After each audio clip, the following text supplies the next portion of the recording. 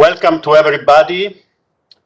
Good morning, good afternoon, good evening, good night. So you know that we cover almost 10 time zones, and our first plenary speaker is still living in June 30. So we have really a big participation. I'm extremely glad to welcome so many scholars from all over the world, and I see that we have scholars especially from North Africa, Far East, North America, South America, Brazil. Anyway, I'm extremely happy. I won't say much about the story of postponements because everybody knows about that. This first conference of CLAM was supposed to be held in 1 year ago. It was cancelled because of the COVID emergency, rescheduled again.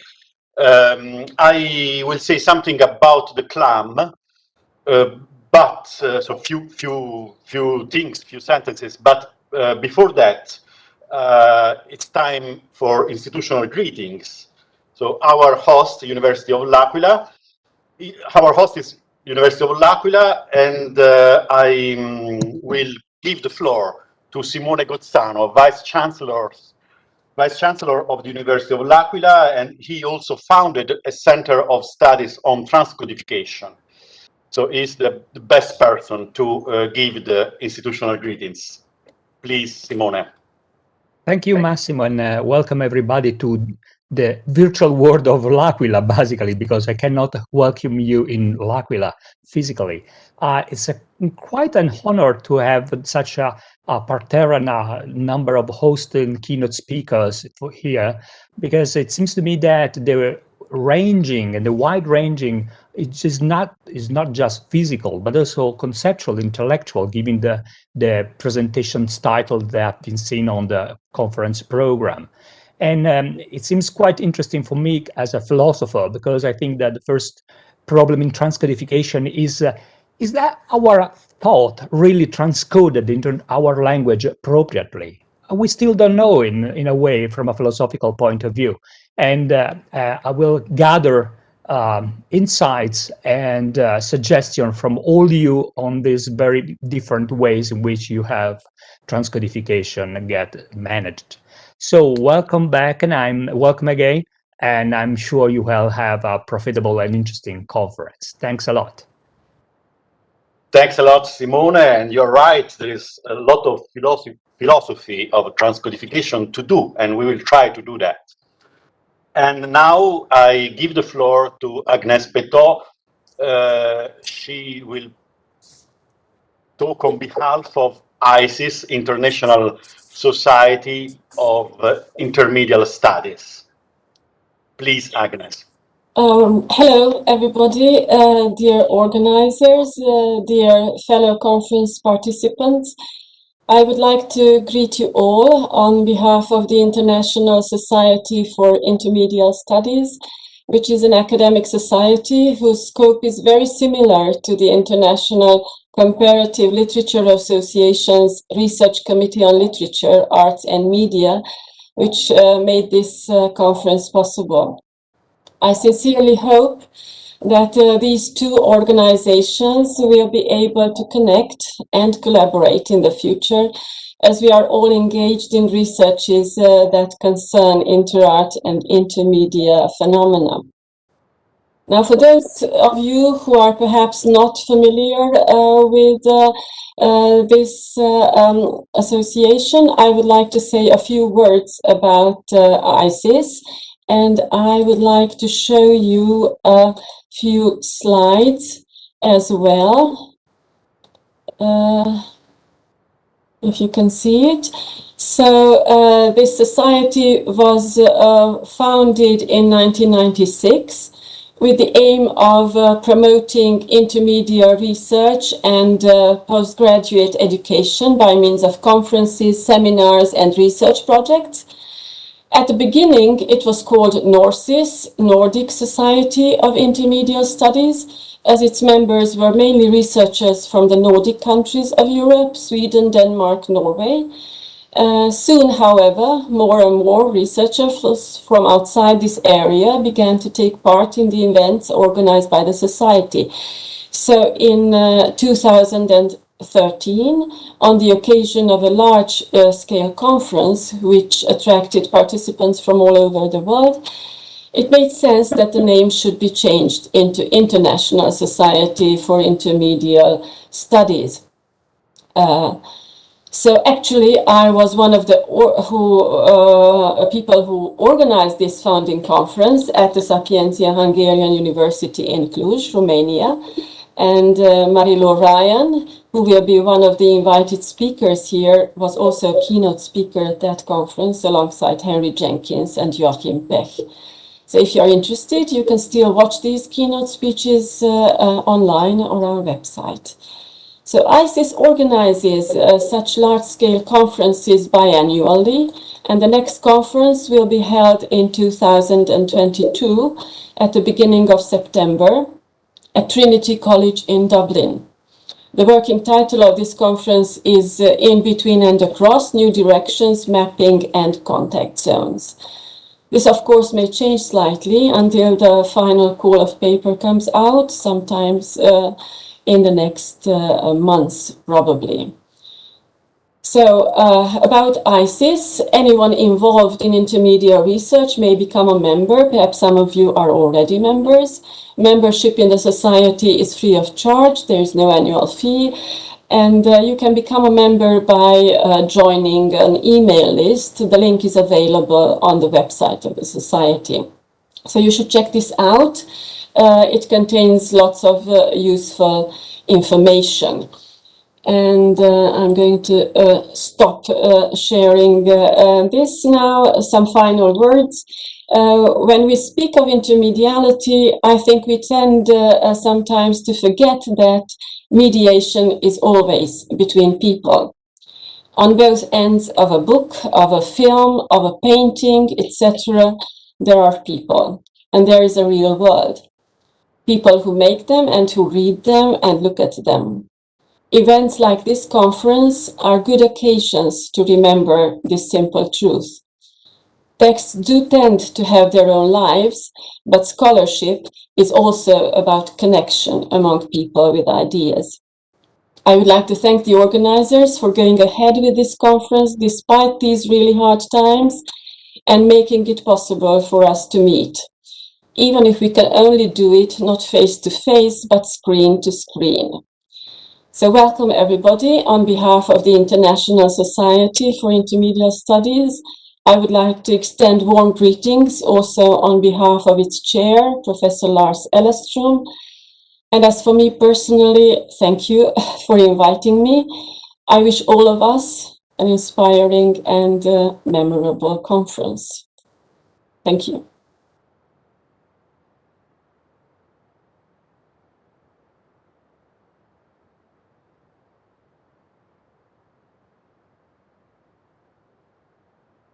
Massimo, sorry, we can't hear you. Sorry. It happens that sometimes you switch your audio without. Thank you very much, Agnes, for your greetings, and you are totally right. Transcodification has to do, remediation, transcodification have to do with connection with people and with mediation of thinking and concepts, and not only media, of course.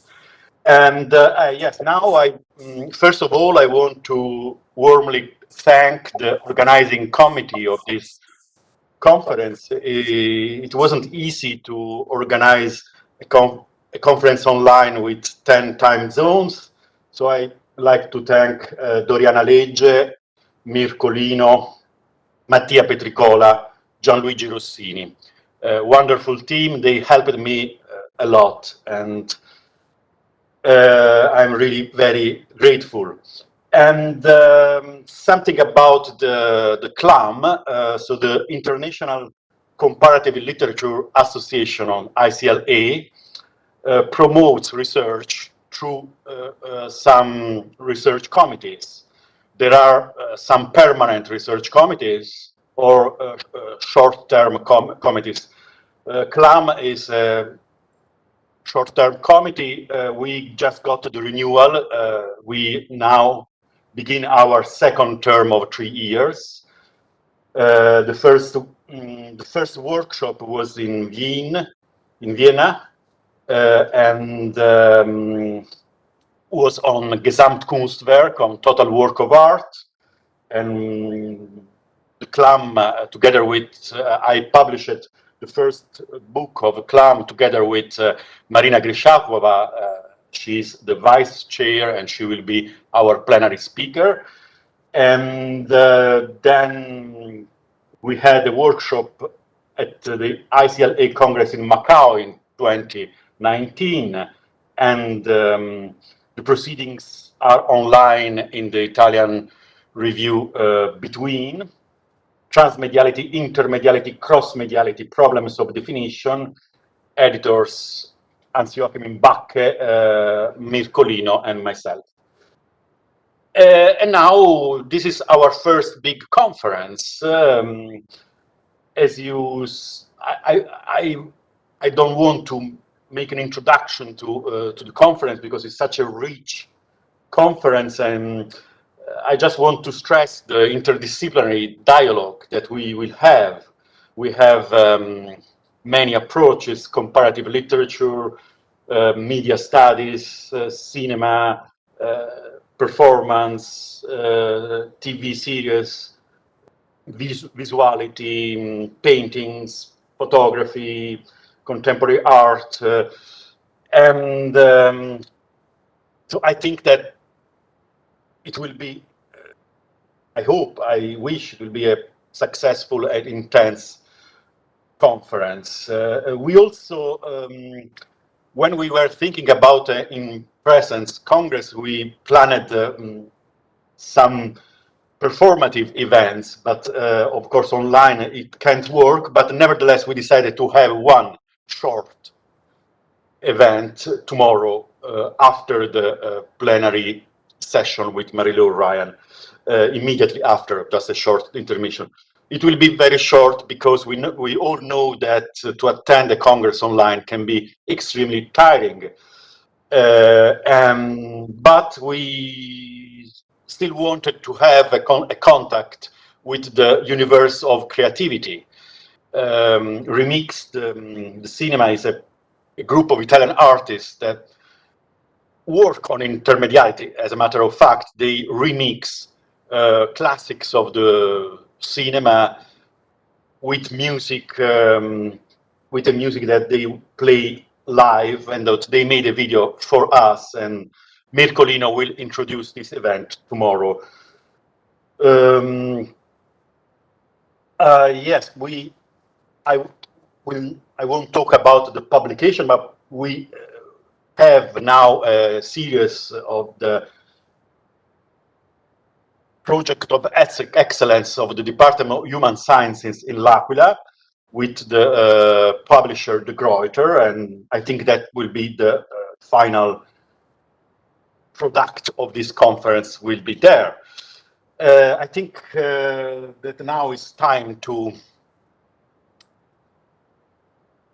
move to the first plenary section, and I will give the floor to Mattia. Mattia will introduce our first plenary speaker.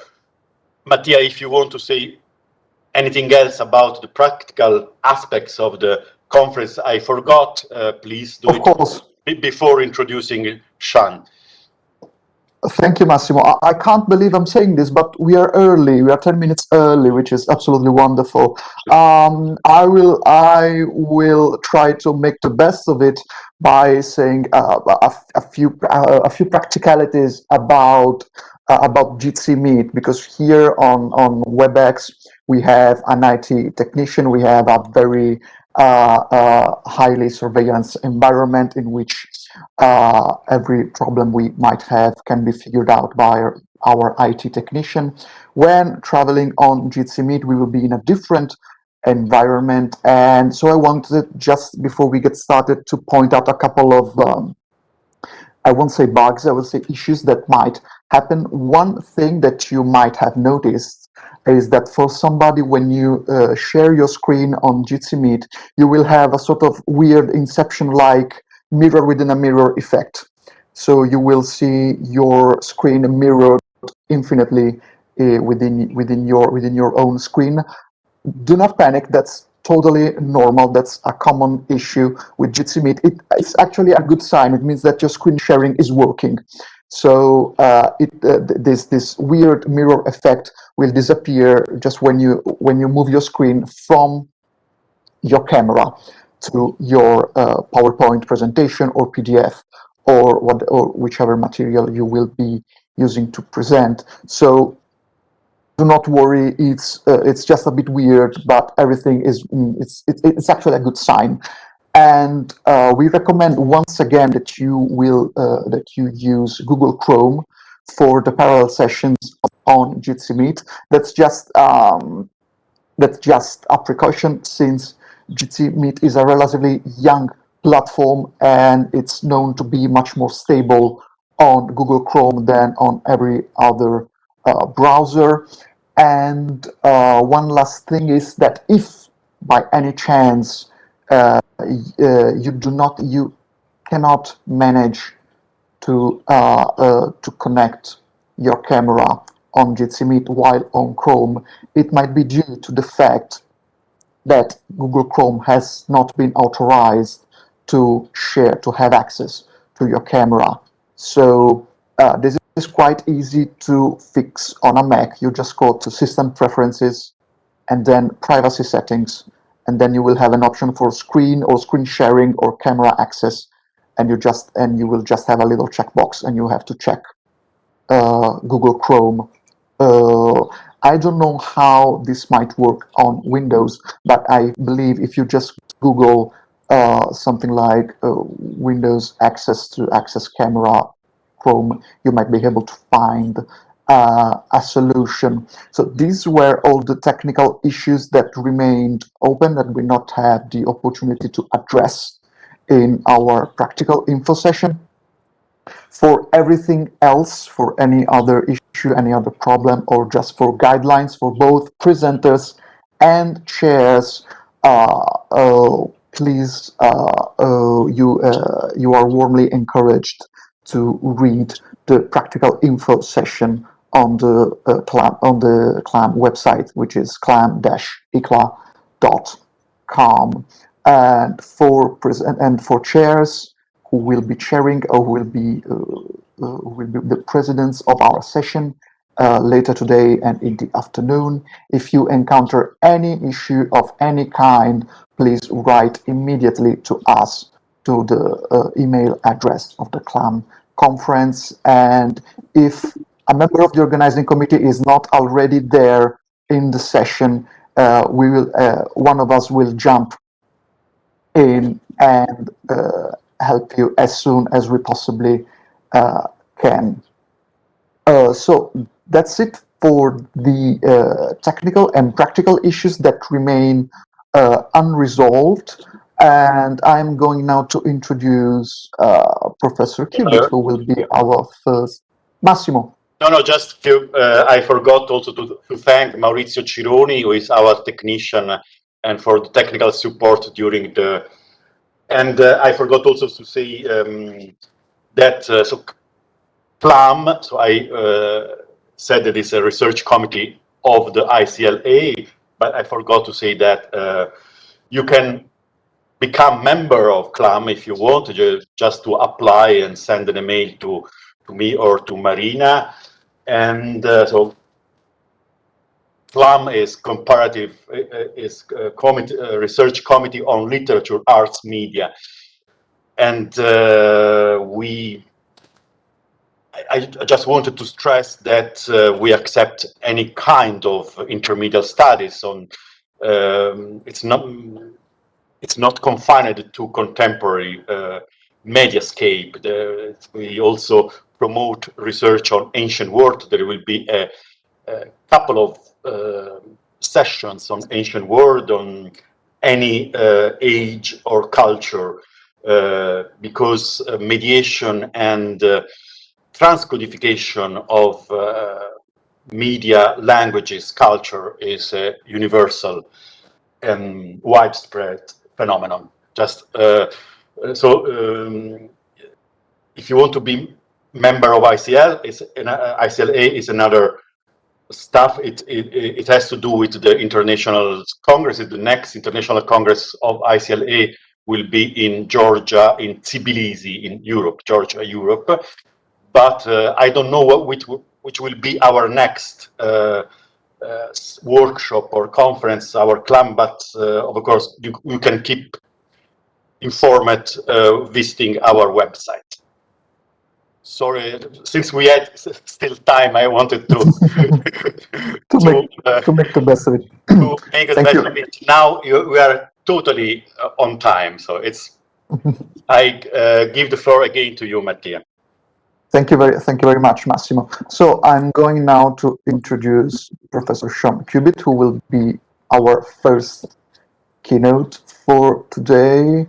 Sean Cubet is Professor of Screen Studies at the University of Melbourne.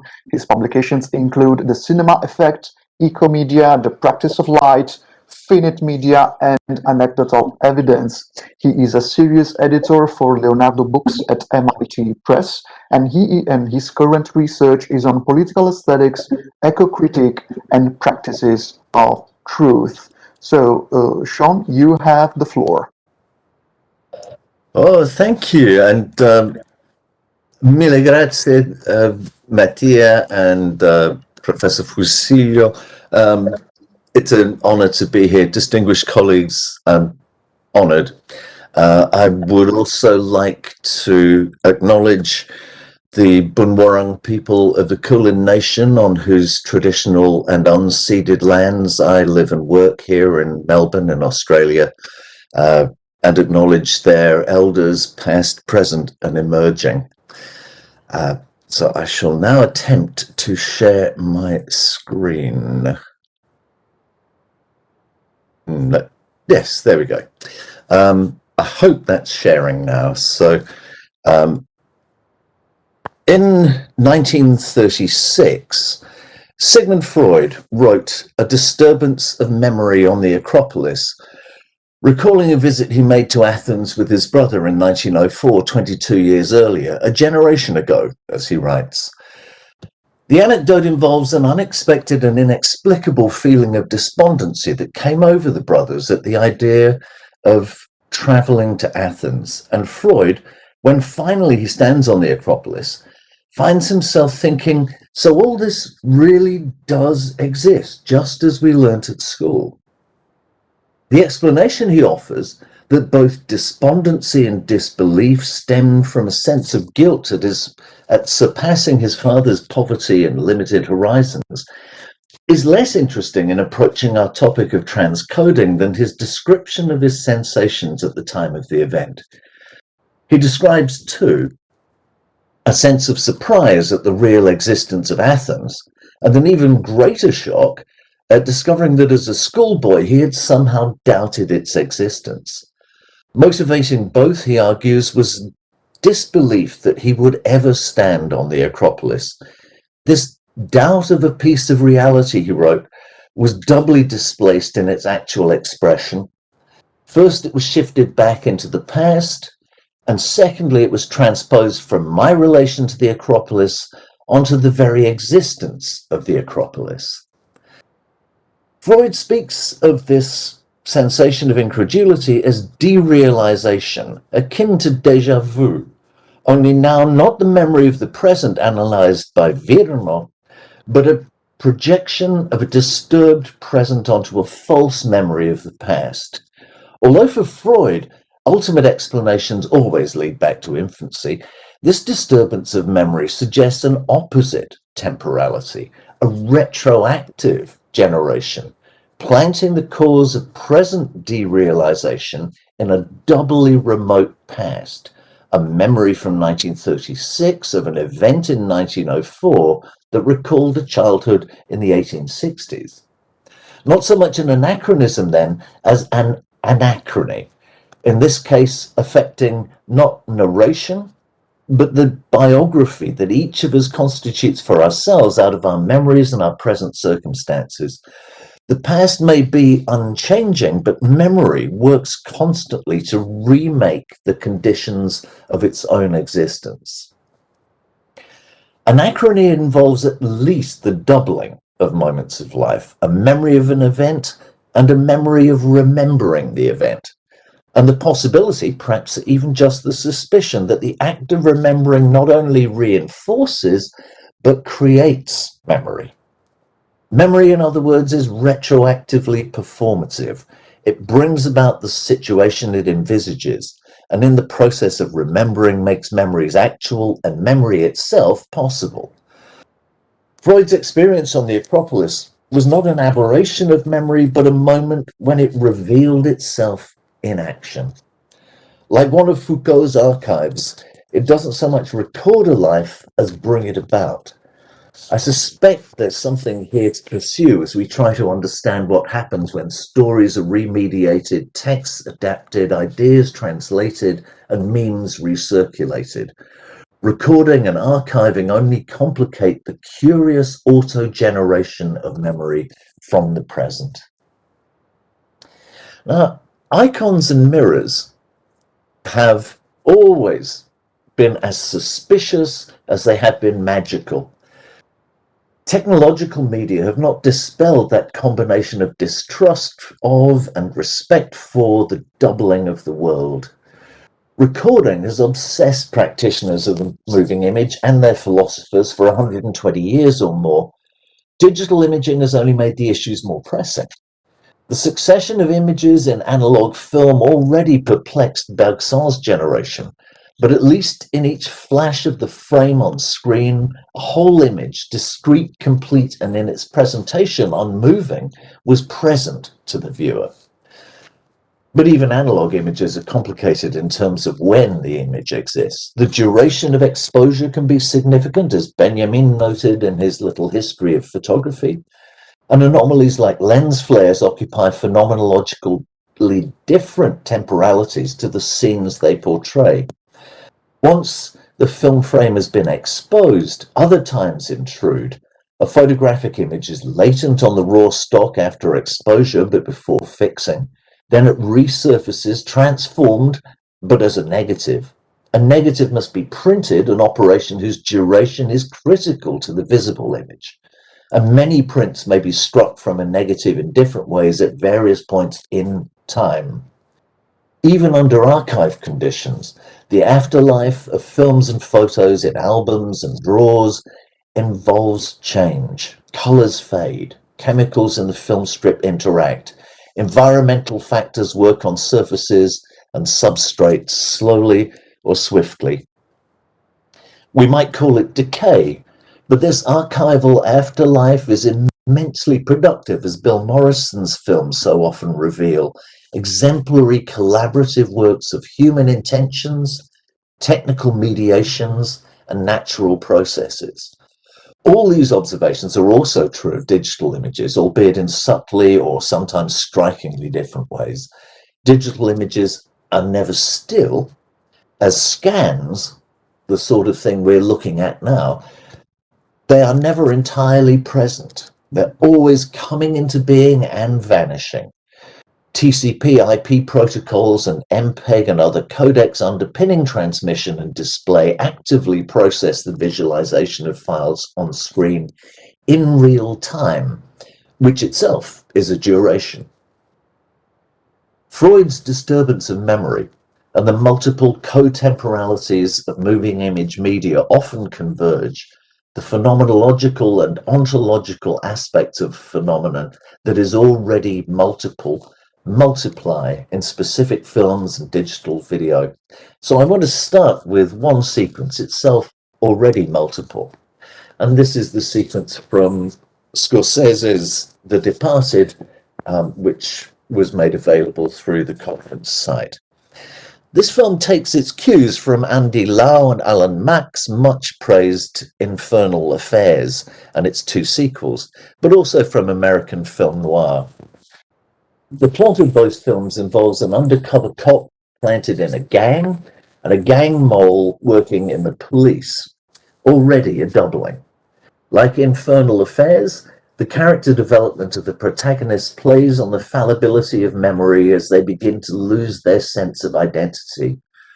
The Hong Kong movie comes in at a taut 97 minutes. Scorsese's at a generous 151. In both films, the city is more than a setting. The iconic rooftop encounters of Lau and Mack under ice blue skies and multiple shots of the city's mountainous surroundings contrast with the colder, darker palette and impressive interiors of The Departed, which was shot in New York, largely for tax reasons.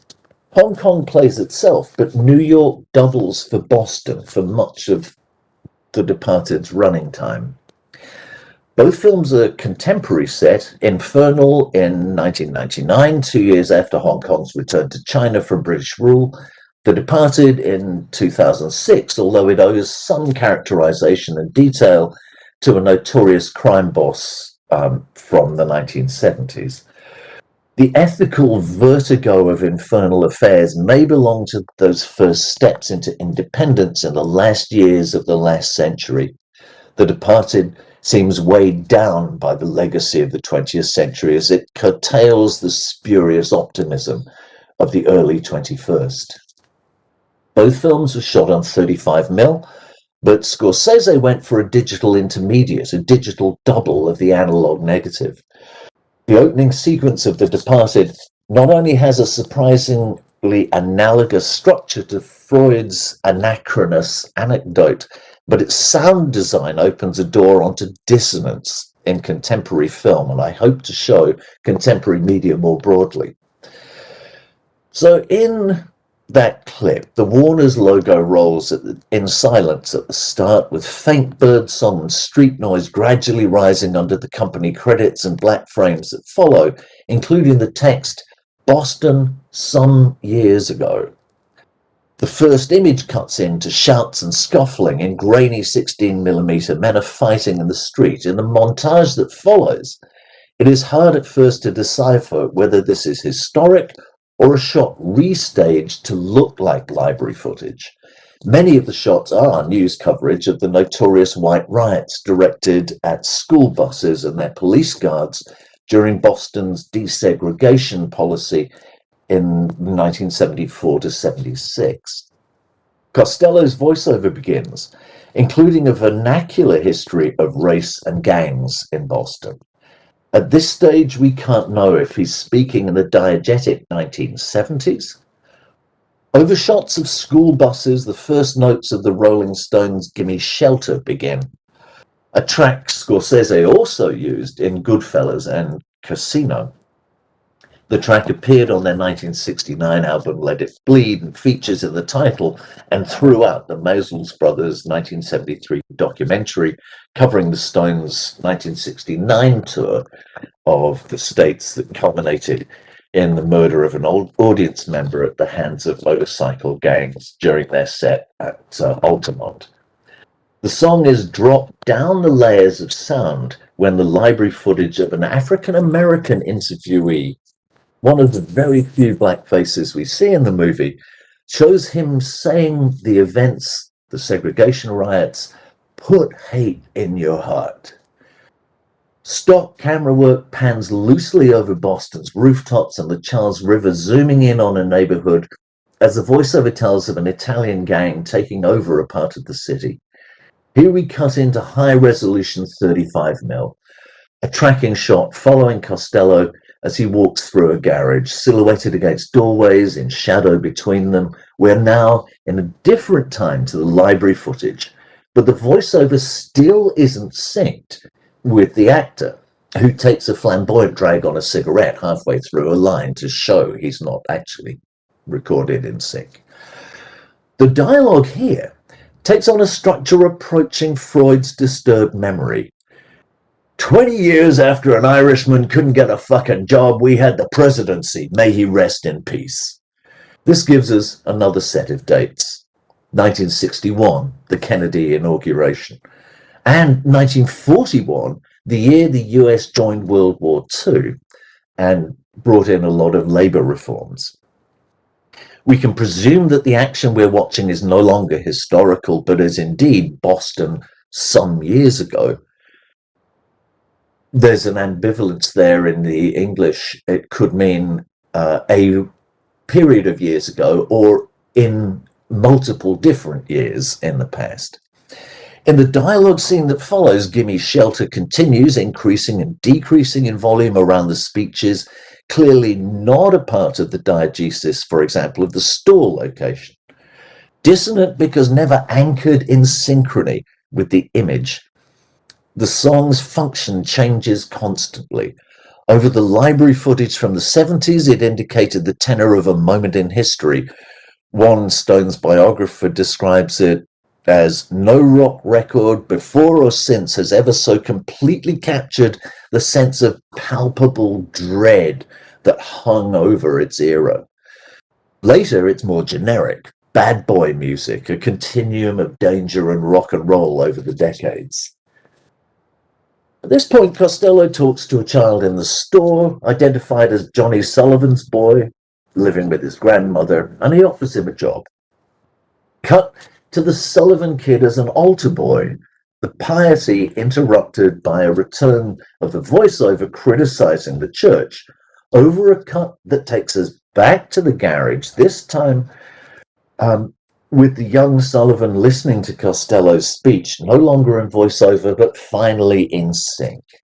The scene ends as Costello, for the first time, leans forward into the light and reveals his face, followed by a reverse shot of young Sullivan, followed by a jump cut to the same character, this time played by Matt Damon, 10 or 15 years later, in police uniform, beginning the narrative proper.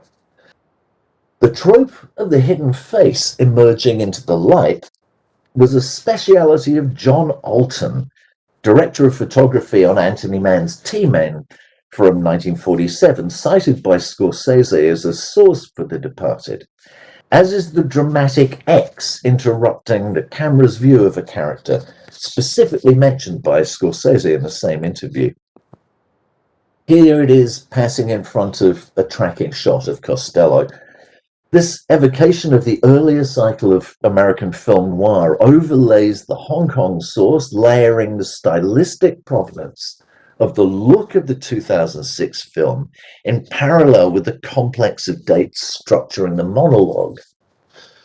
If the present in the film is 2006, as Scorsese says in an interview, the dialogue scenes in the store and the garage must be set in the early or mid-90s, referencing three earlier times: the busing riots of the mid-70s, the Kennedy presidency, and the labor reforms of the 1940s.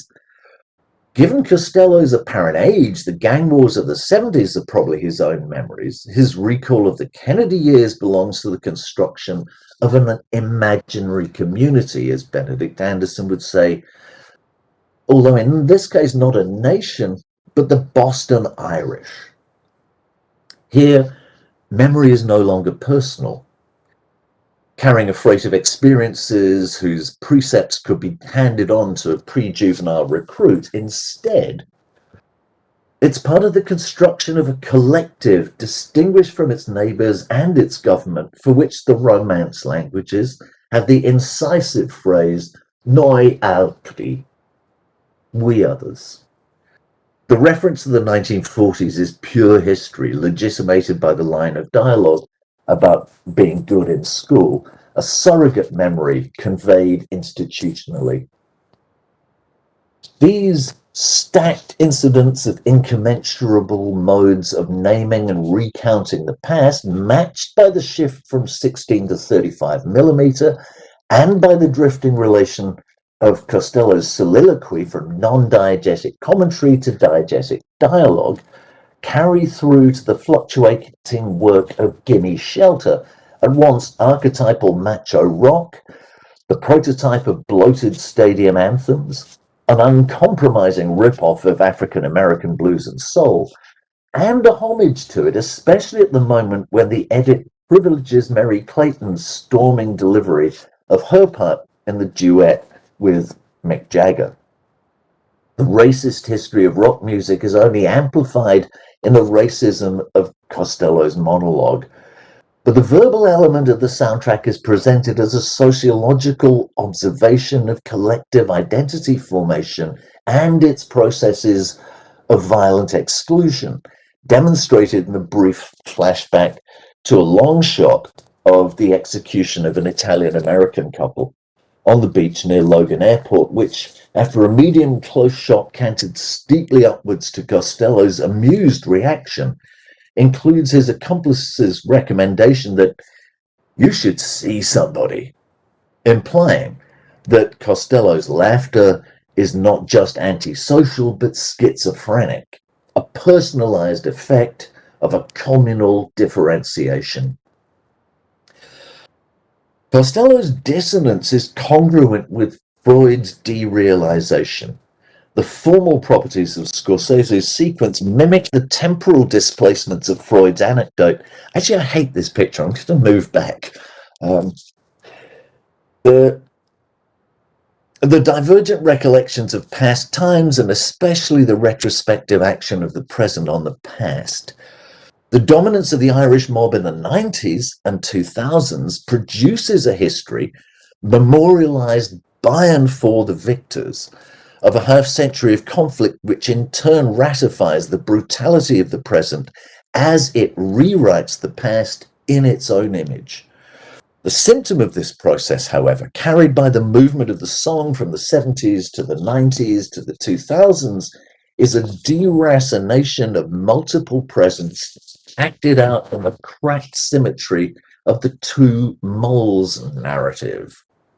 Their shared sense of estrangement will dominate the rest of the film.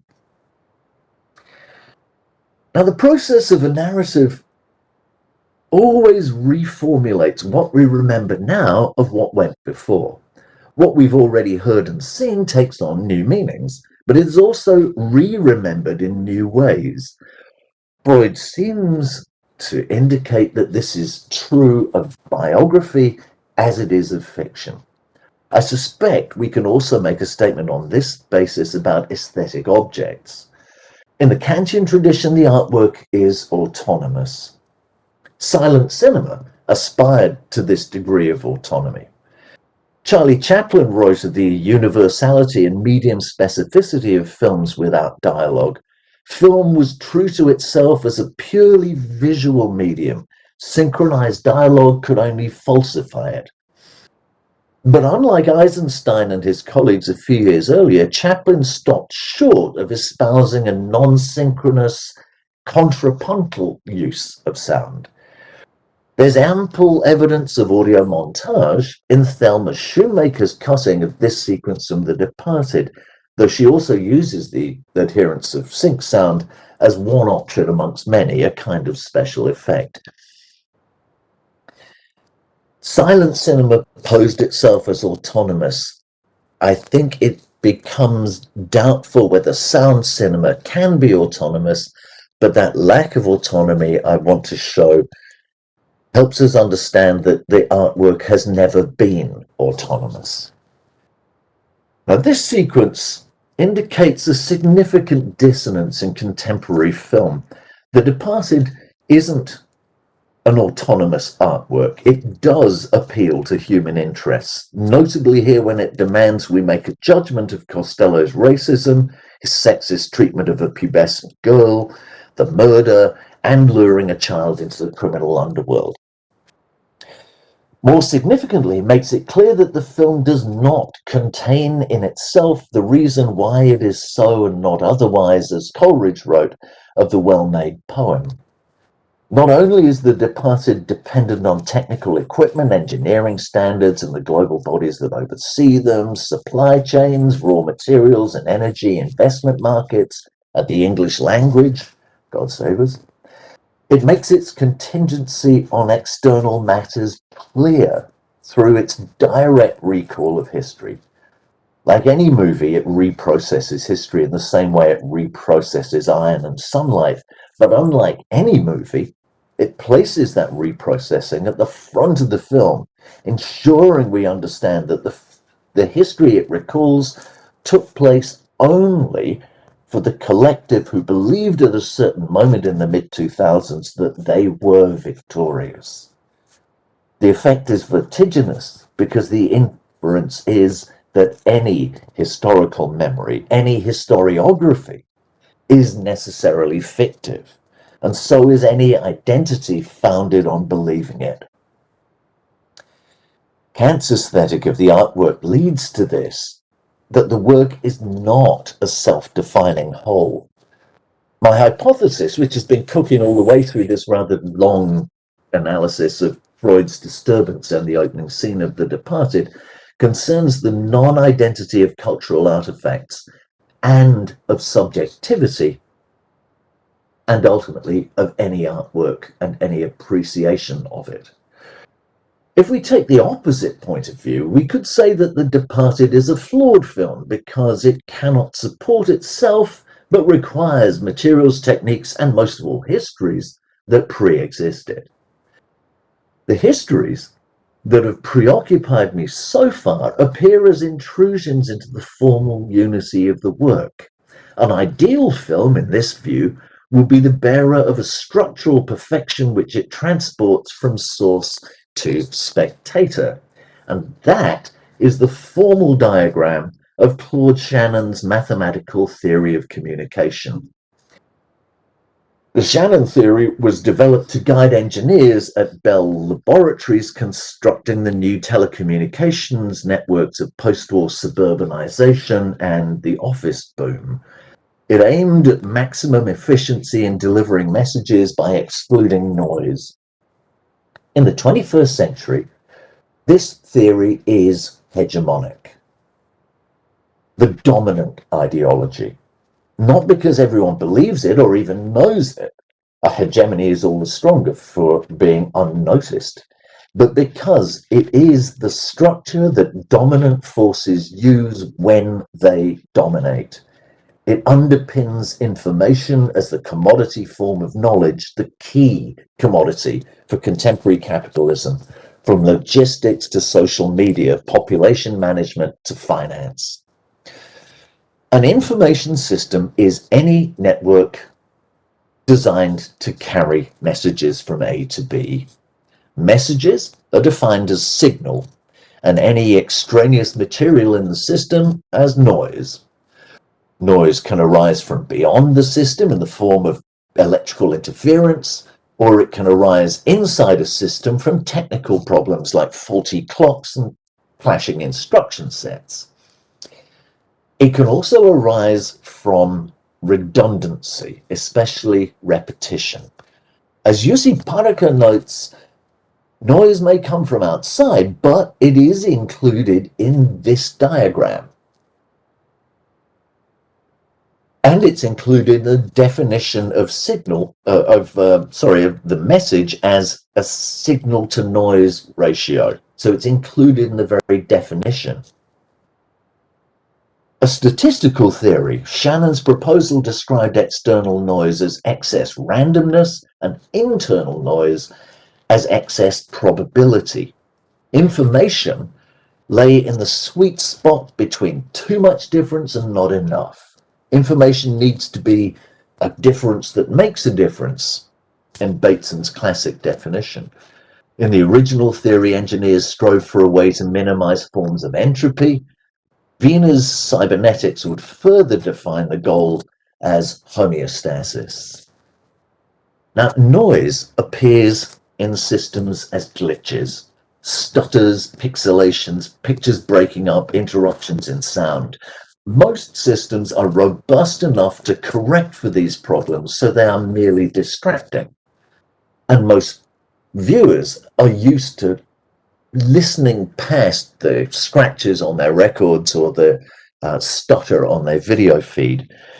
But they have attracted significant attention from engineers trying to control them and artists and scholars exploiting them.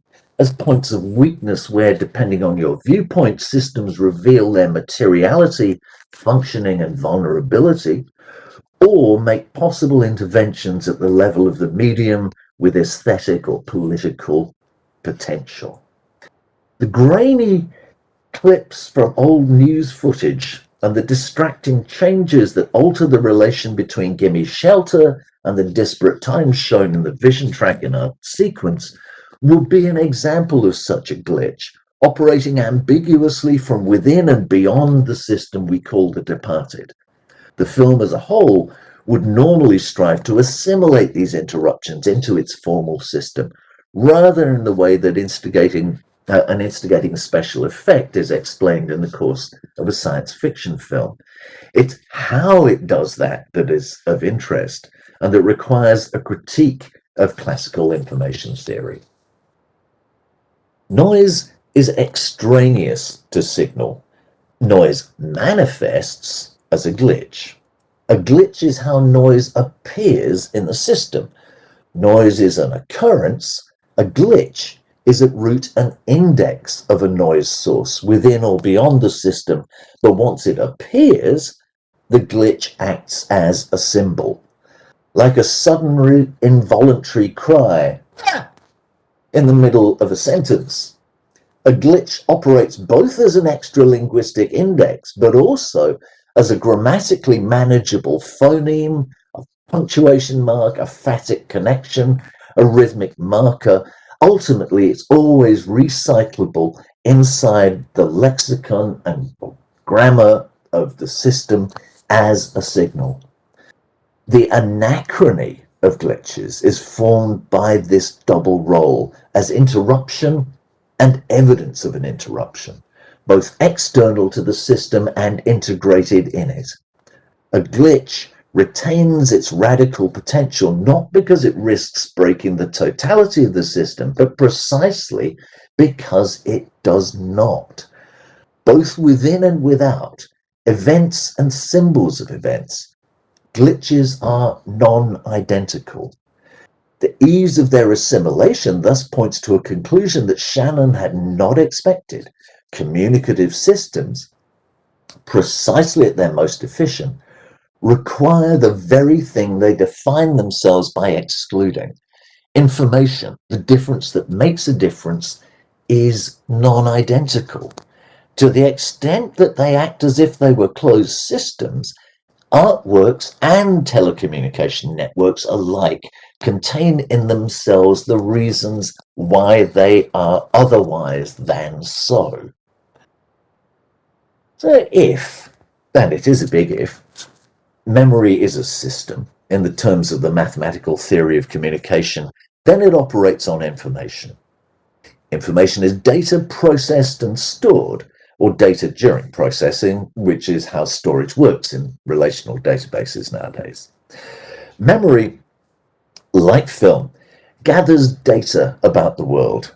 In analog film, light reflects into the lens, which gathers it onto photochemical receptors on the film strip, setting off chemical reactions, oxidizing molecules of silver nitrate, and incidentally dispelling electrons, storing the result on the film until it is fixed when it becomes a negative that prints can be struck from. The period between exposure and fixing is called latency. In digital imaging, light reflected onto an optoelectronic chip triggers the release of electrons, which are drained from the chip after exposure in lockstep order and stored in memory until they can be processed into image displays. The period between exposures, when the chip is being drained of charge, is called latency. I emphasize the parallel to make clear the time involved and the indirect but active role of analog and digital cameras in capturing data from the world. Despite its name, data is not given, it's harvested. Data capture abstracts from the world by sampling light, instructing its storage mechanism when sufficient light has arrived at a given point of the frame or chip to trigger a reaction and using electronics or filters to recognize wavelengths and thus colors.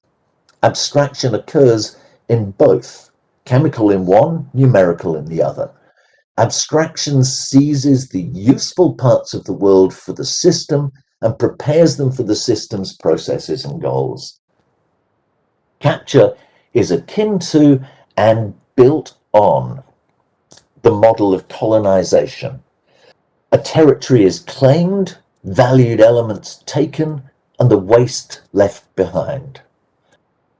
In economic terms, entirely appropriate to the information economy, the world is an externality that can be mined for wealth and used as a waste dump without cost.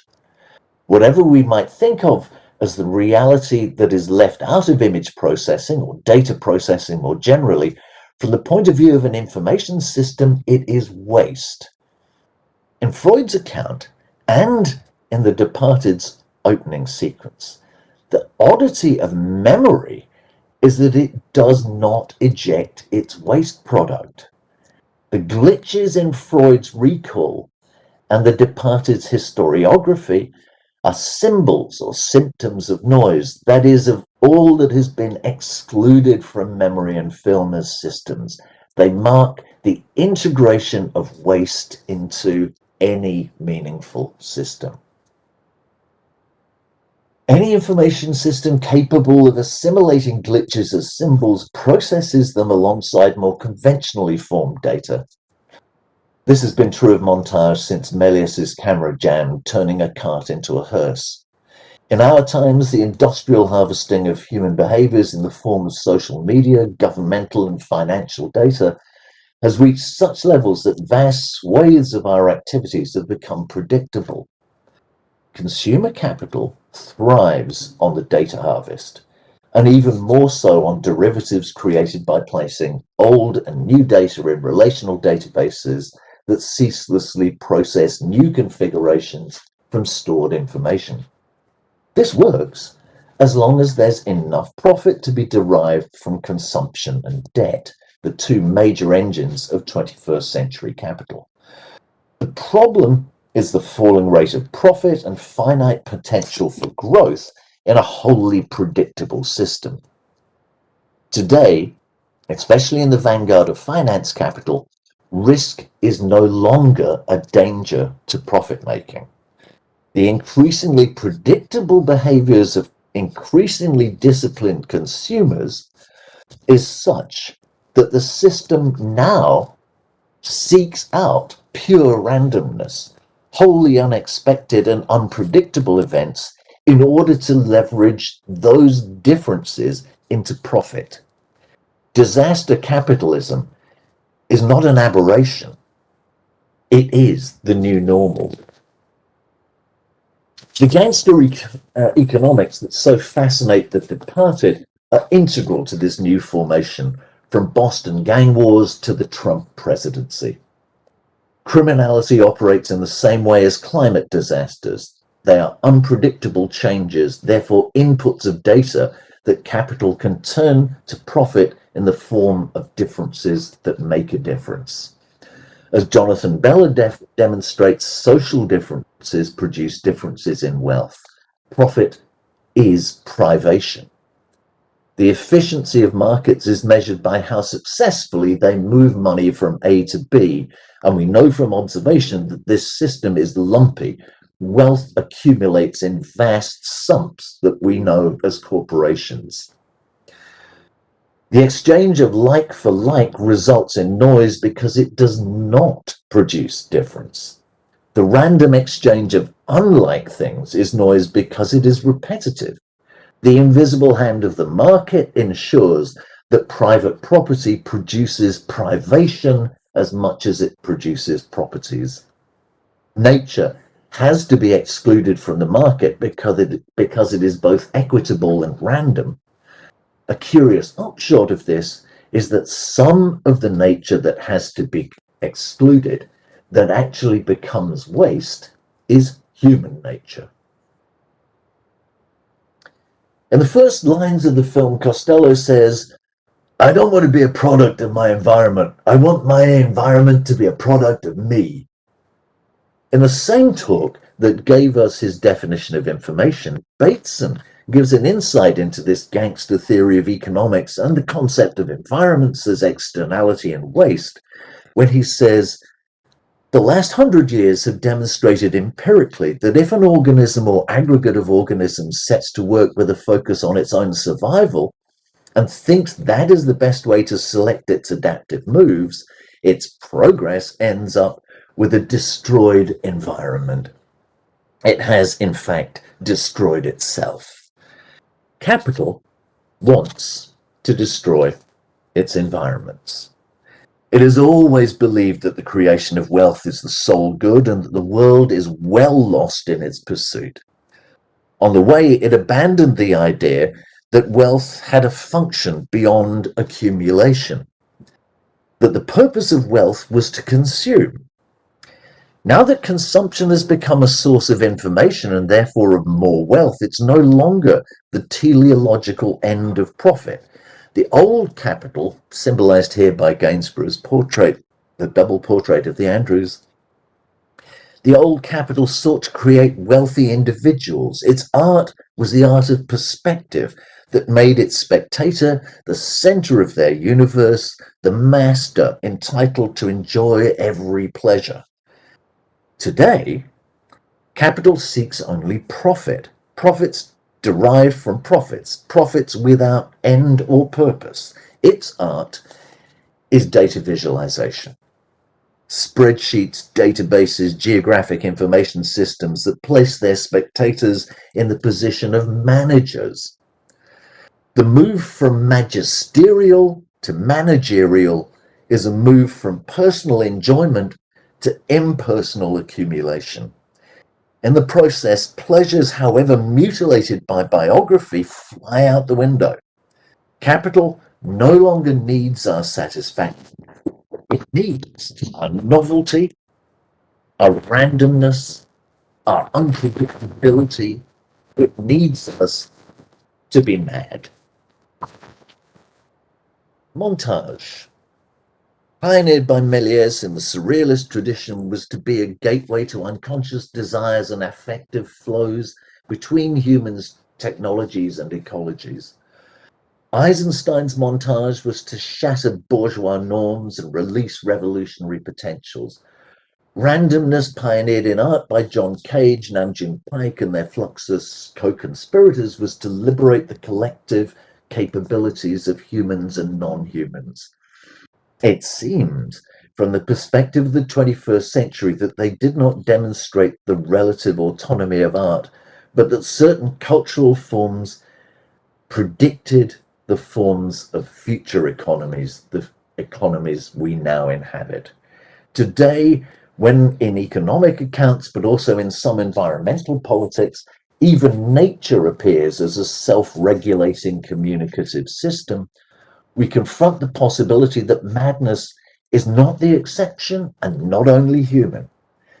It is clear that nature is in crisis. Fires, floods, and very probably the pandemic are glitches in the smooth running we ascribe to a healthy planetary system. Nature is going mad. Our technologies are, as Marx wrote, dead labor, the black boxes where we keep the knowledge and skills of our ancestors, and increasingly the knowledge and skills of the living, prematurely treated as if they too were dead. Inside their black boxes, the ancestors too may be mad. The stupid errors of artificial intelligences are harvested for their contingency. What remains as waste may be their insanity. Enlightenment rationalism is dissolving in a non-identity of its own making. Like Costello in The Departed, it wanted its environment to be a product of me, but that me is now captured by its environment, by managerialism, where the promise of satisfaction for me is no longer just deferred, but annihilated. Freud's disturbance of memory was a quiet statement of his fundamental discovery that behind mental illness, The fragility of individual psychology looked a history of social repression. That individuality, now a residue of history, a waste product of the information economy, is irreducibly denatured, derealized, and fractured, and mental illness reveals itself as the waste product of the integral subsumption of humanity under capital. The artwork that once functioned as the model and aspiration of the self-identical self, its highest pleasure, is revealed as non-identical. Knowledge, once the highest goal of enlightenment, has become a commodity whose purpose lies beyond knowledge in itself. This is the end of the Enlightenment European project. In the epoch of non-identity, we, noi altri, must begin to look elsewhere. Thank you very much for your kind attention for that rant. Thank you very much, Sean. Thank you. It's really a wonderful opening, incredibly rich contribution, and really my warmest thanks. And yeah, I was impressed by your itinerary. So you began with Freud and with this sense of derealization. And this anachrony in Freud, it's one of the places when in Freud's opera where you feel a strong consonance with Proust. They didn't know each other, actually. We are sure that Proust didn't read Freud and vice versa. But it's really very Proustian, this idea of anachrony and derealization. And from this starting point, then you offered us an extraordinary close reading of The Departed. And from this close reading, you sketched a general theory of communication that at the end became also a general theory of economy and late capitalism and our age, actually. I was very interested by a series of concepts that are at the core of your speech, your contribution: dissonance, glitch, waste,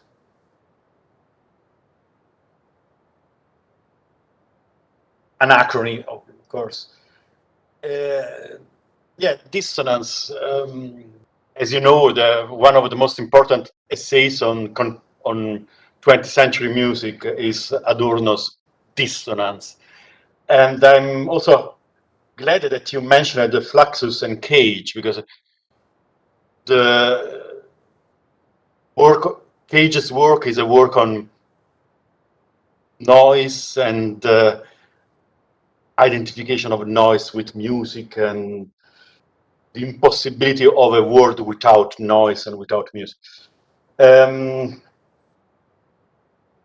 I have a question on anachrony. You showed kind of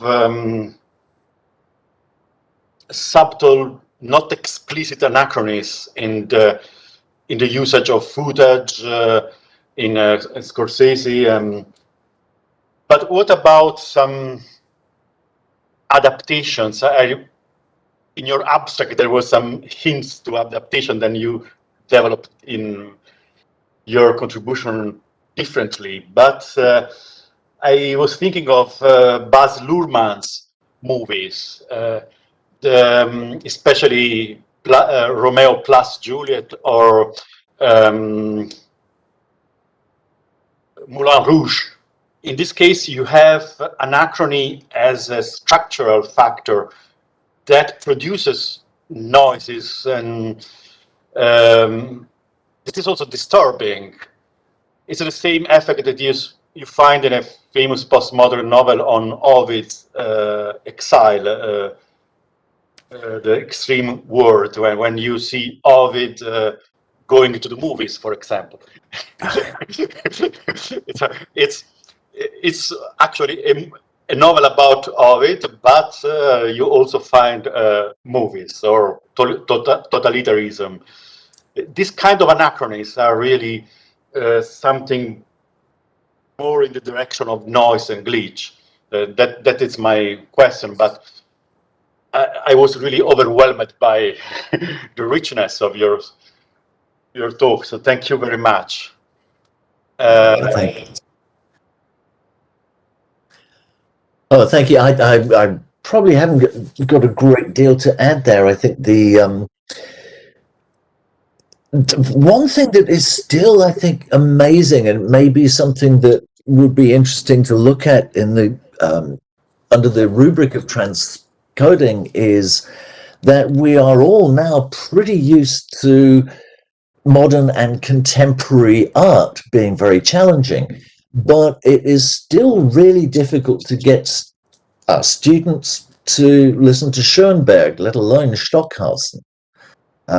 It's sound has such a profound set of harmonious expectations associated with it that it seems to be one of the last and most difficult places where we actually want to accept what I consider in part to be the realism of sound that arrived with recorded sound, radio, and cinema sound.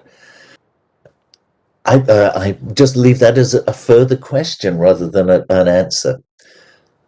Yeah, it is really impressive that avant-garde music, so-called avant-garde experimental music, didn't reach the public even after a century. It's different with other arts. The visual language of avant-gardes of the beginning of the 19th century now is common knowledge.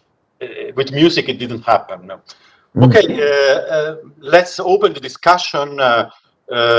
Mattia also has something to do, but as discussant together with me.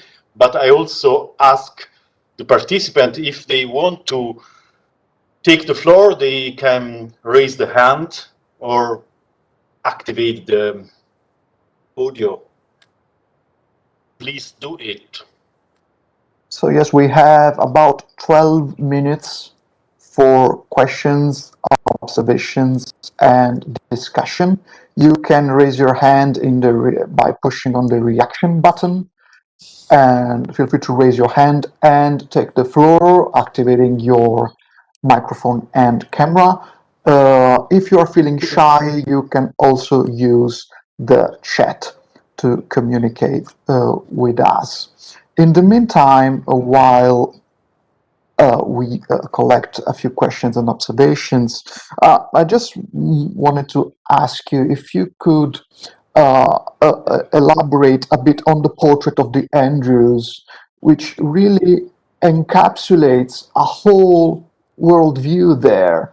And it's I hadn't seen that painting in a while, and I was struck by the presence of the gun, which is in black. It is very dark colors, and there is a striking contrast between the green and the yellows and light browns of the landscape, and the presence of the gun there, which is really, and it tests really, as you said, the power of man, not in the sense of mankind, but of man in gender terms, by its ability not just to dominate the country, not just to name it as Adam and Eve, but to actually destroy it by killing it. And it really encapsulates there a whole worldview. And I didn't have the chance, and I never had the chance to really think about this since when I saw the picture there in your presentation. And since it appeared in the process of a very large and wide-ranging argument, which was truly fascinating. I was wondering if you could elaborate a bit more on that. Yeah, sure. Well, one interesting point about it is that it is discussed in John Berger's book called Ways of Seeing from 1972, which is something that's had a great influence on many of us, I'm sure. It's there he's looking at it in terms of the class structure of aristocracy in the UK I suppose it was probably still England in those days, in the 18th century. I think today, in fact, I know John would have said this is actually about colonialism as much as it is about the English landscape. So the presence of the gun and the dogs are not only premised on the fact that the British colonies that provided the wealth for this man to parade in this way and to own the land, but a part of his enjoyment of the land is not just to say, look at my wonderful landscape that I own. It is to say, with my gun and my dogs, my pleasure is to actually hunt. And my pleasure in hunting is not very far away from my pleasure as a slave master, whose tools are the gun and the dog. And I really do feel that's part of, I guess we could say this is a rememoration of the painting. It's unlikely that Gainsborough had any of that in mind. He probably just thought, I'm getting 20 guineas to paint this, I shall just make it as good as I can. But it is not possible for us to see it in the collection of the National Gallery, if I remember correctly, in London, without thinking this is a product of empire. This is held in the heart of one of the great empires of its time, and an empire which instigated slavery in the transatlantic trade. And all of that is in there. At the same time, it does offer a very particular sense of subjectivity. It invites me as the viewer to identify with him.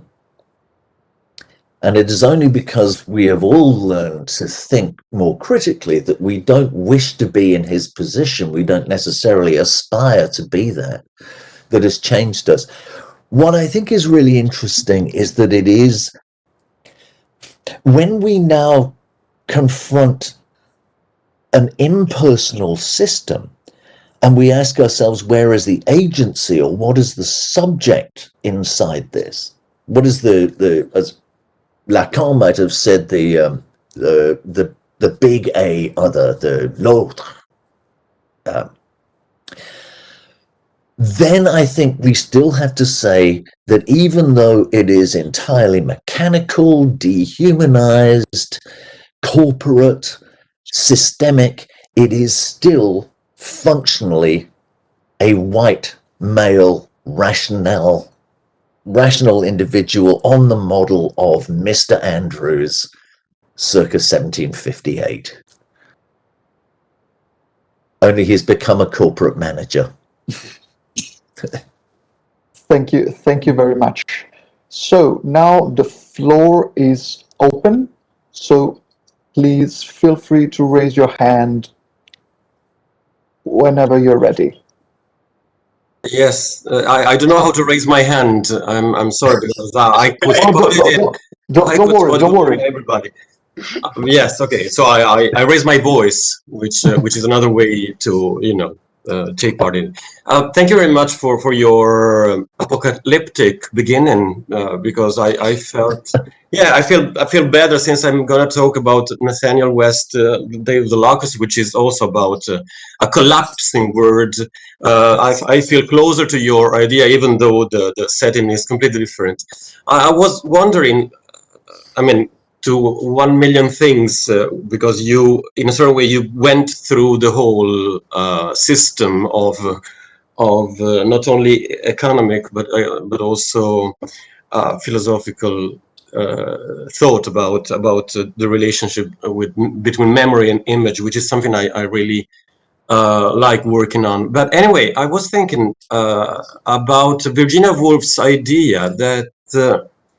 She was not very well impressed by movies, even though she liked them. But she thought that it was a kind of primitive language, especially when it was based on adaptation, because she described them as scrabbling of a lazy student who wasn't able to manage both languages. But anyway, she was very much impressed by something which I think is closer, and I ask your opinion about it, to the glitch you were mentioning, to this kind of residual of leftovers, which are the most human things in cinema too. And she was very enthusiastic about the idea that she had the impression of finding it in the cabinet of Dr. Caligari, since you mentioned also the silent movies, because there was an image in which something was blurred. So she had this impression that this blurred spot in the flowing of the reel was more signifying than all the rest. And so she was thinking about it, and she wrote a very interesting piece of critical thinking about it in New Cinema, published in New Cinema. So, is there any connection? I mean, can we also put her in this background of the big system? That's a fascinating thought. Chaplin and Eisenstein both really resented the introduction of sound because they thought it would turn film into filmed drama and that it would imitate theatre.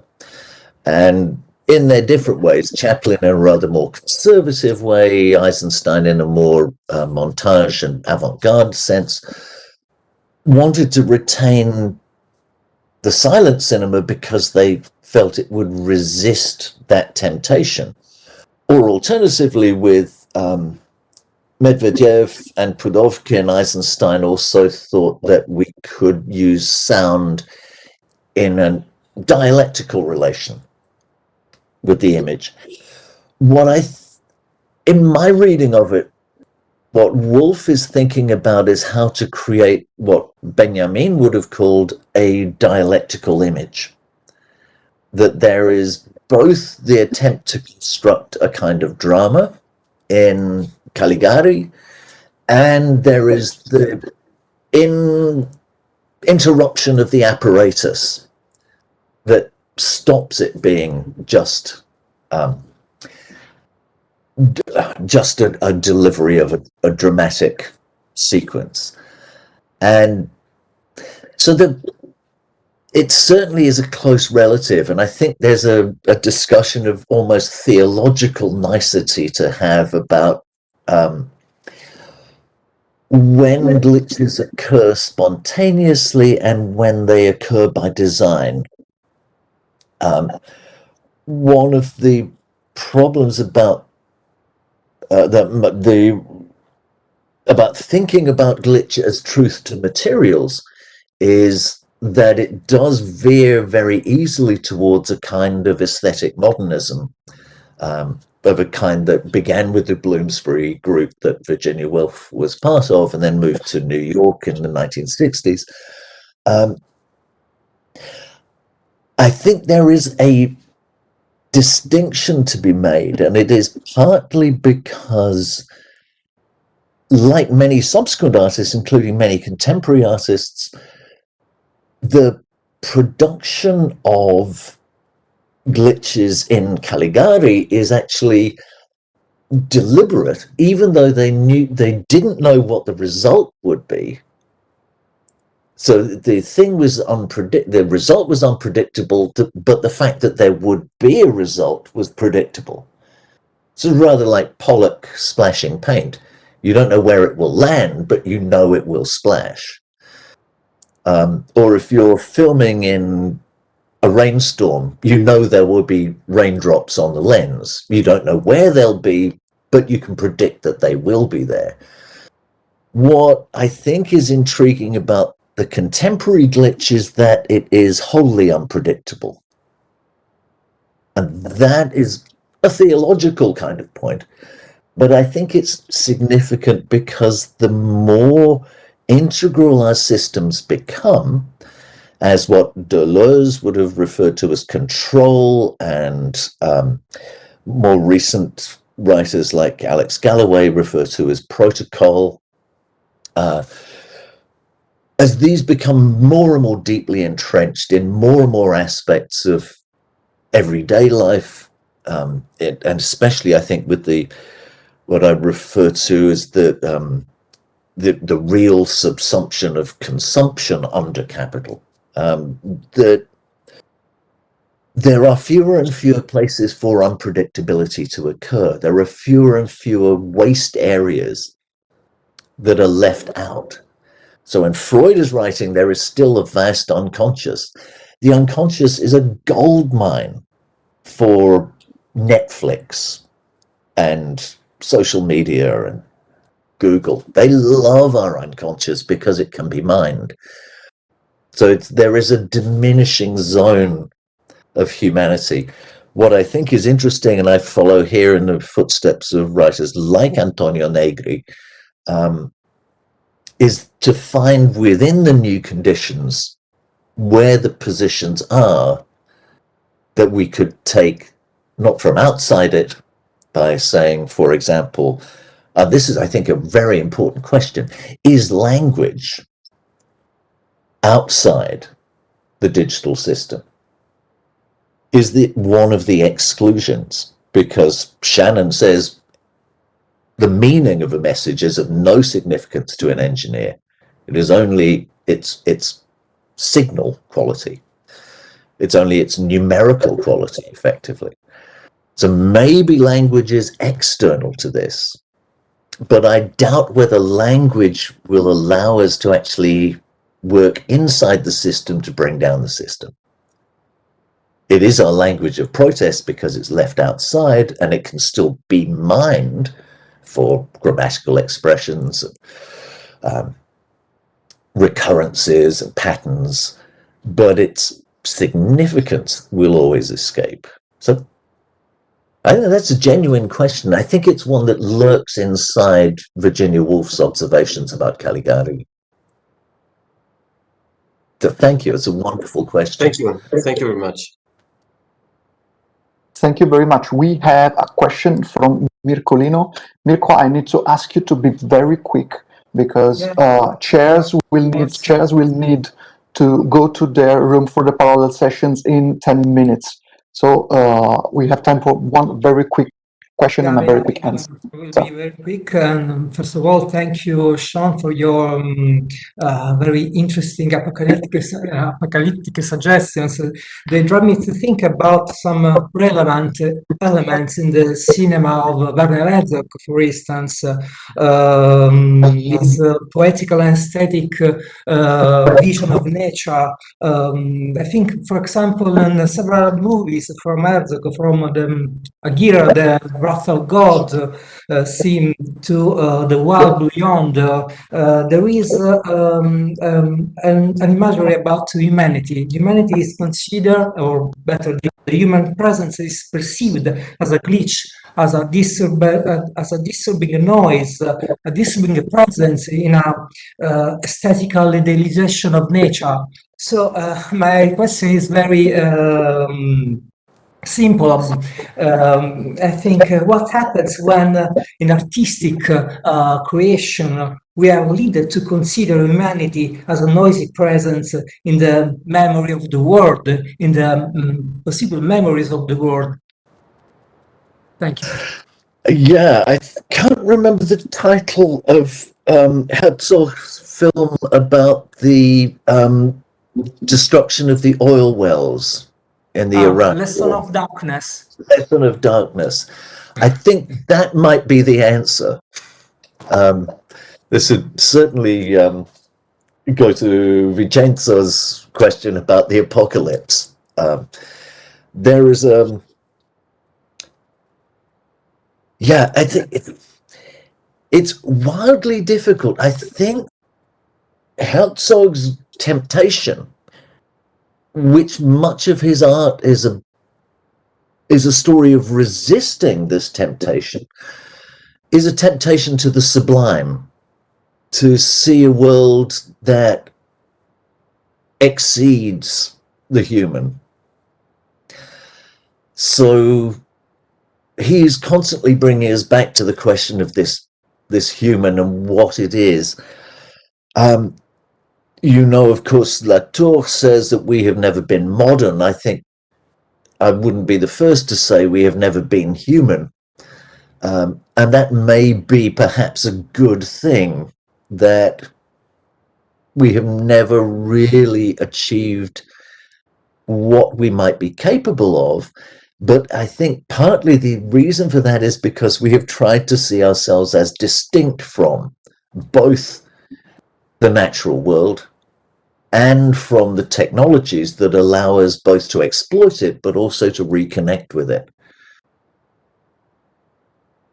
And I think that Herzog at his very best, like that wonderful scene in Aguirre where the camera is circling around the raft with all the monkeys on it.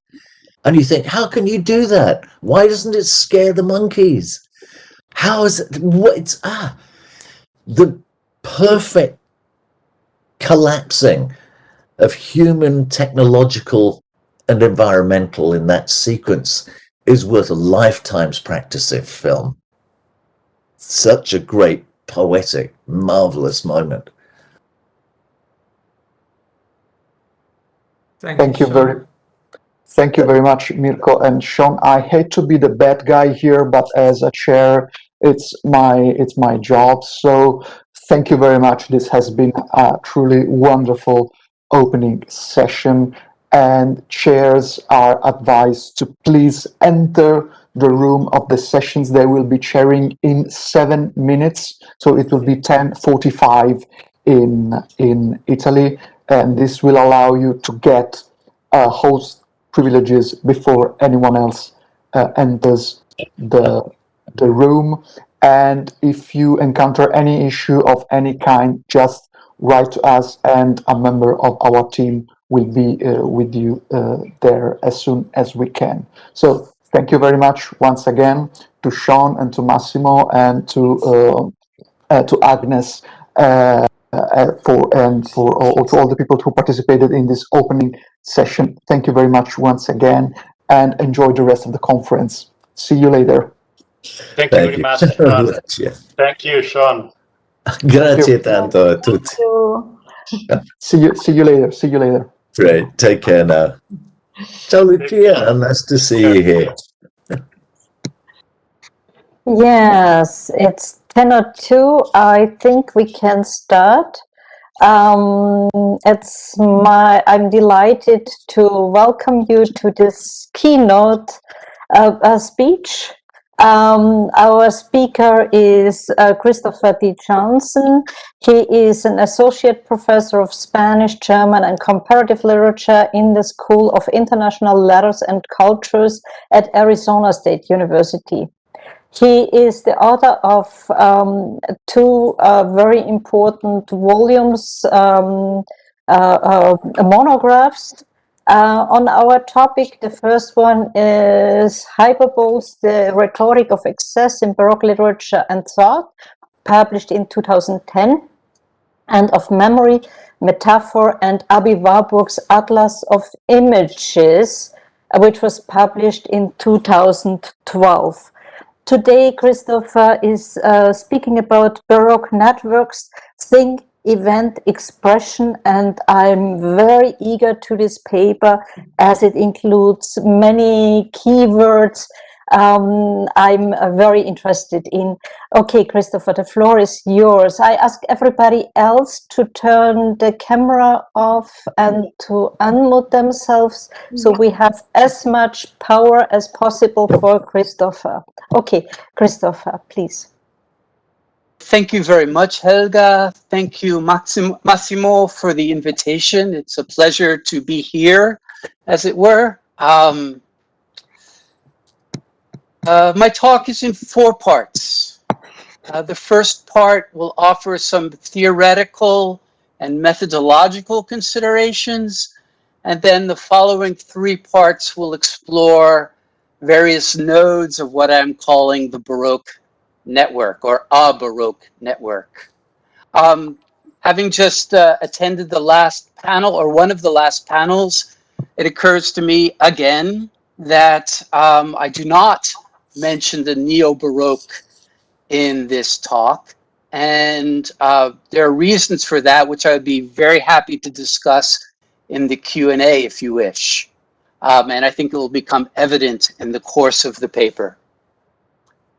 Right, so to begin, let's make sure we're working here. There we go. And they that weave networks shall be confounded. Thus reads the 1611 English translation of Isaiah. Nowadays, part of the confusion about networks is due to their overuse as a paradigm. In this respect, it resembles why the term Baroque has lost much of its precision and heuristic force. Put another way, both terms need either to be reinvented or abandoned altogether. In my talk this evening, I opt for reinvention.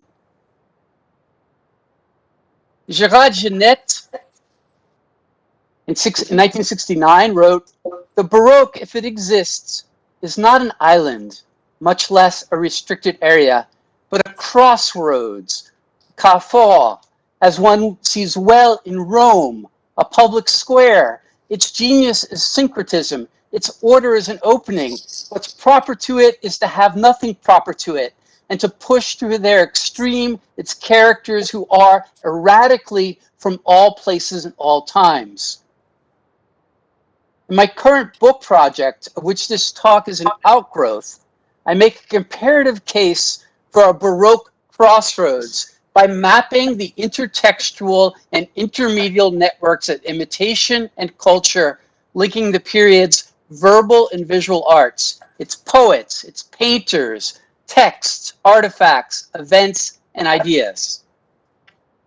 I argue that the features traditionally associated with the Baroque, movement, asymmetry, perspectivism, difficulty, ingenuity, multiplicity, abundance, exorbitance, melancholy, mysticism, etc., can be reconsidered by tracing on the basis of shared formal features, thematic correspondences, and various kinds of metonymy, how they circulate.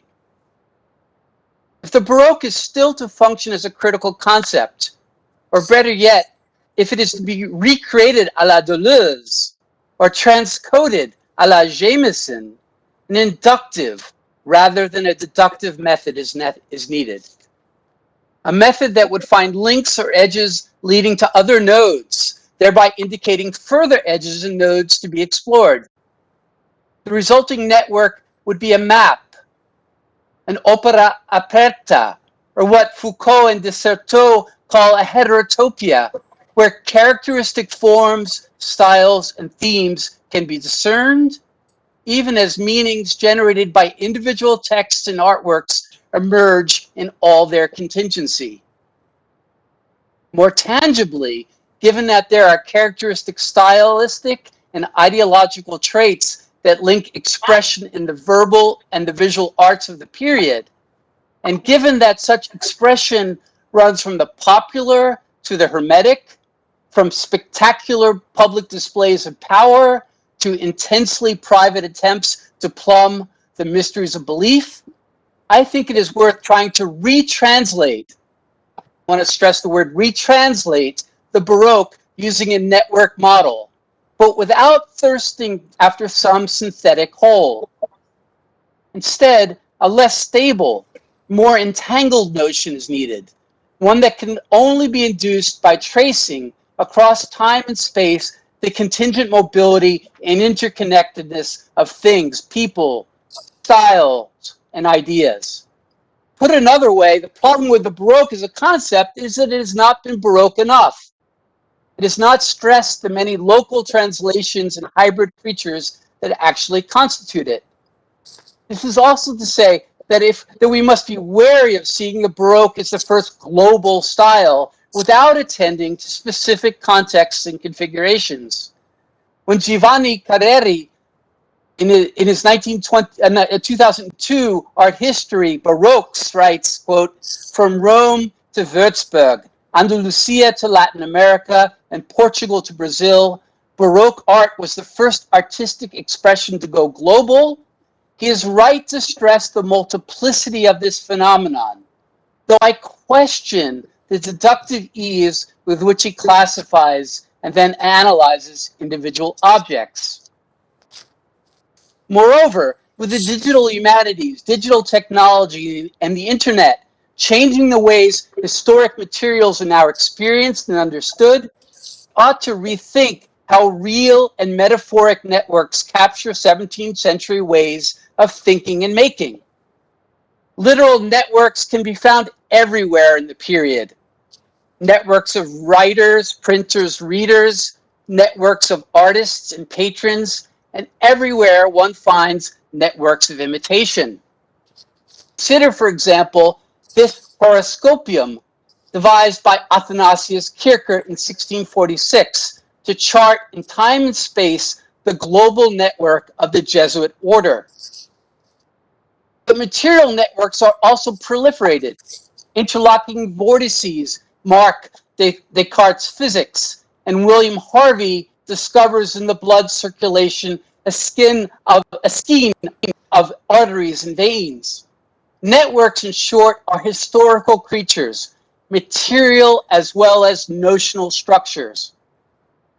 As for the latter, already in the 17th century, net was an absolute metaphor for non-systematic encyclopedic learning on both a local and global scale. It signified the kind of learning that confused words and things, self and world, and that, yes, Bacon, Descartes, and Hobbes variously decried. Thus, I take as Walter Benjamin's 1928 book on the German Baroque Trauerspiel, structured per the axiom, quote, "method is detour," to be exemplary. In order to show how the flawed drama of the German Baroque could help him express a philosophy of art, Benjamin closely attends to the Trauerspiel's rhetoric, but also to the political and theological circumstances that occasion it. Only with this in mind does he move between the realms of literature, the visual arts, intellectual history, and philosophy, between Germany and Spain, and most self-consciously between his own historical moment in 1920s Germany and the 17th century. Benjamin allegorizes Baroque allegory in order, he tells us, to induce a synchronic idea. Actor network theory conjoins means and ends in a different way. Networks are what Bruno Latour, invoking the anthropologist Clifford Geertz, calls thick descriptions. They demand attention to detail, reject systematization and hasty deductions, and strive instead to incorporate as many actors as possible. Networks, that is, consist of immutable mobiles, or what he calls quasi-objects, which have distributed agency. A virus, for instance, infects people, fascinates scientists, mobilizes institutions, all the while as it mutates and so defies a single definitive description. A novel, like Don Quixote, appeals to various readers, is cast into different languages, and acquires new meanings in different cultural and historical contexts. Thus, networks, Latour contends, are constituted by, quote, translation, end quote, in the broadest sense of the word. Networks resist periodization and historicism. They lead instead to synchrony and recursivity. As Latour observes, quote, quasi-objects are seen as mixing up different periods, ontologies, or genres, end quote. And yet again, networks can also be historical creatures, one that fostered and still foster intertextual, intermedial, metonymic, and metaphoric intersections of all kinds. In her 2015 book, Limits of Critique, Rita Felsky sketches how actor network theory can aid literary interpretation. She's interested in the, quote, sometimes foreseeable, sometimes unpredictable ways in which ideas, texts, images, people, and objects couple and uncouple, attach and break apart, end quote. Rather than adopting a bird's eye view of literature, Felsky urges attention to small details and linkages. She wants the reader to work, if you will, among the ants. Mobility and therefore translation of all kinds are chief concerns. Quote, texts are objects that do a lot of traveling. Moving across time, they run into new semantic networks, new ways of imputing meanings, end quote. Scholars of the Baroque must therefore rethink the notion of translatio studii et imperii, or the translation of learning and power, to consider other kinds of circulations, constellations, and models of influence. For example, here you see how in 1615, the descendant of an Incan nobleman, Felipe Guaman Poman de Ayala, sent his massive cultural history to the Spanish king, trying to persuade the king to see his colony and subjects differently. This Coronica features this Mappa Mundi with Cuzco instead of Rome as its center. Yet, network analysis, as Franco Moretti notes in refining his notion of distant reading, tends to produce quantitative rather than qualitative results. The task, in other words, is not only to count the number of books and engravings that made their way to colonial Peru or Mexico, but to discover who saw them and how they were imitated or appropriated. Just as importantly, it is only by drawing on our experiences as readers and viewers that we can intuit links which may be important for us or for our readers. For me, one of the payoffs of using a network model is that it can generate Baroque-like antitheses or contraries or contrapposti. Ideally, a Baroque network can be what Bernini calls a bel composto, an aesthetically pleasing construction that takes elements from different media and combines them to create various, sometimes conflicting meanings.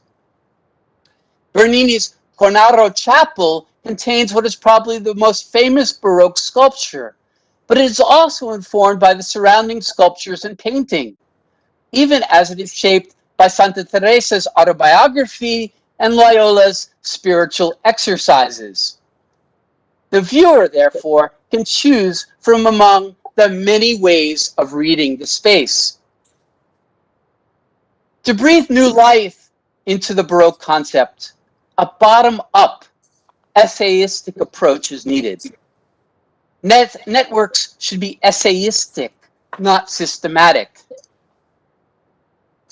As Adorno writes, the essay does not play by the rules of organized science and theory, according to which, in Spinoza's formulation, the order of things is the same as the order of ideas. Because the unbroken order of concepts is not equivalent to what exists. The essay does not aim at a closed deductive or inductive structure. I agree, but I would also note that when Deleuze reads Spinoza's Ethics, he tries to show how the text's numerous digressive scholia already explode its ordo geometrico. Alternatively, when one thinks of Baroque cities, Naples, Rome, Sevilla, Mexico City, Leiden, Antwerp, Amsterdam, Brussels, Lyon, Nuremberg, Nicholas Luhmann's work on social networks can help make sense of the complex ways people, power, text, images, ideas, etc. circulate. This is also to say that a networked approach to such sites is more paratactic than hypotactic. It operates on what Roman Jakobson calls the axis of selection rather than the axis of substitution. Such an approach recognizes formal and material differences, but it also takes Leibniz seriously when he insists that to know something is to understand its relations. Now, there are obvious objections to all this. It risks creating weak or even nonsensical comparisons or constellations. It can verge on random eclecticism or subjective syncretism. Also, comparatists often ignore their own biases or limitations. Further, as Nelson Goodman argues, similarity is insidious. And one of the areas where it proves especially insidious is in the comparison of artistic media, such as literature and painting. Words work differently than images. To compare them is often to see similarity where there is none. In short, family resemblances can be deceptive or beg the question. This is why Goodman urges us to explore, quote, the possibility of other relations besides comparative ones, juxtaposition, incommensurability, discontinuity, radical heterogeneity, end quote. With all this in mind, in the rest of my talk, I will describe 3 linked sites of comparison. Part 2. Not only was Diego Velázquez Philip IV's official court painter, but he also served as the king's chief collector of paintings. It was partially in this latter role that Velázquez journeyed twice to Italy, first in 1629 and then again from 1649 to 1651.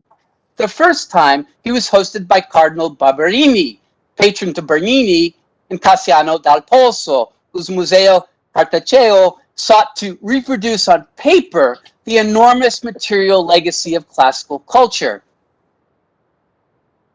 The second sojourn had a decisive effect on his late style, as can be discerned from these 2 portraits, one of his slave and assistant Juan de Pareja, and the other of Pope Innocent X. But it was Rubens who had traveled to Madrid in 1626 to devise the Ovidian scenes that would decorate the king's hunting lodge, who arguably had the greatest influence on Velázquez's style and conception of painting, especially as it functioned within court culture.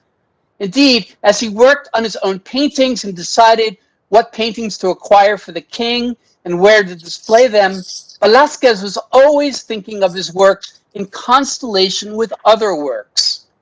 Velázquez was a node, sometimes moving, mostly not, working within a Spanish court whose tastes and ideology imposed certain constraints. This meant that his stylistic innovations, I'm thinking above all of it, borrones, those swiftly applied brushstrokes that give his late painting such energy, his innovations had to operate within a relatively static system of representation. More particularly, various kinds of networks occur in his 1657 canvas, Las Hilanderas. In the foreground, 5 women work absorbedly on different stages in the process of spinning yarn. Then, as our view ascends what resembles a theatrical stage, we see in the center background another 5 women, in an illuminated semicircle, 3 dressed aristocratically, 2 in classical garments. This inserted Ovidian scene depicts the mortal Arachne's bold but vain challenge to the supremacy of Athena in the art of weaving tapestries. And to represent Arachne's subversive artwork, which Ovid tells us depicts Jupiter's rape of Europa, Velázquez repaid Titian's painting of the subject as a tapestry. But he frames it in such a way that its violence, as well as the violence depicted in Rubens' Pallas and Arachne, a painting Velázquez knew well, is subtly moderated. Curiously, nobody in the foreground of Las Hilanderas pays any attention to what's depicted behind them, and just one figure, the woman on the furthest right, directly engages the beholder of the painting. Focused on their task, the spinners are oblivious to any spectator. As the tragedy of classical imitation plays out in the background, in the foreground, a very contemporary comedy of artistic making unfolds. Viewed as a whole, then, this painting not only celebrates intermediality and intertextuality as tapestry, painting, and poetry compete with each other, but it is also a radical statement of anachronism. Moreover, its mise en abîme breaks the fourth wall by inviting the beholder to participate in the construction of its meaning. The painting is a kind of concetto, in which irreconcilable antitheses are made visible. Myth in quotidian Spanish 17th century Spanish reality, court and popular culture, metamorphosis and repetition. As one recent critic argues, the beholder is given multiple points of view only to leave him in a dialectical stalemate. In this manner, even as the very specific, very mobile influences of Italian and Flemish painting operate here, Velázquez makes this painting a metonymy for his art. The art historian Svetlana Alpers writes an entire book centered on Las Hilanderas, in which she places Velázquez in various contexts from the studio to the museum. Alpers reads his Titian-like handling of painting as expressing movement, as celebrating human art over divine making. The painting's radicality, she shows, lies in how it expresses the ambiguity of seeing. This painting, Alpers contends, quote, escapes specific categories or types because it brings together such diverse things. In this, it is singular. It equalizes things. It is not, quote, that Velázquez erases or reverses distinctions, but that he frees pictorial representation from any simple relating of size and importance, end quote. I disagree, though, with Alpers that this is a singular act or artifact. Rather, as I've suggested already, it's symptomatic of how, in the Baroque, heterogeneous objects and meanings tend to be constellated without pretending to a definitive synthesis. Thus, I do agree with Alpers that the painting is a kind of sum of fascination. It constitutes a virtual gallery, quote unquote. In fact, the page for the painting on the Prado website suggests looking at Velázquez's version of Mercury in Argus, which depicts a myth that intersects with the Arachne palace story. Further, Mercury makes me think of how Michel Serres, recently deceased Michel Serres, refigured Mercury Hermes to grapple with the phenomena of translation, transformation, and feedback, or noise, which he saw as constitutive of science and art. Or as Felsky writes, with Serres in mind, Hermes is the deity of roads, crossroads, thresholds, boundaries, of translations and transactions across realms, end quote. In sum, the audacious Arachne should be taken as a figure for as a figure for Velázquez, the painter. Moreover, that Velázquez also portrays the poet Luis de Góngora indicates another rich web of possible intertextual and intermedial entanglements, especially since Góngora's infamously difficult and beautiful Soledades begins by retelling the rape of Europa. This remaking of Ovidian violence, a semantic and syntactical entanglement, affords, as with Las Hilanderas, enormous aesthetic pleasure, but also endless perplexity, as Benjamin might say. Part 3. In 1623, the future King of England, Charles I, visited Spain, where he greatly admired the paintings of Titian and Rubens. After his accession, determined to ornament his own court, Charles invited Rubens, who was in London on a diplomatic mission, to paint the banqueting house or hall ceiling. Rubens agreed, made sketches in situ, but undertook the paintings in his Antwerp workshop. Installed in 1636, the paintings glorified the reign of James I, Charles's father, but as fate would have it, when Charles was executed 13 years later during the English Civil War, it was in front of the banqueting hall, which in previous decades also was the site of many theatrical performances, including The Vision of Delight, written by Ben Jonson and designed by the architect Inigo Jones, as well as the first performance of Shakespeare's Tempest, which mediates or meditates on, quote, this insubstantial pageant fated, end quote, in a manner that anticipates the dramas of Calderon and Racine. Meanwhile, 17th century England offers us artifacts less bound to the exigencies of power. In 1665, Thomas Browne writes a short treatise titled Museum Clausum, or Bibliotheca Abscondita, containing some remarkable books, antiquities, pictures, and rarities of several kinds, scarce or never seen by any man now living. Comprised of a collection of almost plausible, but in the end, completely imagined texts, pictures, and artifacts, this hidden library puts Browne's wit and humanist learning on full display. It also depends on what the book historian Robert Darnton calls a communication circuit, though here the material, social, spatial, and temporal factors that allow texts, pictures, and artifacts to circulate are partially imagined.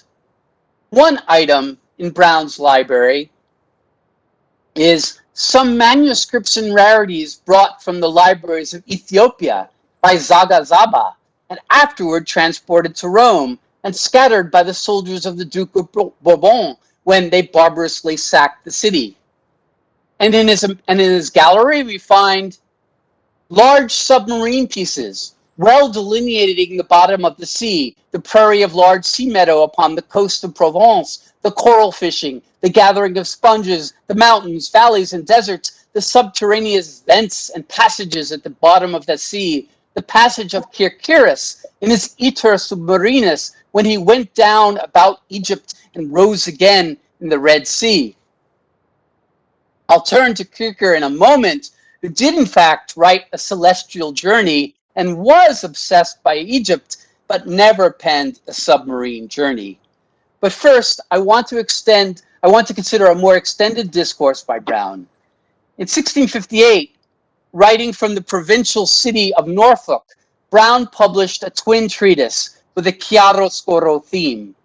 The first treatise, titled Hydriotaphia, Urn Burial, takes the occasion of recent excavation of some Saxon urns to meditate on human mortality and burial practices.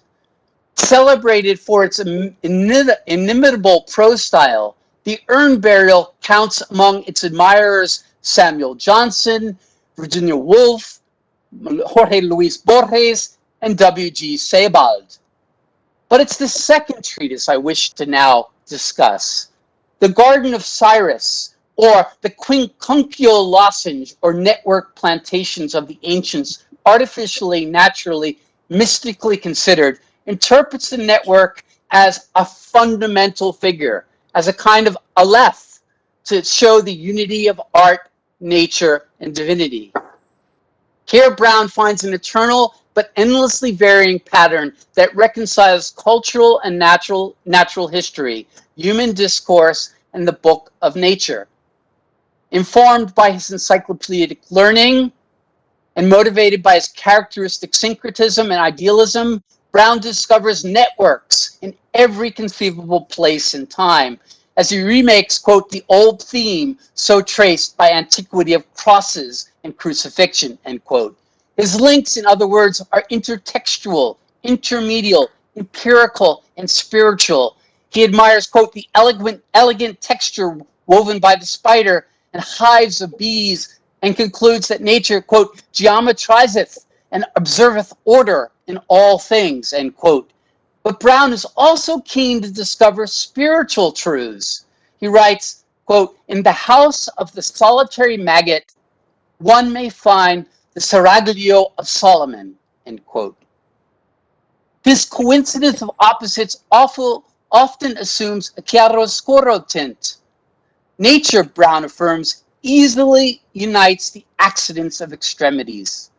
Quote, while the great mystery of religion is expressed by adumbration, light is but the shadow of God, end quote. Always keen to correct and advance the knowledge of nature and culture, he promises to erect generalities, disclose unobserved proprieties, not only in the vegetable shop, but the whole volume of nature, affording truths confirmable by sense and ocular observation, which seems to me the surest path to trace the labyrinth of truth. Brown was familiar with Francis Bacon's call for a new experimental program and method, yet his gathering of endless particulars flirts constantly with the very epistemological mistake Bacon's iconoclasm wanted to destroy. In his 1620 Novum Organum, Bacon identifies three idols of the mind.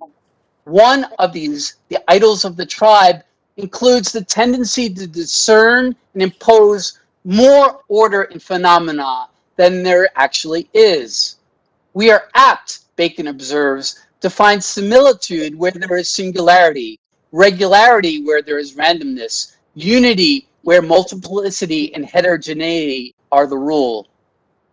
Thus, Foucault comments on the, quote, plethoric yet absolutely poverty-stricken character of this kind of knowledge, end quote, in the Baroque period. Still, Brown knows many linked things, and his text feels anything but impoverished. Consider this key passage. That the networks and nets of antiquity were little different in the form from ours at present is confirmable from the nets in the hands of the rhetoric gladiators. As for the famous network of Vulcan, which enclosed Mars and Venus and caused that inextinguishable laugh in heaven, since the gods themselves cannot discern it, we shall not pry into it. Perspective pictures in their base, horizon, and lines of distance cannot escape these rhomboidal declassations. Sculptors, in their strongest shadows, after this order do draw their double hatches, and the very Americans do naturally fall upon it in their neat and curious textures. He's actually talking about hammocks, which is all observable in the elegant artifices of Europe. But this is no law unto the woof of the rhetoric spider, who seems to weave without transversion, and by the union of right lines to make out a continued surface, which is beyond the common art of textury, and may still nettle Minerva, the goddess of that mystery. Thus Brown links past and present, the old and new worlds, nature and art, myth and science, word and image. He offers, that is, an extremely genial, thoroughly humanist, self-consciously belated species of learning and wit. As Claire Preston observes, Brown fabricates assemblages designed partly to reinstate that lost order and clarity of natural knowledge, end quote. We latecomers, in turn, can carefully emulate such assembled networks, even as we recognize their fragility. Part 4, last part.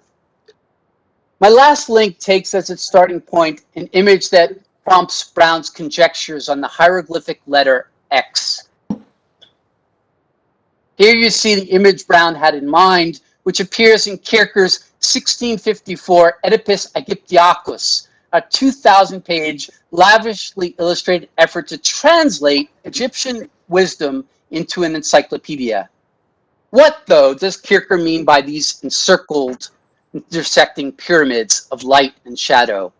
And why are they embedded next to Syriac verses translated into Latin? And how was Kierkegaard's Rome constellated to give rise to such an image? To begin with, it was Bernini's Rome as well. Weirdly, Kierkegaard and Bernini died on the same day in 1680. Aside from his sculpture, architecture, and the religious and secular festivals he designed, here you see an engraving of an exploding volcano that Bernini had constructed on the Pincean Hill in front of the Santissima Trinità de Monti for the 1661 Festa. Bernini collaborated with Kierkegaard on the restoration and restaging of 2 ancient Egyptian obelisks. When Bernini places an obelisk on the back of an elephant in the Piazza della Minerva, and when he fashions the Fountain of the 4 Rivers around an obelisk in the Piazza Navona, he does so with the help of Kierkegaard's learning. Meanwhile, to write his many encyclopedic books, Kierkegaard, as the head of the Jesuit Collegio Romano, relied on a cosmopolitan group of philologists and artists in Rome, but also, as we already saw, a worldwide network of correspondents who sent him information and responded to his queries. Kierkegaard also curated the Collegio's marvelous Museo, which attracted visitors from throughout Europe and beyond. In sum, as a central node in the global republic of letters, but also as a thinker who astonished, instructed, and yet sometimes deceived his readers, Kierkegaard practiced a form of universal combinatory science, whose mastery promised the ability, quote, to know everything about everything, end quote. It is in this light that the Oedipus Aegyptiacus should be read. Fueled by his erudite, ingenious, but largely mistaken insistence that the hieroglyphs were ideograms, Kierkegaard constructs here a complex comparative system of thought which remakes the Book of the World metaphor to show how the world's languages and cultures are already prefigured on the monuments of ancient Egypt. For Kierkegaard, hieroglyphs are monads, nodes containing all possible edges, which now must be explicated via analogy and combinatorial logic. Hieroglyphs are rebuses, whose riddles contain seeds of universal wisdom, which, though contaminated by the fall, can still be deciphered if the necessary networks of learning are in place. As Paula Finland observes, quote, the Oedipus traces the fate of hieroglyphic wisdom in virtually every known society. In an age in which reports of Aztec temples, Mayan calendars, Brazilian cannibals, Chinese mandarins, and Japanese Buddhist-inspired European curiosity about other cultures, Kierkegaard helped his reader to see the commonalities within the overwhelming diversity of languages, faiths, and cultures. He underscored the universality of Christianity by finding analogous evidence of Christianity in far-flung parts of the world, end quote. In more material terms, 17th century Rome's enthusiasm for excavating, restoring, restaging, and interpreting Egyptian obelisks was closely connected with this universalism.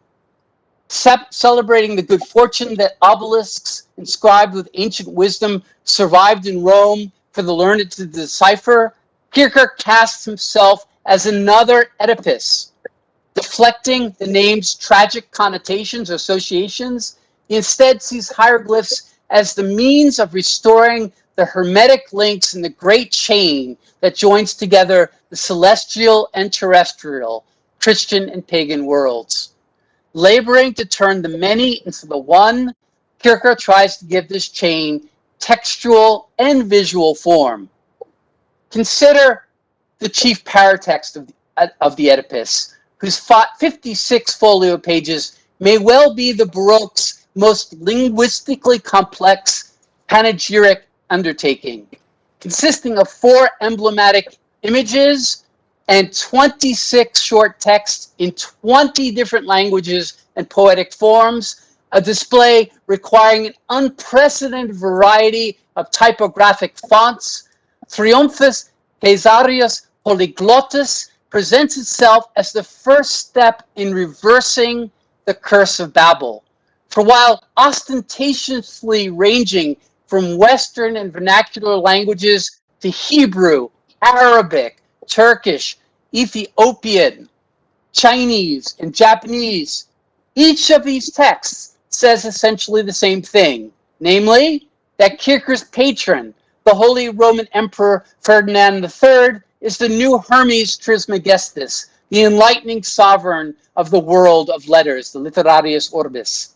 Kierkegaard, that is, draws upon the far-flung links forged by the Jesuit Republic of Letters to gather together numerous languages and cultures only to sublate them into a single, universal, synchronic, hieroglyphic claim.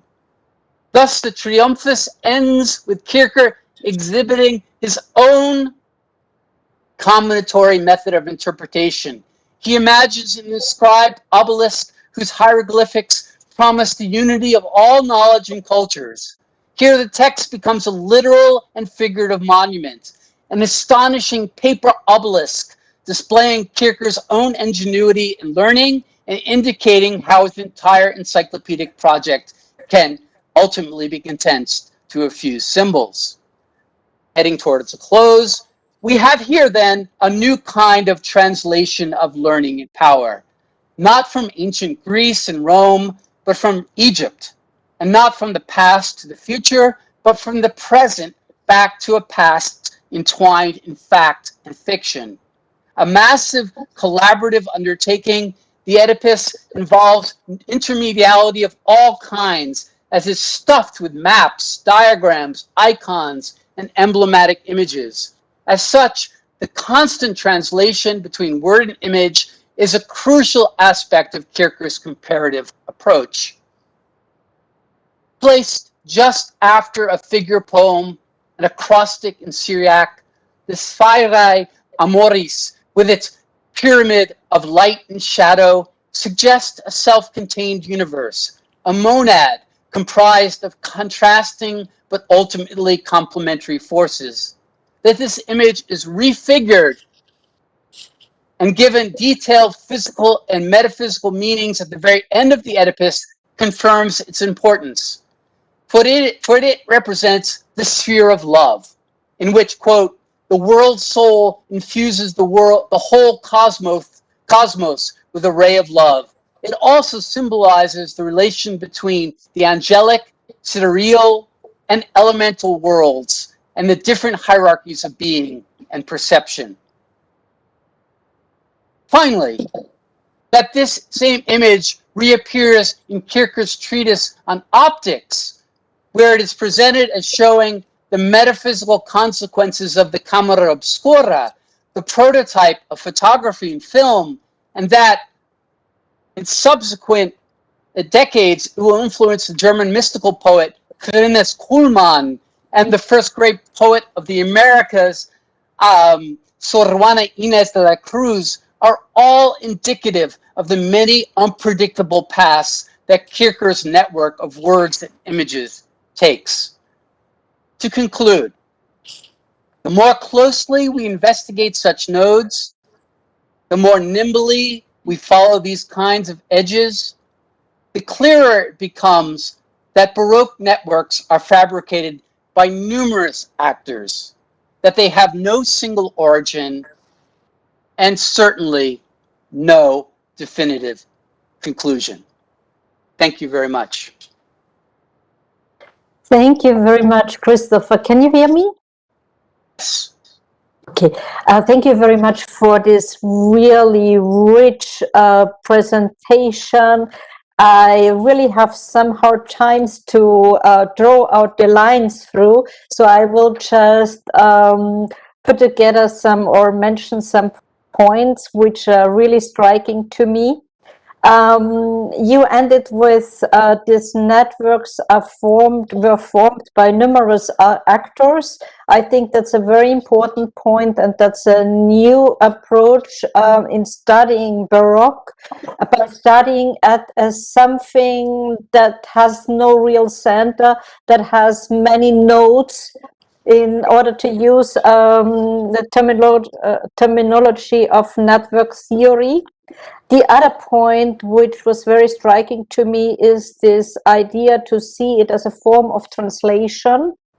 By starting with, there was lots of translation in Baroque, that's already known, but it's not only literary translation, text translation from a text in from one language to another one, but that's also intermediality, intertextuality, and this was very common. And yeah, I think we have many points to discuss, and I open the floor for questions. Please raise your hand or write a comment, write a question in the comment. I don't see a hand, and that's always wonderful for a moderator, because that gives me the chance to ask some questions. If I may. Oh, sure. Yeah. Go ahead. So thank you very much for your very, very interesting communication. My language is unfortunately not English, because, well, if there's a language I dominate, it's French. Well, so, but I think I got it, and I grasped your intention. No, it was really superb communication. Thank you very much. I wonder whether this building up of network is not the desire of breaking up the frontiers, even of life, not as it is done in the pictures, where you have the edges transpersed, and angels who go over the edges and so on. And now my question is whether the intellectuals, in quotation marks, whether they try to just realize the same in her own life and for the life of human beings. I thought of that when I saw the picture of the 5 women, which is echoed by the picture in the picture. You see what I mean? So yes, mise en abîme. La mise en abîme, voilà. Yeah, but on the other hand, just the mise en abîme opens the picture, but to a kind of, well, eternity, because it opens to a sky which is endless. And now I ask myself whether just the actions of all these writers and so on are there to open the frontier of life itself. Wonderful question. And although I'm not exactly precisely sure what you mean by the fracture of life, I would very much want to respond to this notion of opening up eternity, and I guess I would respond simply, not simply, but I would immediately or initially respond by saying a network model on the face of it seems to spend more time worrying about space than time. And that what we will have to do if we as scholars of this period and people who want to rethink the Baroque, will not only attend to the aspects of spatial network distribution, but the much more metaphysical,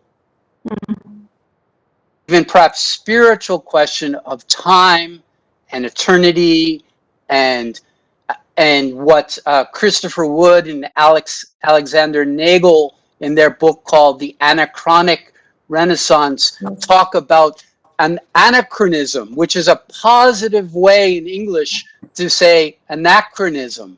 In other words, that I haven't ever thought of what you said about the Velázquez, but perhaps there is, well, yes, I have thought about it, but I haven't thought about the sky. And the sky is interesting because, of course, what it does is open up the possibility of the infinite. Yeah. And so then we have to think about how does visual art, or how does a literary text, or how does a poem, how does a philosophical treatise or a natural historical text, how does it represent in eternity? Yeah.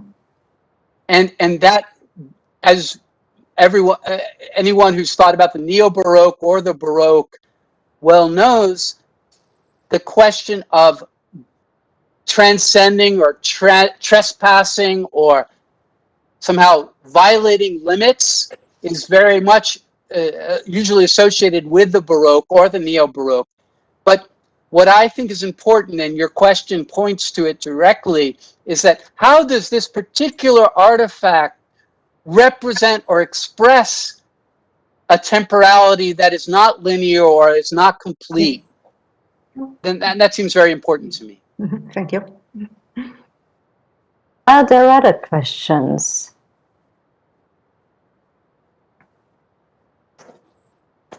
Can you hear me? Yes, please, go ahead. Okay, I wanted to ask if this approach, this network approach, is specifically suited to the Baroque, or if it can be applied to any period and any movement. Like, can you apply it to postmodernism or to the Enlightenment? So I'd like to have your thoughts about that.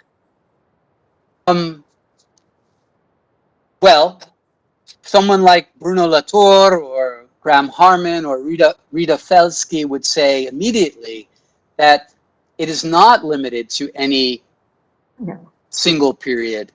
In fact, a network approach tends to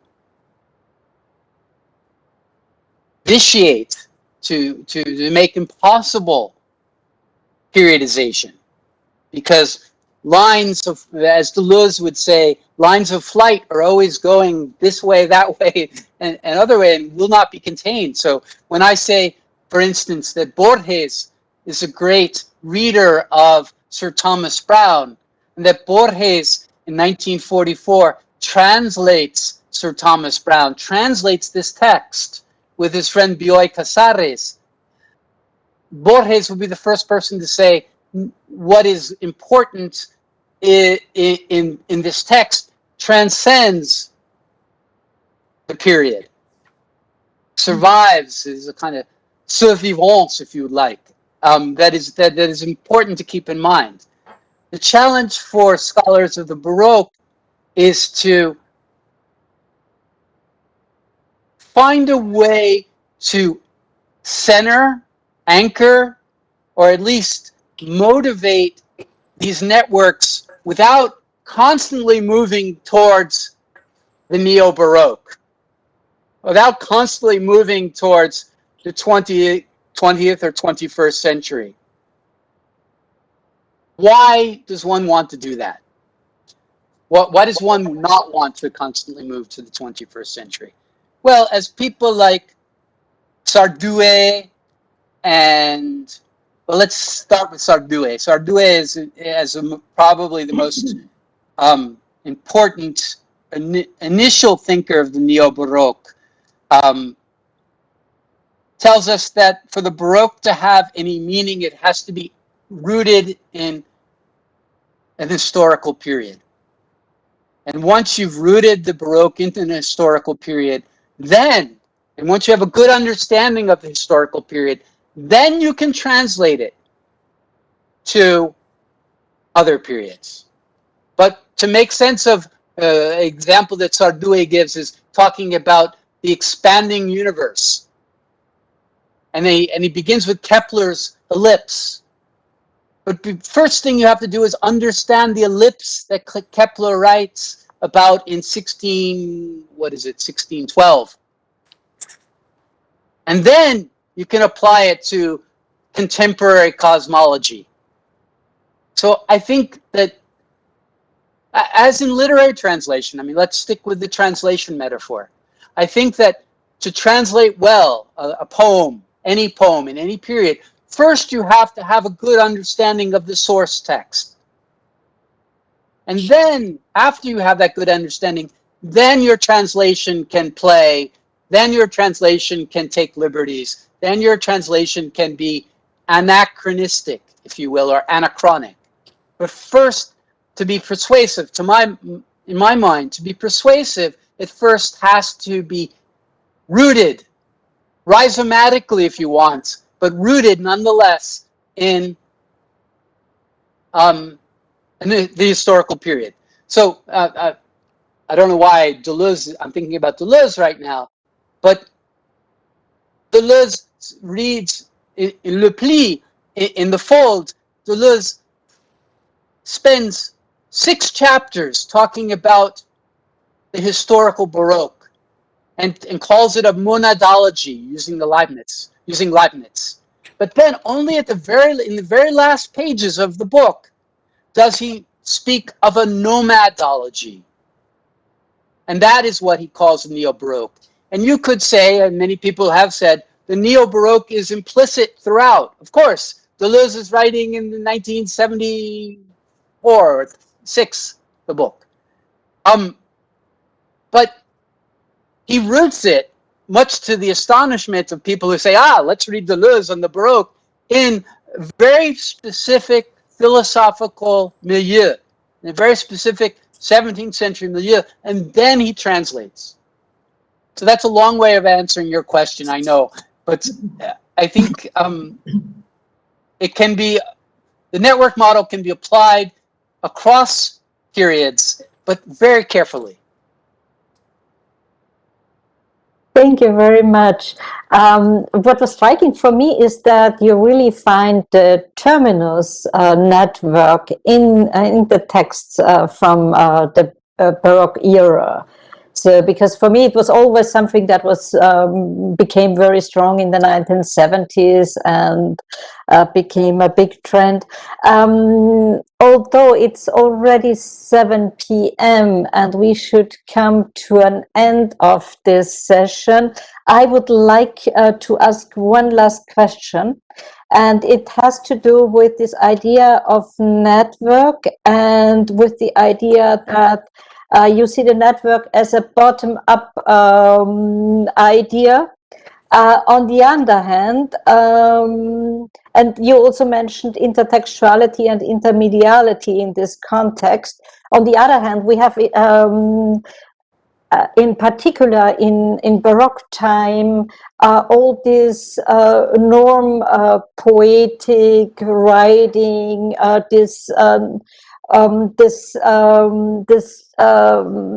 try to find norms, how you should produce literature, how you should produce art. I think especially on Martin Opitz, for sure, as a as I come from German studies, how do you bring that together? How can you, because that's exactly the opposite of them. These are certain people, certain intellectuals who tell others how they should produce art or literature, and you rather start from this network of different texts. It's a great question. I would answer quickly by saying that practice precedes theory in the 17th century. In other words, the most interesting poetry, Marino, Góngora, Paul Fleming, Lowenstein, don't use 16th century poetics to create what they are doing.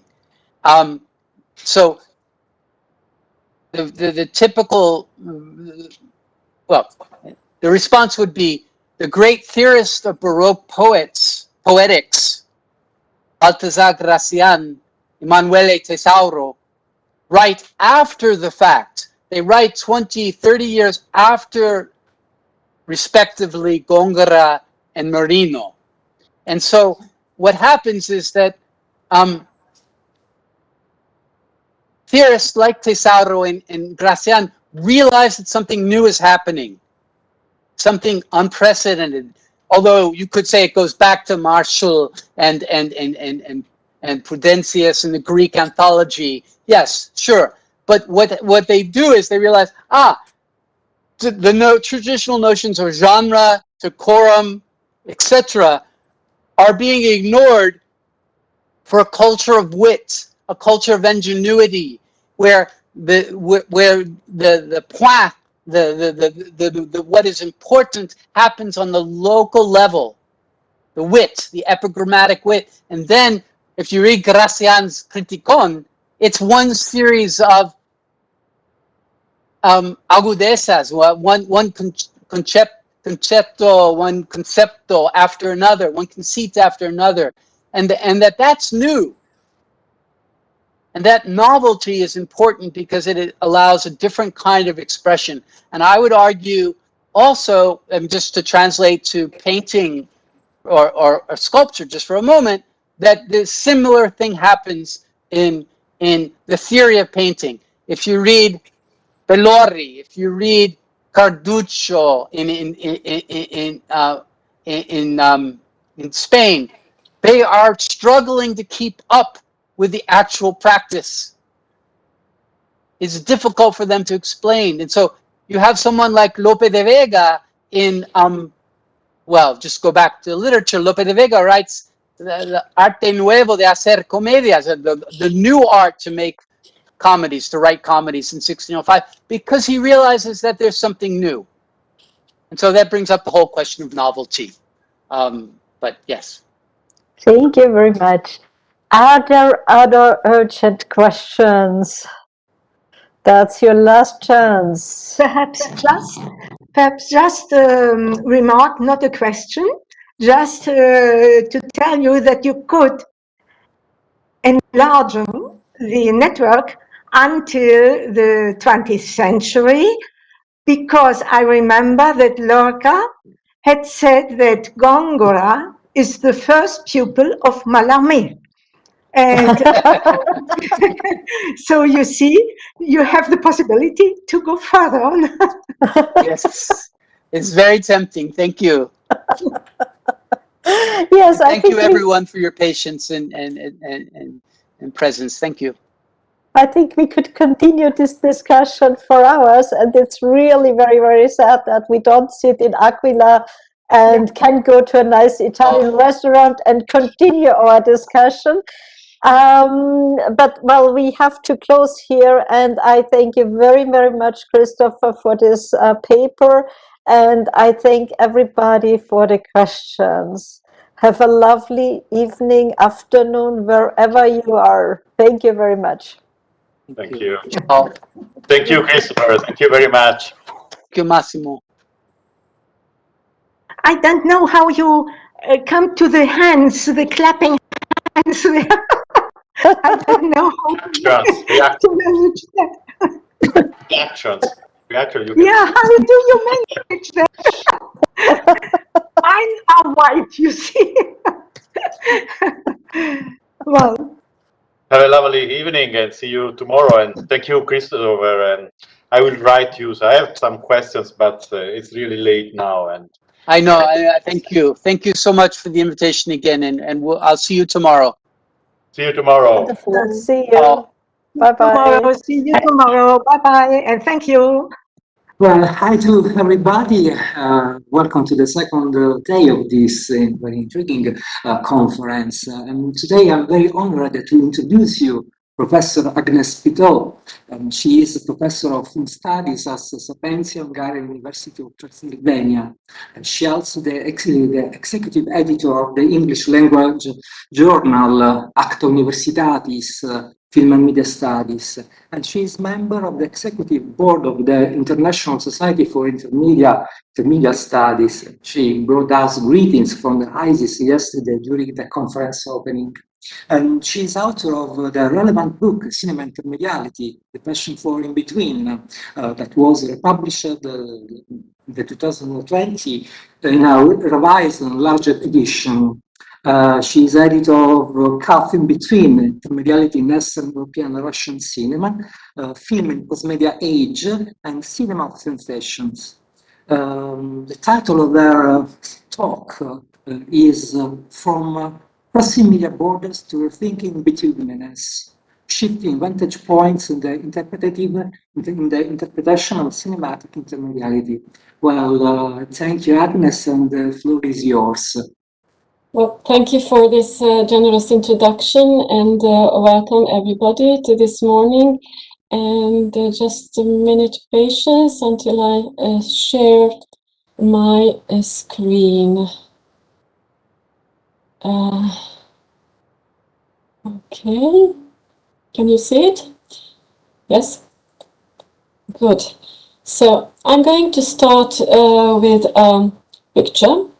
Pedro Almodovar's latest short film, The Human Voice, made in 2020, begins with the image of Tilda Swinton in a gorgeous red velvet crinoline gown, standing behind a transparent veil stretched across a frame. Her statuesque figure appears blurred, like a pictorialist photograph.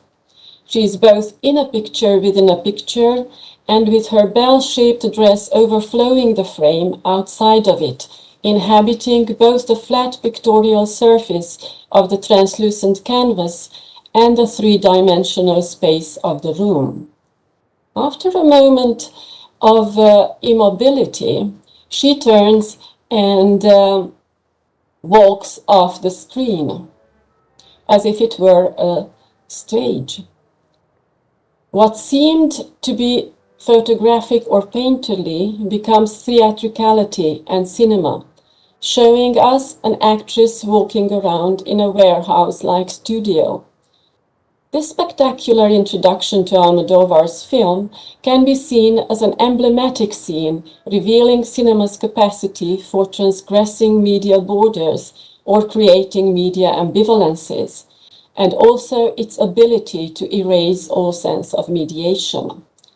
I will not go into this scene into more detail, but promise to get back to this film at the end of my presentation. For now, however, I would like to emphasize here the gestures of framing and blurring and crossing over, which have also emerged as key metaphors defining the ways in which intermediality has been perceived. I would like to focus on these metaphors in my talk and through them sketch the trajectory of how our vantage points have shifted in the interpretation of intermediality. I propose that despite the puzzling heterogeneity of the scholarly literature on intermediality, certain directions of thought have emerged. Corresponding to the gestures named before, we can identify three key metaphors as defining metaphors of major theoretical paradigms: media borders, in-betweenness, and passages between media and reality. I will consider very briefly what each of this idea implies. So, crossing the borders. Irina Rajewski considers this metaphor as a founding category of intermediality. The borders in question, as Lars Ellerström emphasizes, are historically, cognitively, and conventionally constructed, and perceivable as differences that frame each medium coming into contact with another. Theoretical writings based on such border talks define intermediality as a relationship between media and are concerned with typologies of modalities and operations that can identify what happens to media in an intermediate relationship. Intermediality occurs in one of the following ways. Media are combined to form a complex multimedia or hybrid entity, or media forms are represented, referenced by other media, or characteristics are transferred, remediated, transmediated, or transcoded. Intermediality appears as a structure of media relations ensuing from such border-crossing operations. This theorization seems to continue the tradition of aesthetics dealing with the idea of the sister arts, the rivalry, the limitations, or unifications of specific art forms. However, intermediality studies understood in this way perform a pivotal shift from thinking in terms of unique art forms, artworks, and aesthetics to text, signs, and modes of communication. In this respect, this is situated in between thinking about the connection of the arts and the more recent ideas of media convergence. Intermediality studies rooted in semiotics is conceived primarily as a branch of media studies, which it attempts to fine-tune and amend. It aims to produce a clearly defined conceptual framework of abstract categories. Now, being in between, the alternative to this paradigm can be seen in theoretical pursuits that shift the emphasis from media borders towards the idea of some kind of in-betweenness.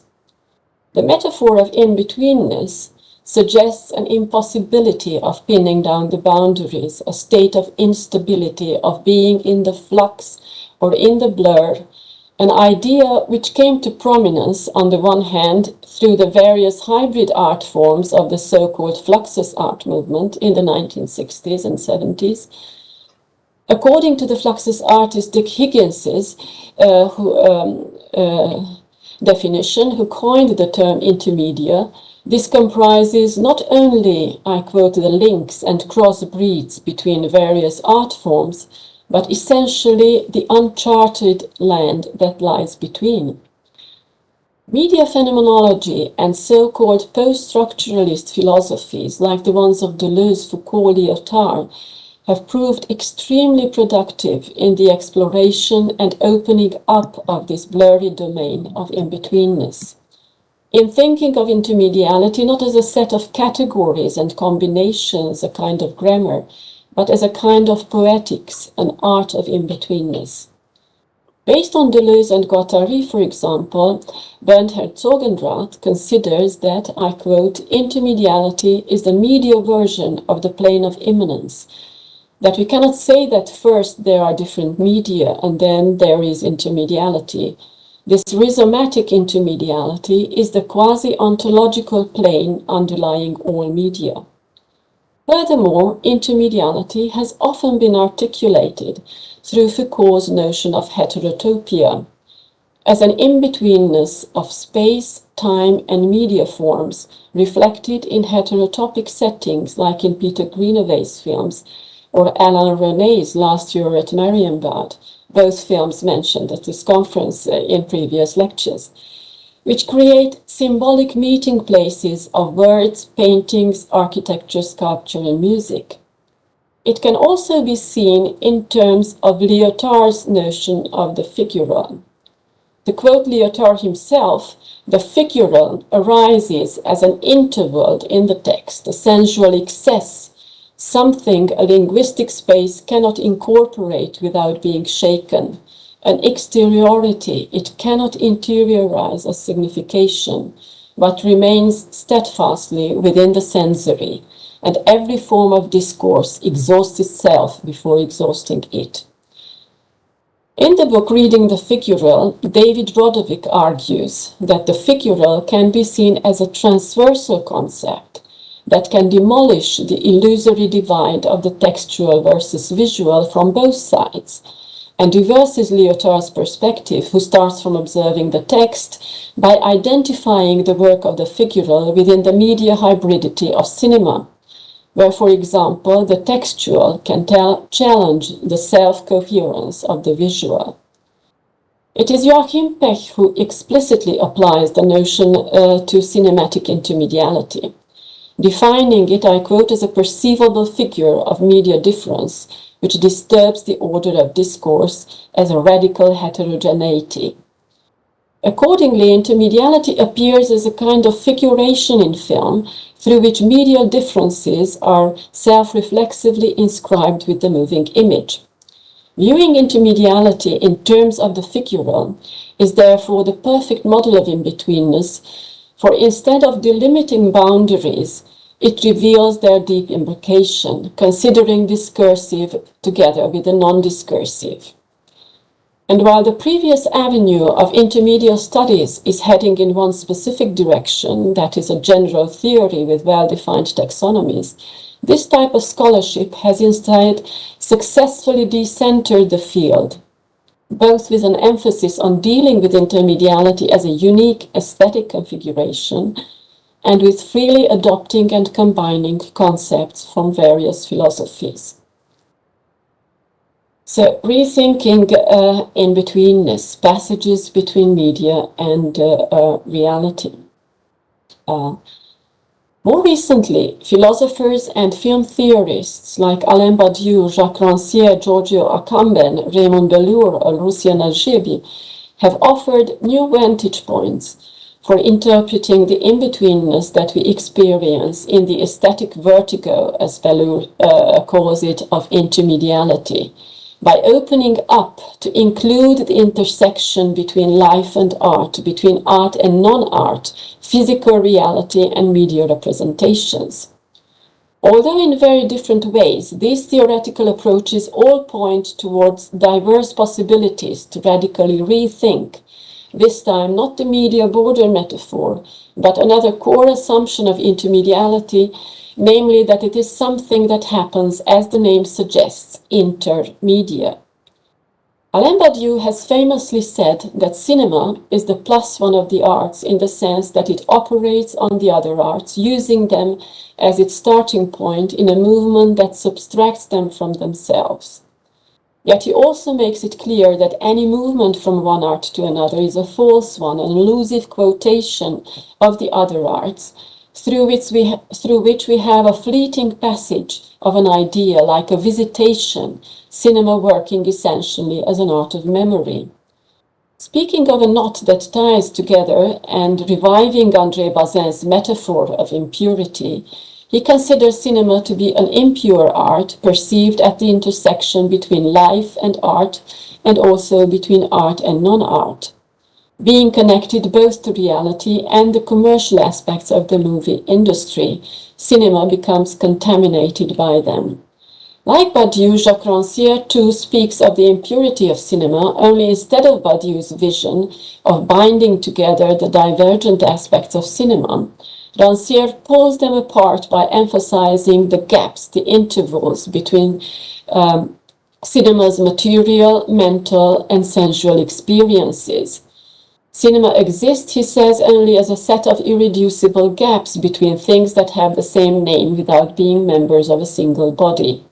This internal heterogeneity producing extensions with literature, politics, and other art forms, and gaps and extensions make, he says, cinema overflow itself. Giorgio Agamben's work also offers glimpses into these non-cinematic fields, dislodging the image from the center of the discourse on cinema. The cinematic world unfolds a dream of a gesture, he writes. Properly speaking, there are no images, but only gestures in cinema. Gesture itself is articulated in his work in multiple ways as an agent of in-betweenness, between dance and image, language and pure spectacle, the body as an exhibition of mediality, of being in the medium, and its obliteration by the alienating gaze of the cinematic apparatus, and ultimately as the intersection between life and art. This recovery of the non-cinematic and cinema's various relationships with the real in the writings of these theorists not only institutes a new kind of border talks, this time between art and non-art, the mediated and the real, but it is also marked by a strong emphasis on performativity.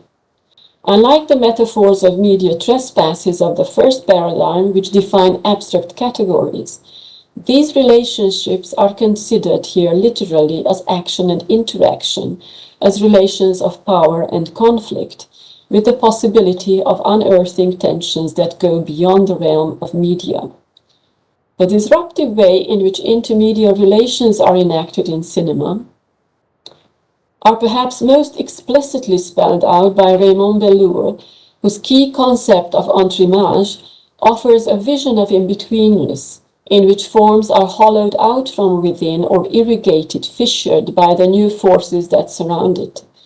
Speaking about an explosion of cinema into other forms of moving images, Bellour shifts the discourse on in-betweenness from media as a system of signs to the palpable reality of the dispositives in which they are experienced, and where he sees a multiplication and a lot of tension, as the title of the book indicates, the battle of the dispositives. Now, another type of the connection between the real and the intermedial has been pointed out by Lucienne Agib. Speaking of a politics of impurity, she connects the idea of intermediality both to the concept of Badiou's impurity and to Ranciere's idea of dissensus as the form of a politics of aesthetics, in which different modes of sensory perceptions through the arts in cinema also imply a multiplication of the real in a polemical way. On the one hand, inspired in part by Benjamin's The Arcades project, describing the arcades in terms of a non-hierarchic structure of passages conflating past and present, Najib includes intermediality among the strategies of realist cinema, through which layers of society, culture, and history may become accessible through cinema's representation of the other arts. Now, I will stop here and conclude this unavoidably incomplete overview. As an homage to Dick Higgins's famous intermediate chart consisting of concentric and overlapping circles, I drew a similar chart to sum up these three major paradigms. What is important to note is that there is no unified framework here, no giant bubble. Assessing the research outputs in this area, we can say that studies belonging to the first paradigm are concerned mainly with meta-theory and abstract categories. The paradigms which have engendered the most prolific researches into specificities of cinematic intermediality are the second and third ones in this chart. They conceive intermediality in terms of multiple in-betweennesses and open up new avenues by acknowledging the need for a perspective of in-betweenness as well. Seeking out new interdisciplinary vantage points, focusing on specific historical, poetical manifestations of intermediality, as well as the areas where art meets reality. And this is the point where I would like to get back to my initial quotation from Almodovar's film and the image of Tilda Swinton stepping out of a frame. Continuing along the line of thinking that intersects the second and third paradigms drawn up here, and that also seems to have consolidated a kind of materialist and affective turn in theorizing intermediality, I would like to consider a complex figuration that I have tentatively named intermedial metalepsis as a passage between intermediality and reality. The logic of intermediality itself is, of course, close to the rhetorical concept of metalepsis, defined as the assuming of one thing for another by Quintilian, or a complex figure of trope that involves a figure that either refers us to yet another figure or requires a further imaginative leap to establish its reference. As a general rule, for example, cinema's becoming intermedial involves such imaginative leaps, in which the forms of one medium seems to stand in for a quality of another, in which a cinematic image appears like a moving photograph, a canvas painted with vivid colors, an architectural construction, a collage of texts and images, and so on. Cinema does not seamlessly absorb representations or features of the other arts and media on the level of set design or the elements of the diegetic world, but it becomes augmented by their affordances and connotations.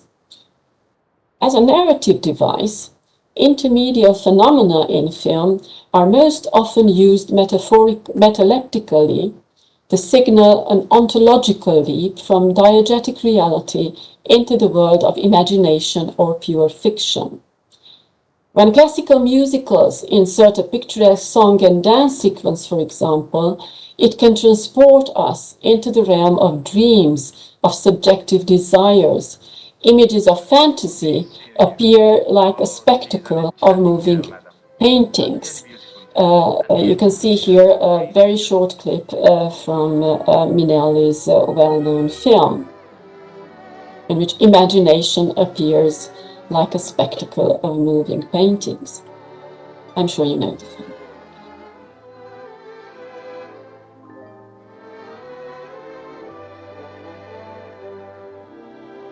In fact, any painterly distortion in an image may appear to us as nightmarish and surreal. Nevertheless, I would like to argue that the opposite leap is also possible. Furthermore, there are cases when intermediality is employed in a pursuit of authenticity and effective connection to the real, that there are exciting and manifold ways in contemporary cinema to experiment with such passages. I would like to use the examples of 3 recent films, all of which feature variations on the same trope, characters stepping in and out of the picture, and all of which employ this gesture not only as a metaleptic leap between different ontological levels, fiction and reality, but also a gesture of overstepping epistemological boundaries, of immersing the viewer in a process of empathy, discovery or rediscovery through sensations generated by the ostentatious, reflexive presence or contaminations of media within media. Now let's see them in turn. And first, Almodovar's film, The Human Voice, that I already introduced, is an adaptation of Jean Cocteau's monodrama in which we see a woman having a telephone conversation with her former lover who has abandoned her, and only hearing her side of the conversation, we witness how she goes through a roller coaster of emotions. The play usually showcases the compelling presence of an actress who embodies a woman who commands all our attention paradoxically in a situation in which she is utterly volatile and subordinated to an invisible presence. There have been numerous film adaptations with Anna Magnani, Ingrid Bergman, Sophia Loren, among others, performing this monologue. Almodovar himself made the play part of his 1987 film, The Law of Desire, only to return to it a year later as a major influence in his Women on the Verge of Nervous Breakdown. Thus, in The Human Voice, he is dealing with a well-known literary text that has multiple resonances both within film history and in his own work, a text that he rewrites, making it his own with allusions to his previous films and drawing on his own experiences, thus making it in effect a veiled autofiction, a companion piece to his 2019 autobiographical film, Pain and Glory. The entire art design of the film is a compendium of his visual vocabulary. The characteristically gaudy primary colors, the paintings, the photos, some of them his own sculptures, kitty objects, books, DVDs, and artsy pottery are all used to create a typical Almodovarian space that we recognize. This is both a real space and even a personal space this time, featuring many objects taken and used from his own home, and a space in between the arts.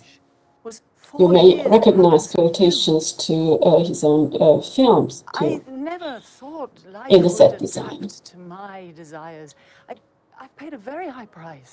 Now, this short film is built upon the intertwining of the visible and the invisible, as well as the intertwining of the artificial and the authentic.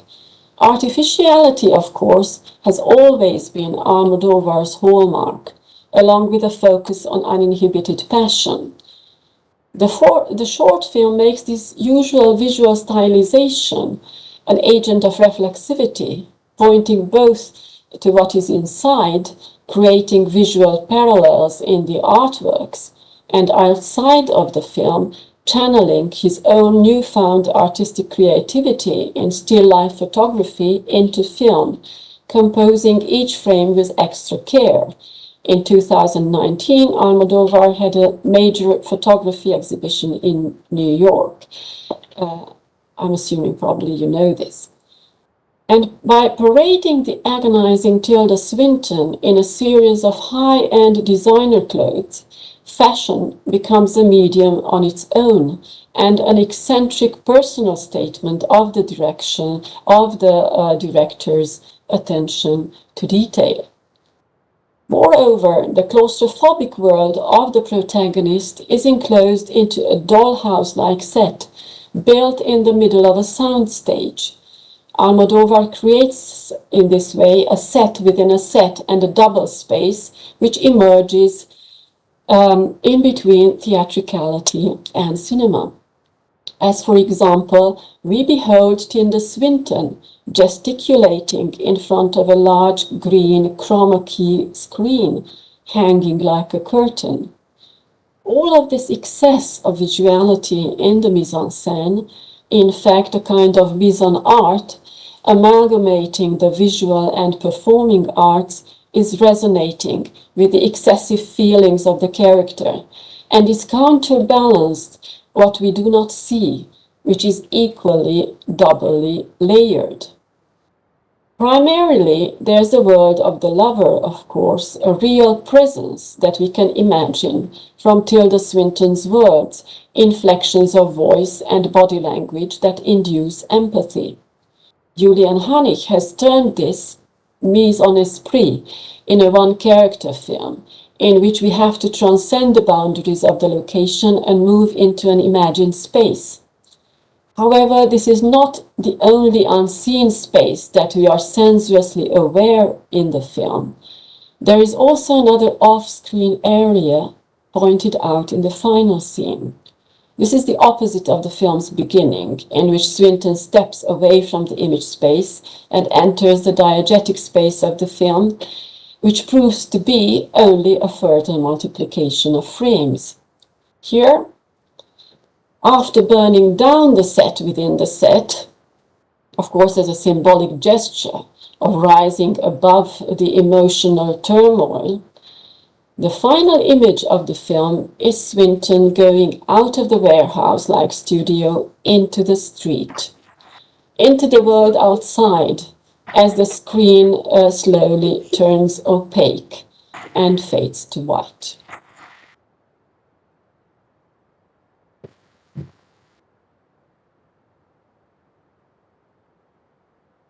This is the world that has been there, absent yet acknowledged in the visible props of the theatrical cinematic setup, as pointing to its own material constructedness is always a gesture that grounds artifice in reality within a film. The door here becomes an image of the edge of fiction, as Rancière has suggested in his latest book, a threshold between the highly organized, structured world of the fiction and an ordinary reality where the story world literally ends, and the image is erased by the flow of life itself. This outside corresponds to V.J.T. Mitchell's recent claim that we need to reverse the famous misconstrued Derridian axiom that there is nothing outside the text, to say just the opposite. There is always something outside a medium, something that exceeds, escapes, and defies mediation. Tilda Swinton's gesture of stepping into an artificiality constructed environment that immerses us in a familiar Almodovarian space of art, which is more personal than before, and which communicates real feelings, and her stepping out into a reality that lies beyond this hypermediated world, and where fiction stops short, are both emblematic for the dynamic relationship between the real and the intermediate, engaging us in an interplay between reflection and immersion. Now we see a similar interplay, but in a very different context and obtained through very different artistic means in a film made by a filmmaker belonging to the so-called second wave of new Romanian cinema. The first wave making themselves widely known with a series of award-winning films marked by a kind of austere realist styles in the early 2000s. In his experimental feature films, Radu Jude proposes a radically different intermedial approach to the real. The poster of the film Uppercase Print contains an uncanny allusion to Fritz Lang's famous film made in 1931, M, A City Searches for a Murderer, which was about a serial killer of children hunted down not only by the police but also by the criminal underworld. The allusion is morbidly ironic, as Jude's film is about a manhunt, is also about a manhunt, only this time we have a young boy, not a criminal, hunted down by the communist secret police and informed on by almost all the people he knew. The film presents a true story, that of a Romanian teenager, emboldened by the rise of the Solidarity movement in Poland, and who wrote graffiti messages of protests against the Ceausescu regime at the beginning of the 1980s. He was caught and repeatedly interrogated and died 2 years later under suspicion of being poisoned by the secret police. The prologue to the film is an outtake fragment of a typical political propaganda show in which 3 actors are praising, in free verse no less, the wonderful life provided by the dictator. And I'm going to show this short clip now. Căci tot ce faceți, tot ce făptuiți, pentru popor și pentru țară este. Vreți oamenii să fie fericiți și țara să înflorească ca în poveste. Pildă de conștiință exemplară. Muncind n-aveți o clipă de răgaz. Locul de muncă vă e întreaga țară, cu toate șantierele de azi. Vă identificați cu țara toată și în lume păcii i-ați purtat solie. Când azi în lume spunem România, noi Ceaușescu spunem cu mândrie.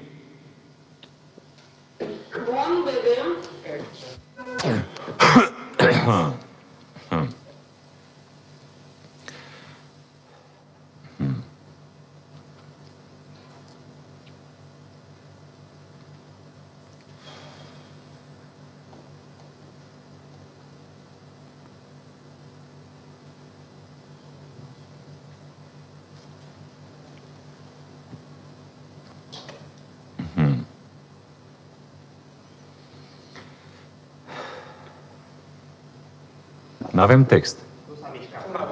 N-avem text în monitor. Alo, nu am text în monitor. Nu s-a mișcat camera. Nu e textul în monitor.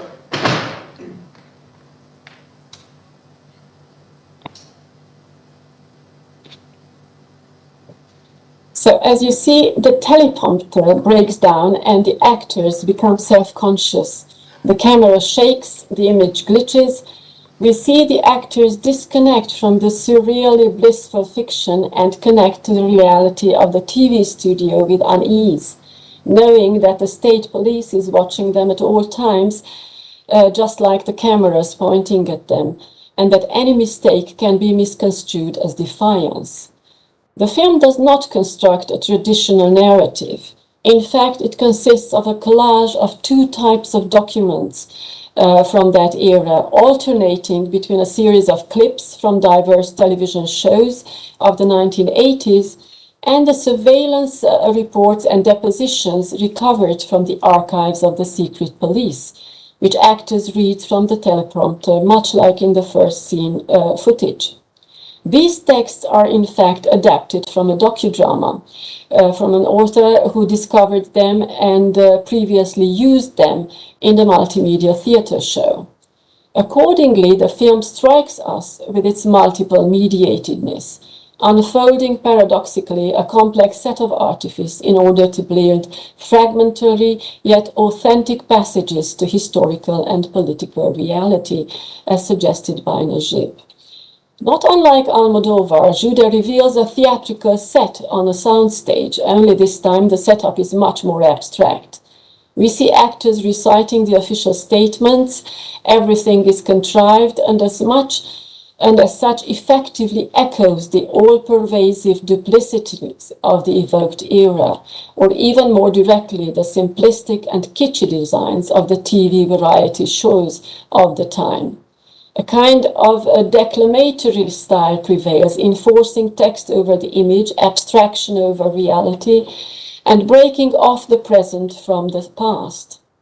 However, paradoxically, the past does come alive in an effective and performative manner, exactly through the all-pervading, cringe-inducing artificiality that the viewer has to endure, and also through the excerpts of the old TV shows, which, despite their fake joviality and normalcy, conjure up genuine memories for those spectators who grew up watching them. It is just as real as what we see at the end of the film, in which the camera leaves the soundstage to roam the streets of Bucharest, littered with foreign advertising labels applying some fake gloss on a post-communist patchwork city. Intercut with this sensuous cinematic flânerie, as a reversal of the gesture of the actors in the prologue inadvertently falling out of their role, Judas shows the actors on the soundstage also seemingly accidentally falling into another role within a picture that constructs a tableau quotation of Leonardo's Last Supper, by repurposing elements of the soundstage and the buffet table of the crew in a manner reminiscent of Giuseppe Arcimboldo's collages. By using the actors who played the policeman, Jude makes an ironic political comment on the symbolic death and all too real resurrection of the secret police. And along with the equally ironic unmasking of the film's makeshift artifice, through this composite picture, once again anchors the image in reality. And now for my last example, I'm going to use a film by Joanna Hogg, whose previous works have established a unique stylistic template which combines rigorously composed tableau images with improvised dialogues, inviting both a self-reflexive contemplation of images and an emotional identification with situations presented in a relatable manner. The Souvenir recounts Hogg's early days as a film student when she had a complicated love affair with an older man who turned out to be a heroin addict, eventually dying of an overdose. The film takes its title from a Saul Fragonard painting, which shows Jean-Jacques Rousseau's protagonist of his sentimental novel, Julie or the New Héloïse. Having just received a letter from her lover, the enamored Julie carves his name into the bark of a tree. It is this painting that her lover took Hogg to see in a luxurious art collection and that he later gave her in the form of a postcard. The picture is thus a real-life souvenir attached to events reenacted in the film, while on a symbolic level it may also remind us that the whole film can be seen as a gesture of engraving affectionate memories into pictorial form. The use of Fragonard's painting is characteristic of Hogg's method of using pictures to make pictures, and I will explain. First of all, a total of 8 different image formats were used in the film. It was assembled from footage originally shot on 16 and 35mm film, digital images, and inserts of Super 8 footage made by Hogg in her film school days, along with a selection of her old black and white photographs. The unreliability of memory to access the past is thus counterbalanced by the authenticity of the present-day improvisation of dialogues by the actors, as well as the aura of authenticity and cultural respectability of analog media in the digital age. A tangible, sensuous form of media in the film may remind us that Walter Benjamin also described aura as a feeling of yearning triggered by all objects and media, a particular mode of perception in which past affective investments resonate powerfully with present ones. Furthermore, Hogg mixes together very different pictorial styles. Hints of Fragonard's frivolous Rococo erotica are thrown together with scenes evoking Hitchcock's Vertigo and Visconti's Senso, and the abstract pictorial vision of Antonioni. Not unlike last year at Marienbad, a movie also focusing on issues of memory and obsession, staged in an enclosed space populated by art, the flat in the Souvenir features large mirrors, which erase the walls and substitute it with pictures.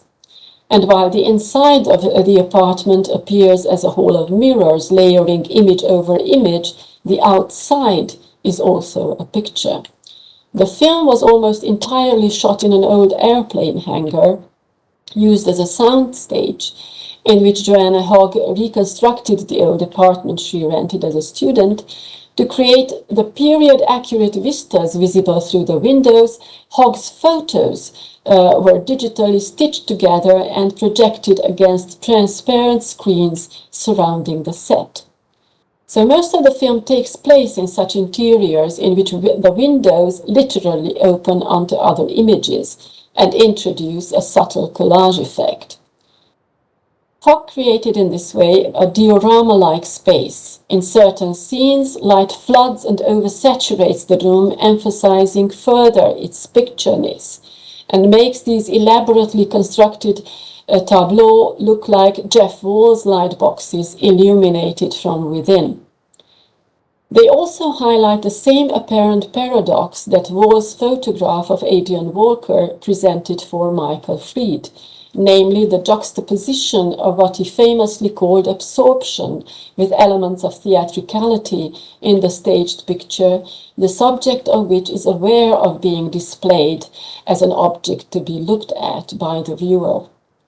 Hogg manages to refresh the tension between these two modes, not only through exaggerating the artificiality, but also through insisting on filming the characters in absorptive poses, deeply immersed in what they are doing, and defiantly turning away from the camera, which does not join their points of view, thereby clearly preserving an impenetrable self-containment of the picture. This is even more intriguing considering that Fried considered the quality of absorption the hallmark of realism, emerging as a reaction against the decorative artificiality of Rococo painting. In borrowing heavily from Rococo embellishments in certain scenes and creating something similar to Baroque trompe-l'œil in the use of rear projections in the process of reconstructing a personal experience of the past, Hogg effectively contests perceptions of realism and authenticity. This final scene of the film is not only a beautifully complex inflection of the trope of stepping out of a picture, but also one that reminds us of Chris Marker's La Jetée. Like in La Jetée, in which a man is haunted by an image connecting love and death, and the true meaning of which is revealed only in the end, the Souvenir includes the variation of a picturesque sequence that remains somewhat enigmatic until the very end of the film, when its origin is finally revealed. The same shot of a landscape and sky captured at different times, framed in a minimalist composition, appears 3 times, accompanied by Julie's voiceover. The image is like a canvas for the pictorial rendering of emotions. Repainted as the relationship evolves, we perceive it as an imaginary landscape with no concrete reference in the diegetic world. Therefore, it comes as a surprise when we see it in the end of the film. Leading up to it, we see Julie working on her film school project. The camera singles her out in a Caravagesque high contrast of light. She turns to the camera and looks mournfully into the lens.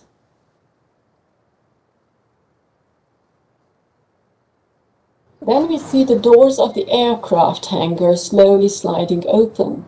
The fictional film set gives way to the actual film set where the Souvenir was filmed. And in a final gesture, we will see very soon Julie stepping out into the real world outside the hangar.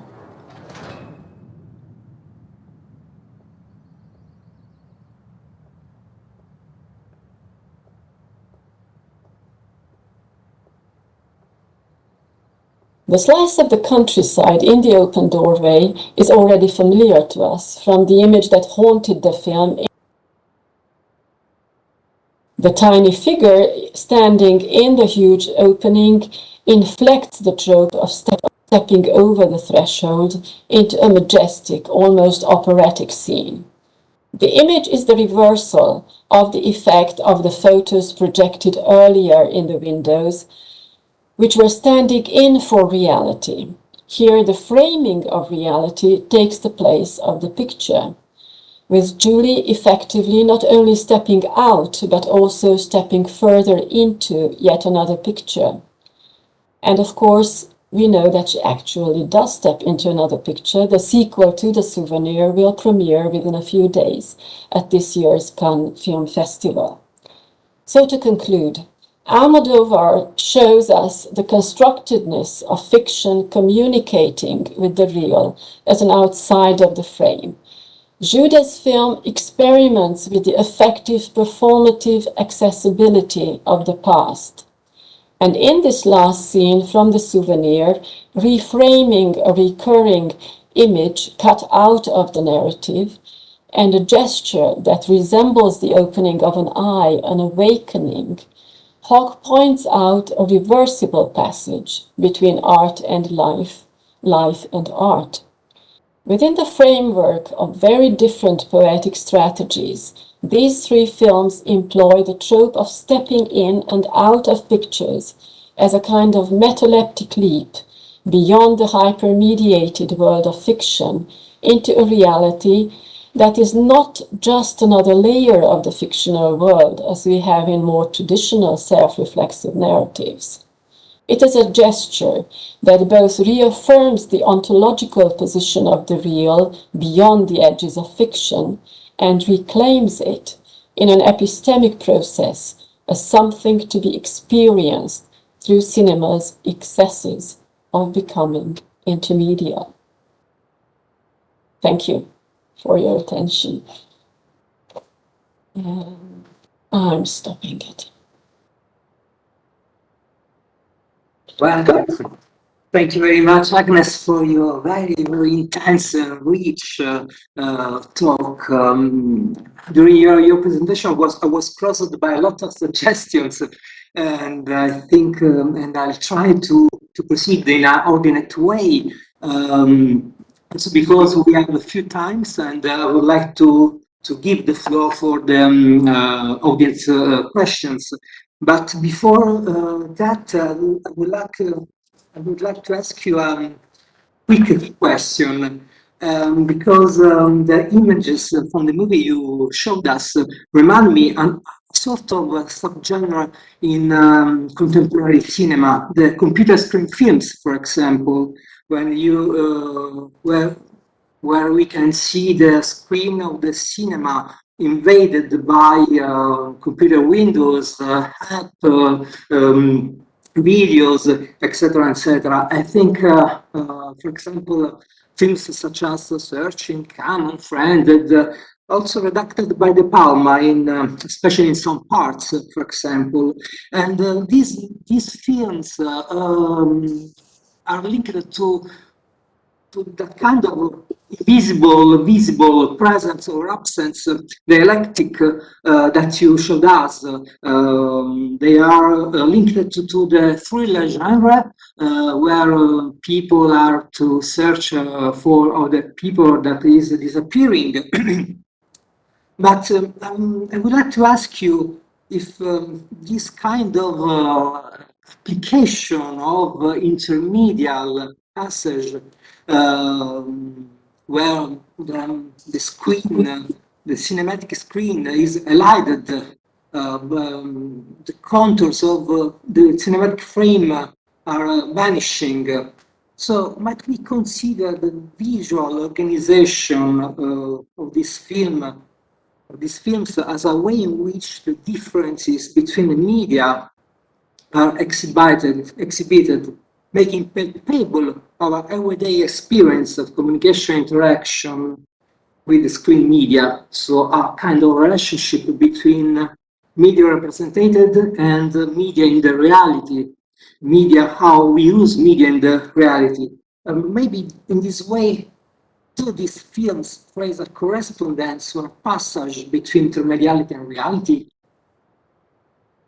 Well, thank you.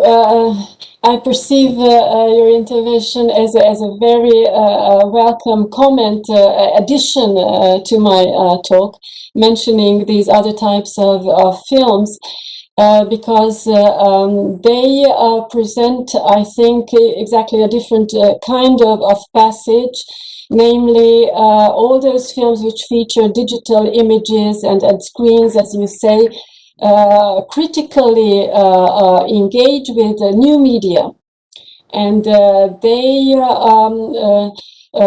have something to say about how we live with these new media and how these new media represent reality for us, how we are actually living in this environment of new media. And there's lots of criticism about this, and involves, of course, a kind of post-phenomenological approach that new media become extensions of us. And in comparison to this, the examples that I presented, especially the examples of Almodovar and Joanna Hogg, speak about the relationship of cinema and old media.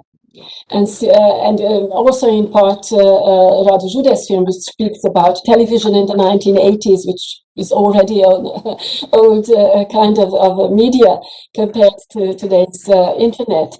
So they are closer to what Alain Badiou said, that maybe intermediality is nothing else but a nostalgia for a time when, he says, real art existed. So it's about the relationship of this new media cinema with all the arts and our relationship with the past, with our own past, with our own feelings connected to a means of old, and the arts, of course, the arts too. Okay, thank you. I would like to ask you all the questions, but I want to to give the floor for the question from public. Yeah, there is a question from Massimo. Yes, thank you, Agnes, for your wonderful talk. I really loved it, and I'm fascinated about your analysis of the human voice. And I totally agree with you that it is a very good example of what you describe as intermediality, art of memory, and metalepsis. I also appreciated that you enlarged the concept of metalepsis. I've been thinking of Gérard Genet's book on metalepsis, which has a more literary version of the concept. So the paradoxical stepping out of a character, like the Purple Rose of Cairo by Woody Allen. But my question is about melodrama. So I think that we can add in this vision of the human voice as a synthesis of many arts, of memory of many arts. We can also add music and melodrama. If we think that the abandoned woman is a typical melodrama situation, if we think of Almodovar's camp melodrama, The Law of Desire, that you mentioned, as you remember, when there is the human voice, we have music, we have a very moving song, Ne me quitte pas, which is a song about love abandonment. So I think that, what do you think about this presence of melodrama, which is a genre or a mode or aesthetics that trespasses the borders between life and death? It has been very often criticized for an excess of autobiography and emotionality. Yes, thank you. This is also a very good remark and observation. I didn't have time to elaborate on this, but of course, the human voice also features lots of quotations of Almodovar's previous films' music. So on the level of music, there's also this kind of art of remembering of his old films. And of course, a melodrama has always been a model for Almodovar. Classical melodrama, and we know all this. And melodrama as a genre is therefore a very good antecedent, a very good model for intermediality's passage from excess and artificiality into reality, because melodrama always involves visual excesses, of course, and is always about feelings. And feelings which are not only depicted, not only represented, but which induce empathy in the viewer. So melodrama is typically the type of movie that you experience as a real experience. This is something that soap operas have commercialized, for example, where you step into that world every day and feel together with these characters. So a melodrama makes this stepping over into this imaginary world and feeling the emotions of the characters and weeping. Of course, the other name for melodrama is weepies. So viewers weep when they see melodrama because they don't just look at it and see these excesses in a reflexive pictorial way. So yes, that's a very, very good remark. Thank you. Thank you. And human voice was transcoded also into an opera by Poulenc. Yes, that's awesome. Thank you. Thank you. So maybe we have the time for the last question. There is Vincenzo Maggitti. Okay, here I am. Morning to everybody. Thank you, Agnes, for your brilliant presentation. I was particularly interested in what your examples. I mean, the films you mentioned and you discussed do have many things in common. But something that struck my attention was also that it seems like they are ritually connected by this desire to get back to reality after going through a ritual passage of, in a certain way, getting rid of all the intermedial borders that have in a certain way forbidden any kind of regaining of liberty, either individual or social and political, as your examples lead to. And this I would like you to focus on the possibility of this connection also with a very central idea in the history of reflection, a theoretical reflection upon cinema, which is the impurity of cinema by Bazin, which I think in some way is an instrument, a tool that we are going back to use maybe in a new way, but can be really powerful in this moment of when, in a certain way, also the use of the computer and the internet to get connected as redoubled the kind of prison house that the intermediality also signifies and means for everybody. So yeah, I mean, it's just a random random confusion, confused idea of what you have inspired me. But yes, if you can say something about it, I would thank you very much. Yes, I believe you pointed out a very clear connection that has been theorized, in fact, between today's ideas about intermediality connected to reality and not divorced from reality, that dates back, that goes back for inspiration to Bazin. For example, this is done both by Badiou himself and by Lucien Ajib's latest book that I showed the cover in one of my slides, this world cinema as realist cinema, intermediality, non-cinema, total cinema. So this book relies heavily on this idea that it was Bazin, and we should interpret and we should excavate Bazin as the idea of contamination between fiction and reality, between the arts and the non-art. That, of course, Bazin points out. So there's a clear line of thinking. Yes, it dates back to Bazin. You're absolutely right in assuming this. Thank you. Thank you. Well, thank you very much, Agnes, for your beautiful, marvelous talk. And now the time is closed. We have to move to another platform for the panel session. Thank you very much again. Thank you very much for inviting me, and see you. See you. Bye.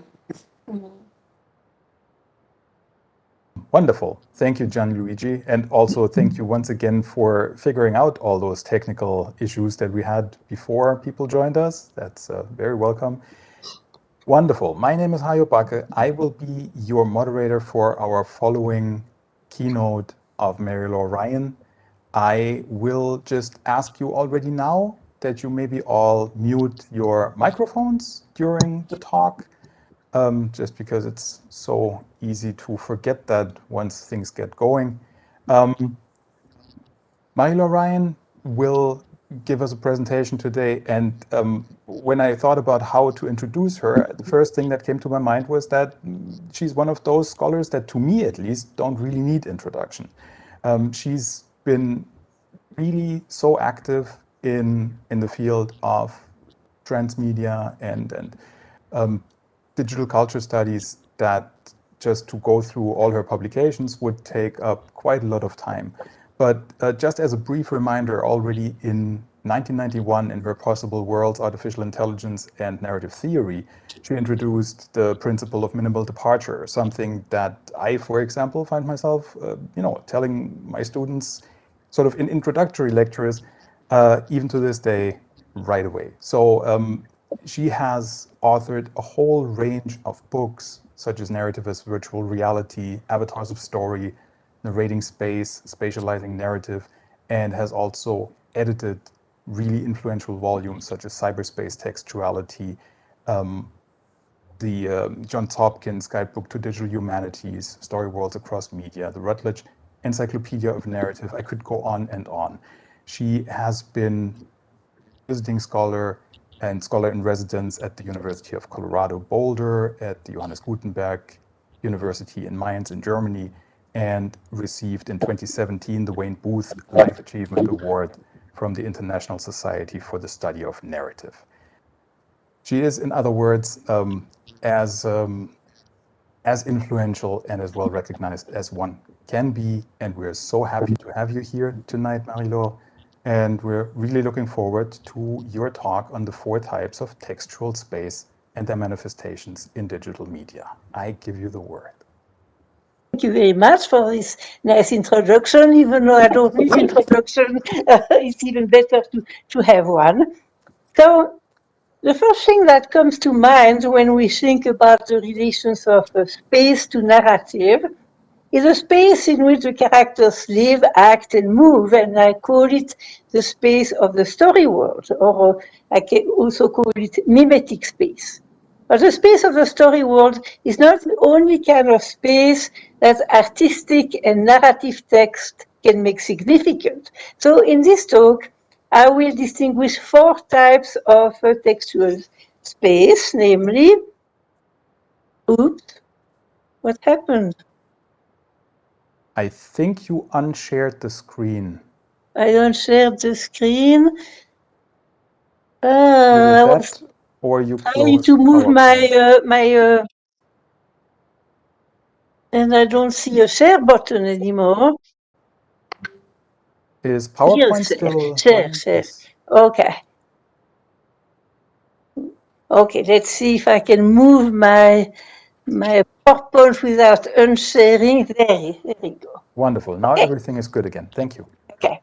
So there are 4 types of space that I'd like to talk about. First, the spatial form of the text. Second, the space materially occupied by the text. 3, the spatial context of the text. And 4, mimetic space or space of the story world, the one that I have just mentioned, that we are all familiar with. It can be equated to the setting of a novel. So I propose to discuss these 4 kinds of space, first in terms of their manifestations in print-based literature, except for number 4, because it's too familiar, so I will not illustrate it. And second, in terms of the digital narrative applications that they have inspired, and how these applications put into play the distinctive affordances of computer technology. So let's start with spatial form. This concept of spatial form was introduced in literary criticism in 1945 by the critic Joseph Frank to describe a type of literary meaning that is typical of modernist novels. His example was James Joyce's Ulysses, a type of meaning that emphasizes internal relation between parts of the text at the expense of temporal progression, at the expense of plot. So you had to read the entire text before you could see these internal relations. That's why it was spatial. But here I will take spatial form much more literally as a typographical realization of language and the arrangement of words on a page. With standard narrative text, it does not really matter whether the font is Garamond or Helvetia, whether the paper is thin or thick, or whether the margin is large or small, because the meaning of the text transcends its material support and visual realization. Or in this feature do matter, because there is a whole school of literary theory that says materiality matters. So it is this material realization of the text matters. It is really in a highly personal way. It differs from reader to reader, and it cannot really be investigated systematically. But poetry has traditionally given more attention to visual presentation than prose. When you write is a Baroque poem from the 17th century, Easter Wings by George Herbert, and it tries to imitate through its arrangement on the page the spread out wings of an angel. And on the left side is a very famous example, the calligramme of Guillaume Apollinaire. This poem is called La colombe poignardée et le jet d'eau, the stab dove and the fountain, and you can see that it represents a fountain at the bottom, and the top is supposed to be a dove. But even when it's not representational, the spatial form of a poem attracts the eye before the mind reads the text. You see a poem printed someplace, you know right away it's a poem because the lines don't go all the way to the left-hand side. Even novels nowadays are become much more dependent on spatial combinations of visual and verbal elements. On the left-hand side is a classic of typographic creativity, House of Leaves by Mark Danielewski. To read this novel, you have sometimes to turn the book around because the words are printed upside down. So it makes the reading very difficult. On the right-hand side is S by J.J. Abrams and Doug Dorst. It's an interesting case. It's a brand new book, but it imitates an old book. It imitates a library book, so it's printed on yellowish paper, and there is a novel printed in this book by Doug Dorst, but there is superposed upon this novel are the notes of two readers that you see in the margins, and so you have two stories interleaved, the story of the novel and then the story of the two readers who eventually fall in love with each other. So that's an example of the novel paying more and more attention to spatial form. The spatial organization of information takes two highly medium-specific forms in digital narrative. The first is the GUI, the graphic user interface. So here you have the graphic user interface of Word. This is the text that I'm presenting you right now, and it consists of several windows that contain different type of information or different tools. So there is one space, the larger space, contains the text that I'm really interested in, the primary text. And the other windows or the other tabs contain tools that enable me to work on my text.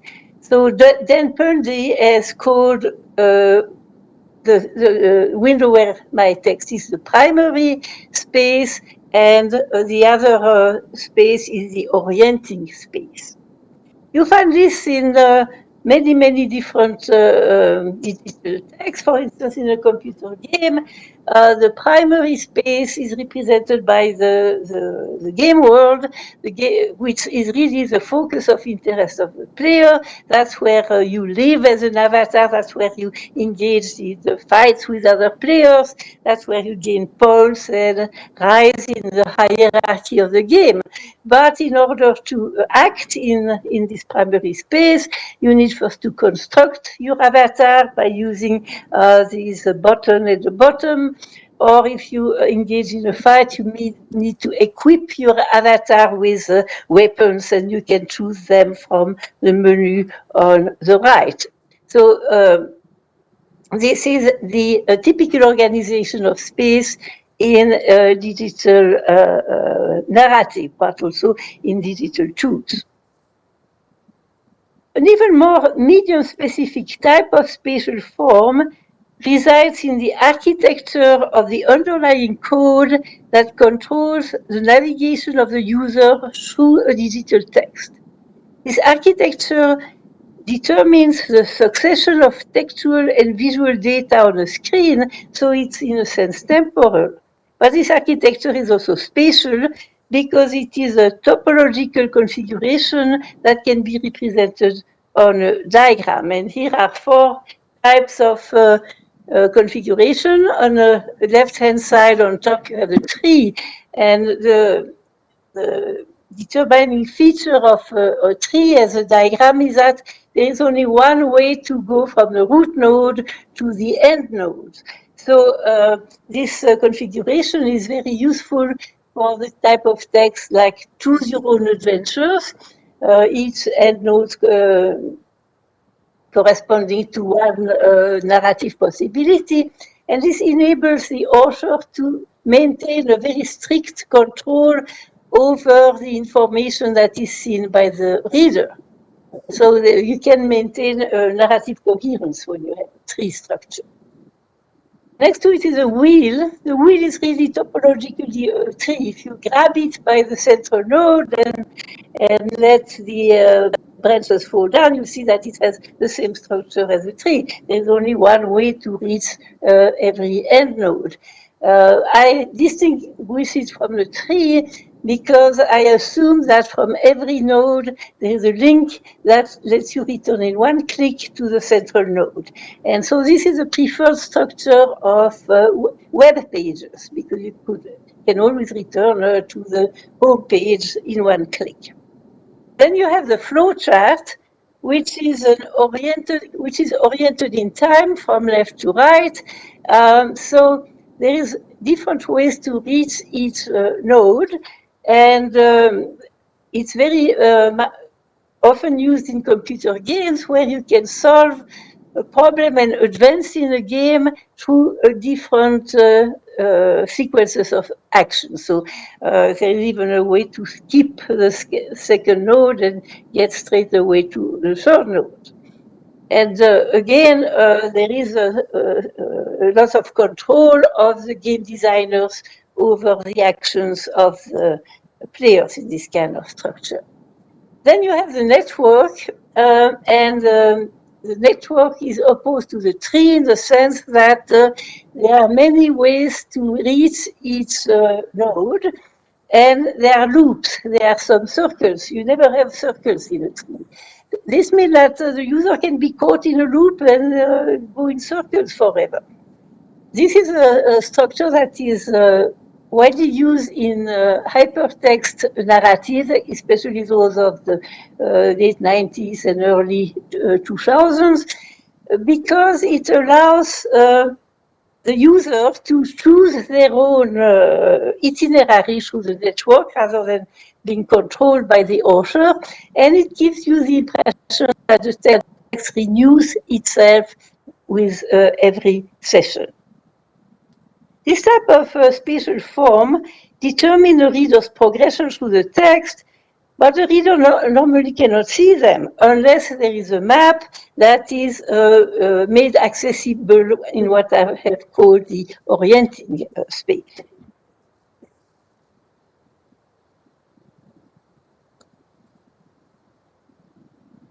Next, a space is a space materially occupied by the text. So this is a space of the physical support of the text. It can present 1, 2, or 3 spatial dimensions. You have a text of 1 dimension. Actually, there is always 2 dimensions because you couldn't read letters if they were really 1 dimension. But in what I call 1-dimensional text, 1 dimension is very small and the other one is very long. And you find this type of text on buildings, such as on Times Square in New York City, where you have the news of the day that moves from right to left, or on your television screen. Often it says breaking news, and you have the breaking news that rolls around at the bottom of the screen. you can have 2 dimensions. That is a standard case because most text is printed on pages and pages have two dimensions. You can have 2.5 dimensions, for instance, for engraved space. So it's not engraved very deep, but this is a short dimension. Also, Braille text for blind people have 2.5 dimensions. You can consider that books have 3 dimensions if you consider the thickness of the book as a signifying dimension. And what it tells you as a reader is how much of the book remains to be read. And that's something that I find very annoying with digital text, is that I never know how far in the text I am. While with a book, you see the thickness of what you have read and the thickness of what remains to be read. Literature has recently begun to play with the dimensionality of text in creative ways. For instance, the novel S that I have just shown you plays with 2.5 dimensions because it inserts lots of flat objects between its pages. So I call it 2.5 because these objects are flat enough to be inserted inside the book, but you can unfold them and then they acquire 3 dimensions. A very interesting attempt to play with the third dimension is this text, Jonathan Safran Foer, Tree of Codes. What he did, he took a narrative titled Street of Crocodile by a Polish author, Bruno Schulz, who was a victim of the Holocaust. So he took the text of Street of Crocodiles, but had it printed on only one side of each page. And he ended up with a big pile of pages. And then he cut out part of each page in order to create a second narrative by removing parts of the original. But when you turn the pages of this book, you notice that the holes are superposed upon each other, so they create kind of a landscape made of inverted mountains, or if you want, canyons, and there are some words that appear in these canyons.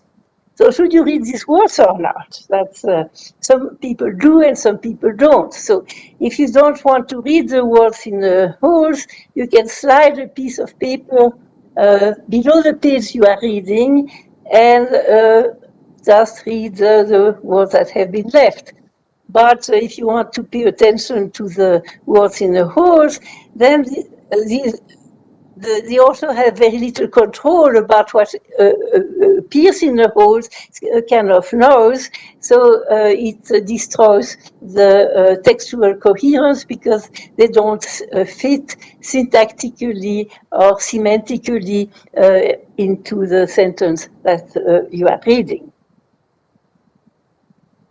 In digital text, the idea of a material support is problematic because the text exists as code and as data inscribed as zeros and ones on a microchip, which is hidden in the memory of the computer.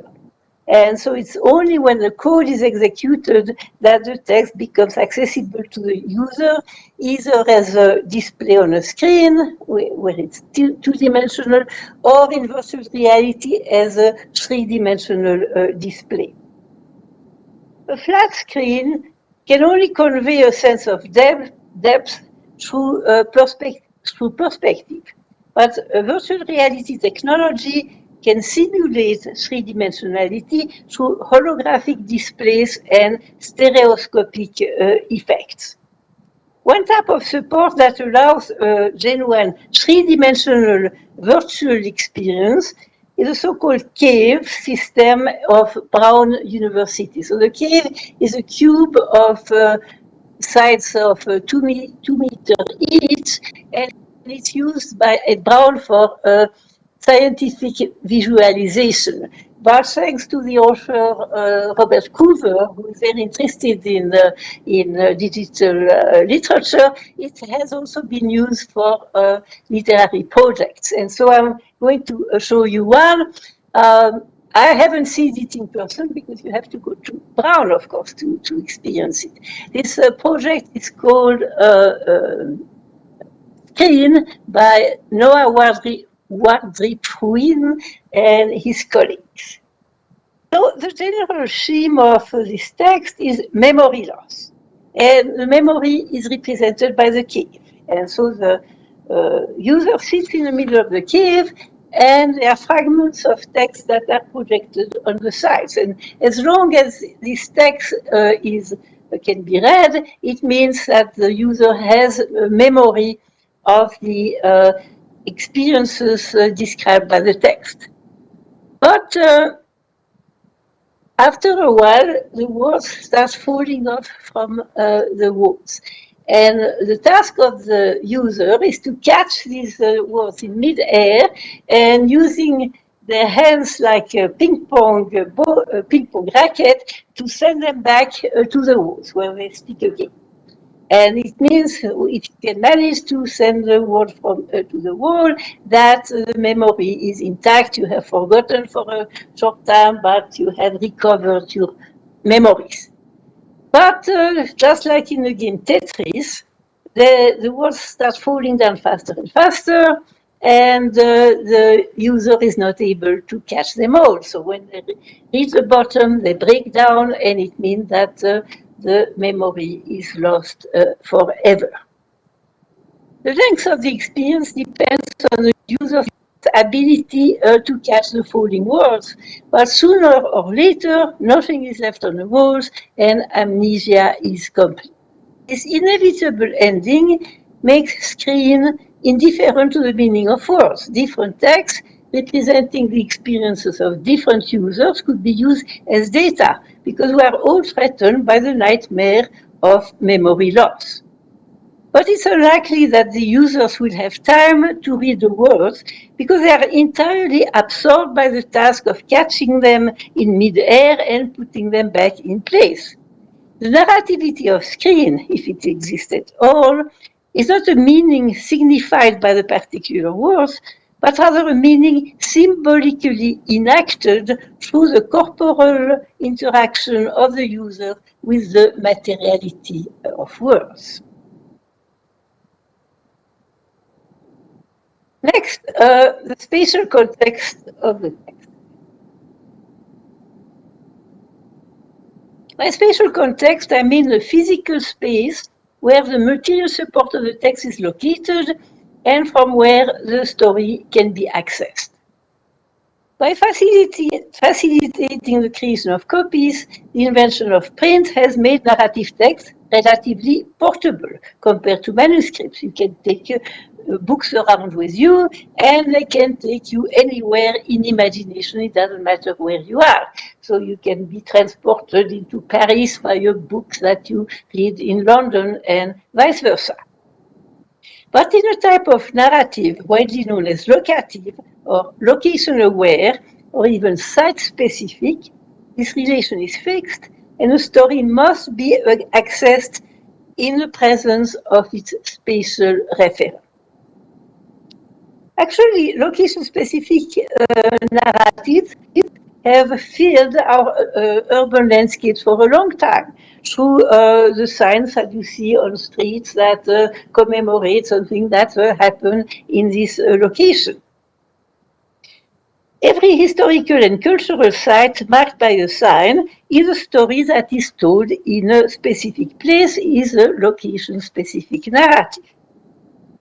In the 1950s, a type of nighttime spectacle known as son and lumière, sound and light, was developed to tell the stories of buildings that were very rich in history, such as the Loire Castle or the Palace of Versailles. These spectacles brought to life kings, queens, royal mistresses, servants, nobilities, through dialogue, music, and light effect. The son and lumière spectacles dramatized history through a blend of fact and fiction, similar to what can be found in historical novels, except that they had to be consumed, heard in the location of the events. And while book-based literary fiction is transportable, it can be made site-specific through the phenomenon of literary tourism. Beginning in the late 19th century, readers have flocked to Dickens' London, to Joyce's Dublin, or even to Proust's Combray, which in real life is called Illier. And these tourists are driven by the conflicting desires to see the places described in literary texts as they are in themselves, but they also want to experience these places through the eyes of the author, who is credited with the ability to capture their essence.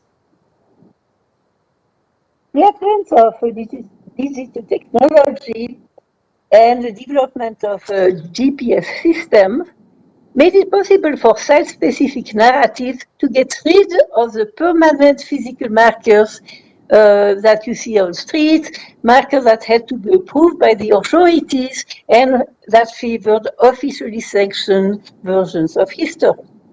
Now, in principle, everybody could upload narrative content in the cloud and attach it to certain locations so that you can only access the narrative in the presence of its referent.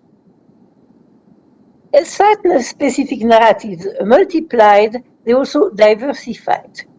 According to a useful typology proposed by Scott Ruston, there are three major types of locative narrative. The first type is called annotation projects, and a prime example is Murmur, a project that was developed for Toronto, but also exists in other cities such as Montreal, Vancouver, and also some cities in California. Murmur encourages people to explore the city in search of stories. So the user receives a map showing where stories are offered. And they reach these locations by selecting their own itinerary. Once they reach the location, they see a visible sign shaped like an ear, and this sign shows a phone number. So they call the phone number, and they receive a story told by an inhabitant of the area about the story of the region. So there's no need to use GPS technology in Murmur, but you need it in the other kinds of projects. The purpose of Murmur is to capture the genius loci of the city, not by taking users to its main tourist attractions, not by commemorating the deeds of personalities considered important by official history, but by collecting stories told by ordinary people about ordinary places. And here is how the author of the project described. The city is full of stories, and some of them happen in parking lots and bungalows, diners and front yards. The smallest, greyest, or most nondescript buildings can be transformed into by the stories that live in it. Once heard, these stories can change the way people think about place and the city at large. By preserving the rich narrative heritage of the city, Murmur creates what human geographers call a sense of place. For it is the memories that tie people to certain buildings, neighborhoods, and communities, as well as the stories that capture these memories, that turn the anonymous gray space of the city into a web of lived places that arouse emotions. The second type of locative narrative, here narrative in scare quotes, is mobile games. They follow a basic formula. The playground is the real world. The game is persistent in the sense that it can be played at any time. The purpose of the game is to find and then to kill or capture creatures whose image you see on the screen of your cell phone, and they bring you a number of bonus points depending on the identity or nature of the creature. The more creatures you catch and kill, the more points you acquire and the more you rise in the game hierarchy. Usually, these games have a very shaded narrative scheme. For instance, the creature can be space aliens and you have to save the Earth by catching them all. But the most famous of this game, Pokemon Go, which was all the rage in 2016, but now seems largely forgotten, Pokemon Go didn't bother with a narrative background. They had different names, they lived in different locations, they varied from each other through the amount of candy that they would bring you by catching them, but you didn't know anything about their identity or their personal history. It would have been easy to create a website so that when you have killed Kinnikinnick, you can go to the website and read about Kinnikinnick. But no, Pokemon Go didn't do that. The game designers must have thought that an overload of narrative information would be distracting players from the game goals. And given the success of the game, you cannot argue with their decision. The third category is mobile narrative experience. It differs from locative games in that it makes narrative into a focus of attention.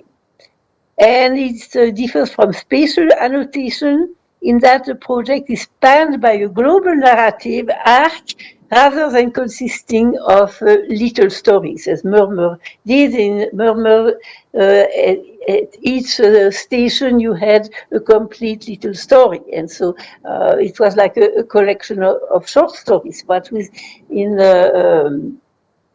ambient narrative, you have one general narrative, and as you move around the landscape, you reconstitute this global narrative. Ambient literature wants to give significance to the context by mobilizing the resources of digital technology to make texts dependent on their spatial environment. An example of this strategy is A Cartographer's Confession by James Atlee. And I was going to show you the trailer, but apparently there are problems with showing videos from PowerPoint, so I decided it's not really that important, because I'm afraid that if I show the video, then I won't be able to get back to my PowerPoint. So here's how Atlee describes his work. My story concerns a young boy and his mother who arrived in London as refugees at the end of the Second World War, who found a home among a community of market traders and who are then separated. It follows that boy's attempt to manage both the city and his loss by becoming a cartographer and ultimately by confronting the part of his history that has caused him pain, resulting in a violent denouement. Against this narrative is set a non-fictional account of events in the winter of 1931. These two narratives, one fiction, the other non-fiction, play against each other. So the real subject matter or main character of the story is the London of the late 40s and early 50s. A London that was still scarred by the war, that has many low buildings, as opposed to the skyscrapers that you see today. It had streets with very little traffic, but it has numerous food markets that have now disappeared.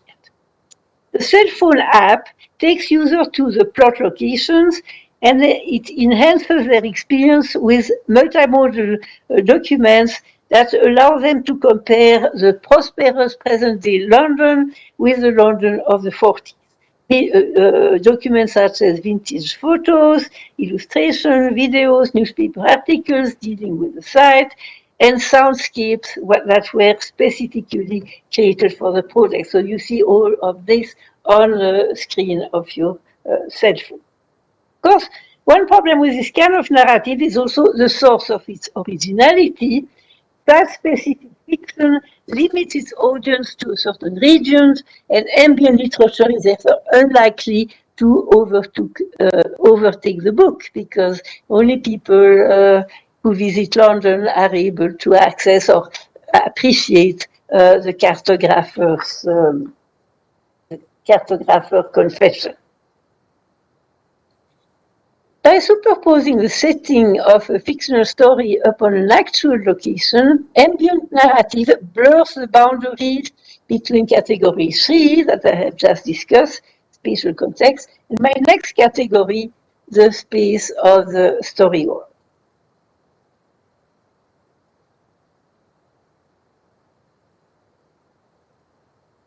Every major narrative medium offers a different experience of space and of movement. Even though language is temporal, it does not make it easy to represent movement as a gradual progression. If a character in a novel is said to walk out of the house and into the garden, the character experiences space point by point, but the text describes the event as instantaneous, and the reader's imagination only visualizes the beginning and the end of the trip. Moving pictures, by contrast, are able to represent a continuous movement through space, either by filming moving objects or by placing the camera on a mobile support. With digital media, users can not only experience space as evolving surroundings, they can dwell in it by identifying with an avatar and by controlling its movements. They can also modify their point of view, for instance, by getting closer to objects or by turning around in order to experience space under different angles. But navigation in digital environments is not entirely free, because a smooth image of the space that is presented on a screen hides a structured organization that is determined by the code. For instance, in computer games, you may see a road that goes straight forward and there are woods on each side.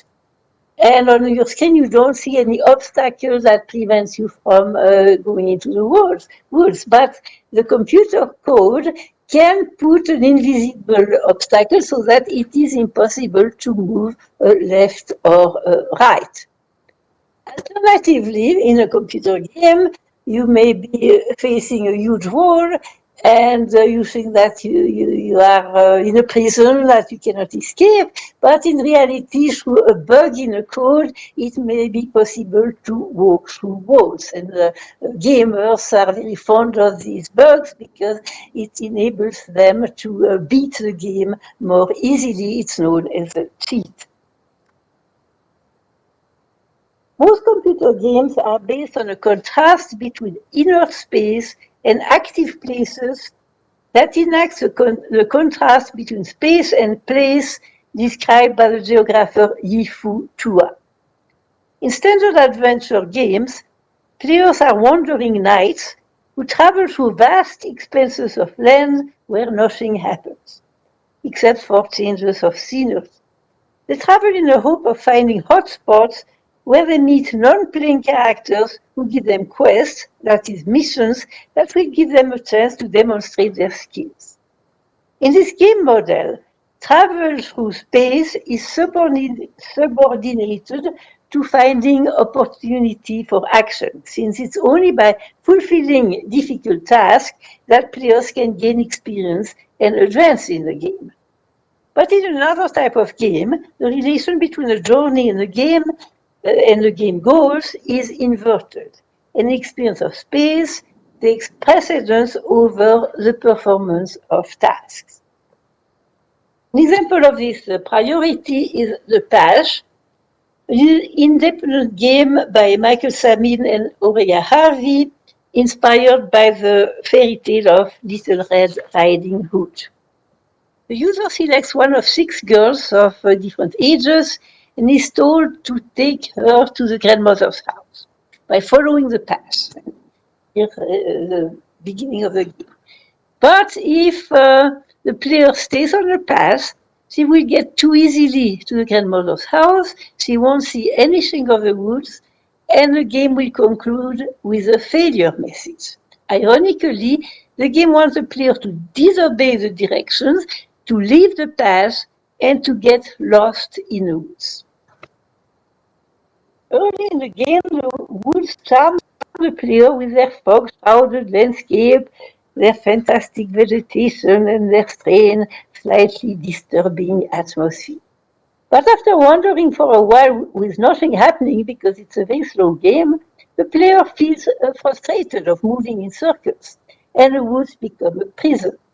But once in a while, a faint light appears on the horizon, promising a different landscape. It is the anticipation of the pleasure of finally getting somewhere that motivates the player to pursue her journey through the sameness of the woods. But when she finally reaches a distinct place, the avatar meets the wolf, and which means she meets a violent death. This death is shown in a cutscene. Each girl has a different wolf. Here it's a logger who first offers the girls a cigarette, and then you can guess what's happening next. The fulfillment of the player's desire to reach a final destination, rather than wandering forever in the woods, has ambiguous consequences, since on one hand it spells doom for the avatar, but on the other hand it means success for the player. Games like the path that require no other skills than moving around the game world are known as walking simulators. These games connect a story to a landscape, and the player unlocks the narrative by exploring the game world. The relative interest of the landscape and the story, and the strength of their connections, is highly variable. In this game called Stanley Parable, the player moves through an empty office building, motivated by curiosity about what happened to Stanley. Stanley is an employee whose job consists of pressing buttons on a keyboard according to direction that he shows on the screen. So it's a totally repetitive and useless job. But one day the screens remain blank, and Stanley is totally disoriented. He doesn't know what to do. So he leaves his desk and starts wandering through the office building. And as a player, you follow him. Actually, you never see Stanley. You become Stanley and you wander through the office building. Finding how it ends, because there are 6 different outcomes, is the player's main reason for moving through a dull maze of corridors, rooms, and doors that offers absolutely no aesthetic gratification. On the other hand, in this game, Dear Esther, the story is relatively divorced from the environment and from the objects that you find in the game, but the game offers a stunning landscape simulation. Moving through its world is almost like hiking on a wind-swept island off the coast of Scotland. You see blades of grass moving in the wind, you hear crashing waves, and the texture of driftwood and pebbles on the beaches is so realistically rendered that you feel like you can touch them. You only miss the smell of the ocean and cold blasts of wind in your face. It's another view of this world. Once in a while, when you traverse hidden hotspots, you hear fragments of a rather cryptic story about a dead woman named Esther and a car crash on an island without roads. So this is totally absurd. This is told by a delirious narrator who may or may not be a ghost and whose past is unknown. The story not only blurs dream and reality, its elements are randomized so that it will differ with every replay of the game. The cost of this randomization is a loss of connection between the landscape features and narrative information, since the communicated information is not dependent on certain locations.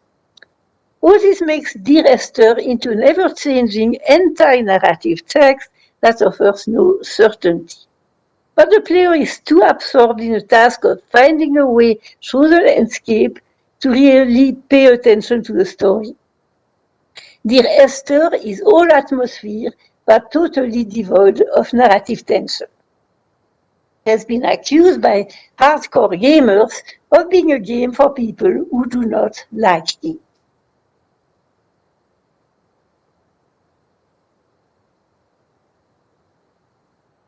Virtual reality, the most lifelike form of space representation, enhances the user's experience of simulated environments by making them three-dimensional and panoramic. Panoramic means that you can pivot around and you always see something.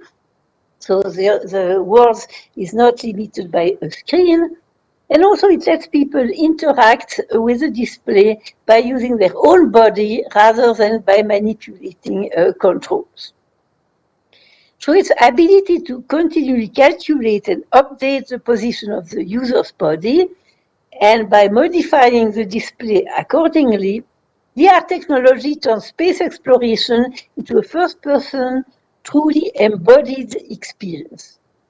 The most promising applications of VR technology are indeed spatial experiences, such as climbing mountains without danger of falling, exploring underwater worlds, flying airplanes, or flying like a bird. Yet while VR can provide an amazing sense of being there in a variety of environments, this does not make it into a particularly efficient or powerful narrative medium. The narrative possibilities and limitations of VR are illustrated by VR-Wandlung, a project developed by the Goethe Institute in Prague based on Kafka's story Metamorphosis. Of course, VR-Wandlung is a pun on the German title of the story, Die Verwandlung. I was going to show you the trailer, but again, because of technological complexity, I've decided not to.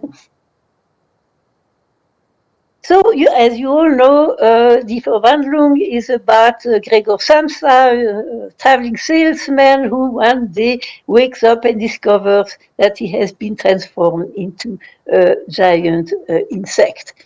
So the trailer shows the first scene of the story where the sister and mother of Gregor Samsa are upset because he's not coming out of his room.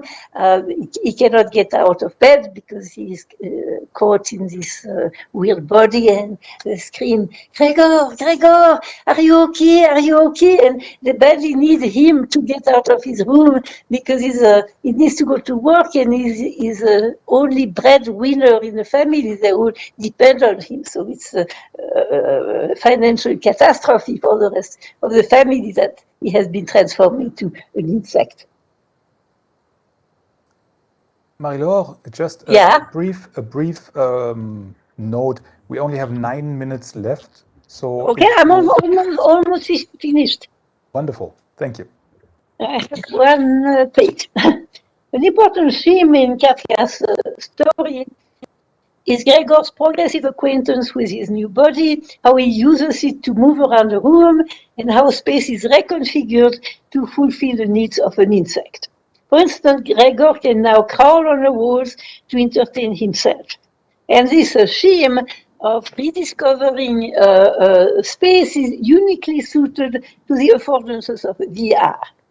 Ideally, users should be able to experience what it feels like to control a body with 6 legs and giant antennae that impede their movements. They should be able to explore the room, and if they move in front of the mirror, you have a mirror on the right, they should discover their body from a third-person perspective. But if VR-Wandlung succeeds in putting users in an insect body, it does not grant them agency beyond the ability to move around the room, and it does not recreate the human conflict that makes Kafka's story so compelling. So, conclusion. Digital technology brings something new to each of the types of space I have discussed. It redefines type 1 spatial form as interface design and as the underlying architecture that determines the user's progression through the text. Phase 2 is the least productive, both in old and new media, but VR technologies such as the cave can give some material three-dimensional substance to words and turn them into objects that the user can manipulate. By tying narrative text to certain locations, GPS-based mobile technology and augmented reality give visibility to space 3, the spatial context of the text, which is normally taken for granted or considered irrelevant to the reading or hearing experience.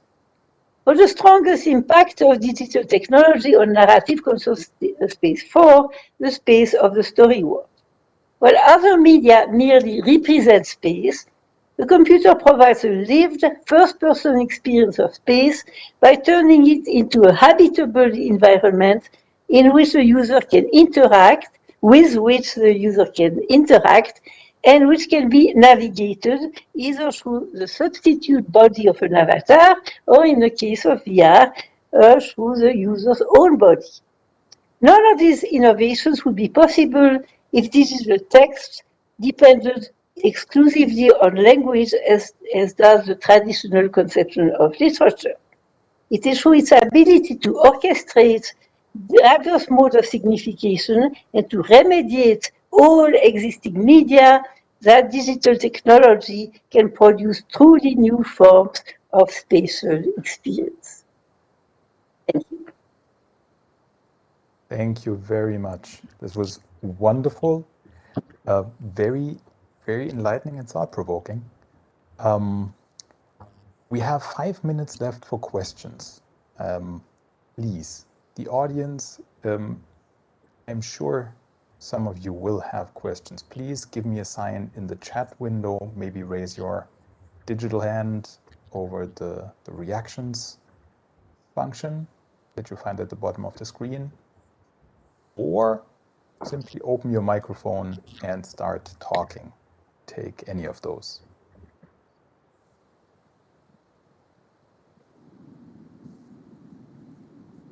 While we're waiting for someone to formulate a question, let me then quickly cut in with one of my own.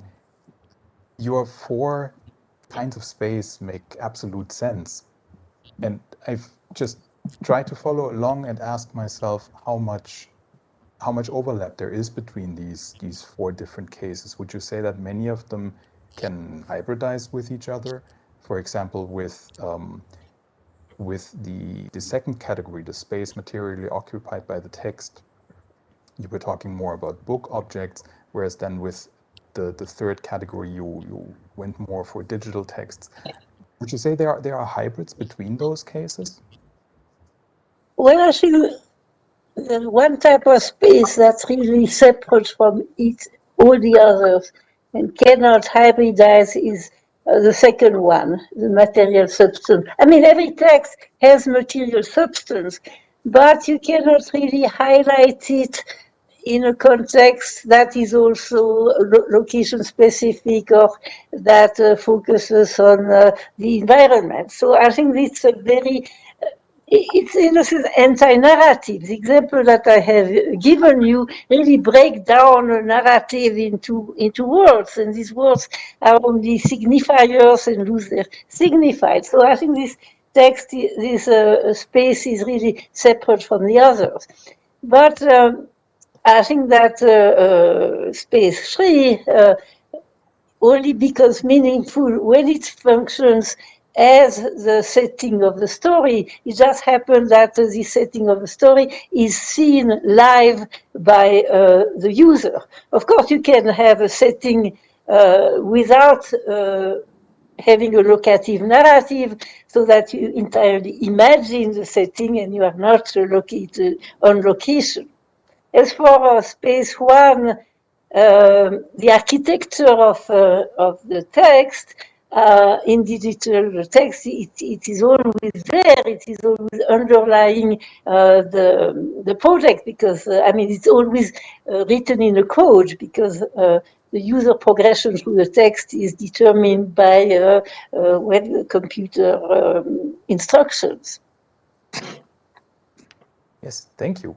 We have one question from the chat. I will just quickly read it. The question is from Yael Balaban, and it is, how would hypertext fit in your typology? Oh, well, it fits very well in category 1, the spatial form, and I've shown various configurations.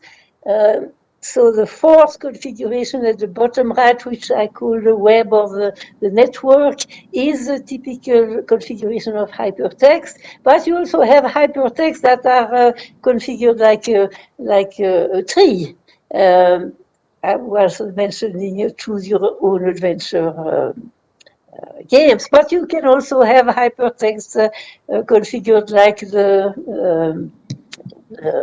flowchart, where you have various itineraries, but you always end in specific areas that are determined by the author. So you have a great variety in hypertext. But yeah, my interpretation of spatial form, which is quite different from the classical literary critical interpretation, really applies to all digital text. May I ask a question? We had, yeah, sure. we have one pre-registered question. Just a second. We have Alex Vauputic, who raised his hand. Alex, please. Hello, yes, I'm Aleš Vauputic, I'm from Slovenia. I want to ask you about the relationship between the first 3 categories and the last one. You have said that in the case of the last category, which is about the space of the story, and it can be implemented using a virtual reality, the user enters into the story, whereas in the other cases the space is represented. For me, it was quite interesting your point when you presented the video mapping on the castle, where you see the story that's actually happening at the location in the castle, presented on the actual building. Also, you have mentioned the possibility of augmented reality, which would lead, of course, to like literary tourism in, for instance, Joyce's Dublin and so on. I would like to suggest that if you experience, for instance, let's imagine not Joyce's Dublin, but Joyce's Trieste in Italy, where he actually was writing Ulysses. So this is not a clear-cut version of literary tourism. It is something that actually requires us to put some more effort into this. So I would argue, this is my question, and I would ask you for commenting, that if you are adding elements of, let's say, augmented reality, and basically then links to texts in the real space that you need to visit. Of course, I think this is very important that the locations are real. You actually have to go to Trieste or to that castle. No, I would argue that in this case, the link to the layer of reality, which can be also represented in the literary text, is stronger than in the case of virtual reality, because you actually enter in the real space where the writer was walking around, for instance, Joyce in Trieste, when he was thinking about the story in Dublin. Thank you. Yeah, that's a very interesting point. You have a form of literary tourism that goes that retraces the life and the experience of the author rather than the imaginary world. And you could use augmented reality to enhance this experience. That is a very interesting possibility, and maybe this should be done. Hello, I can ask a question? Yes, please. Yeah, I hear you nearly not. Well, thank you, Marie-Laure, for your excellent presentation, and I'm very keen now how you would answer to my question, which is, you certainly know what is it? So 100,000 of billion of poems by Cubet. Voila, this sonnet, which is cut line for line. And I would like to know to what category you would refer this kind of spreading the space. Or, well, yeah, if I want to represent it as a graph, as I did with my 4 example, that would be what you call a complete graph.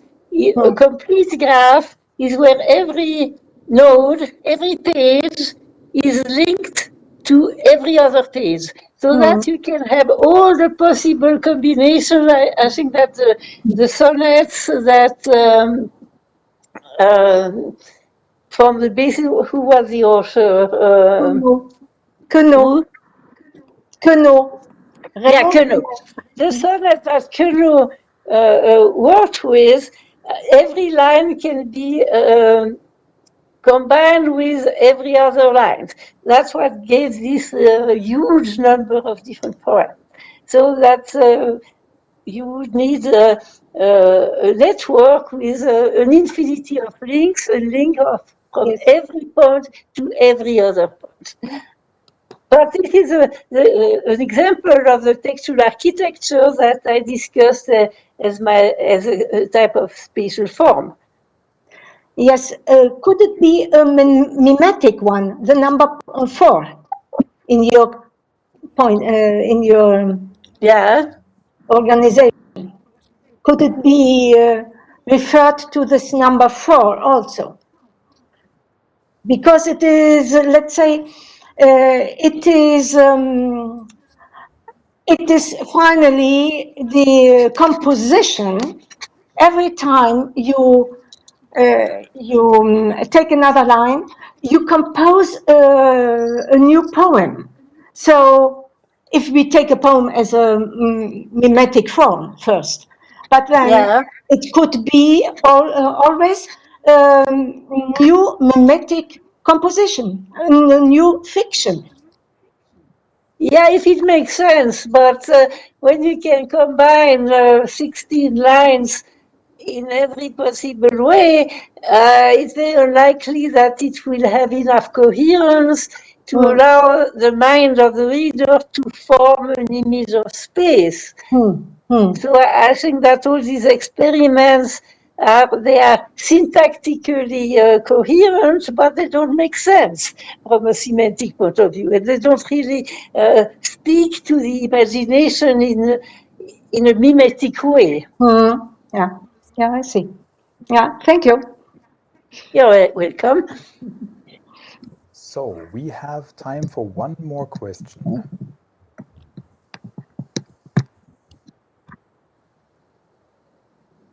Vincenzo Maggitti, please, you have the word.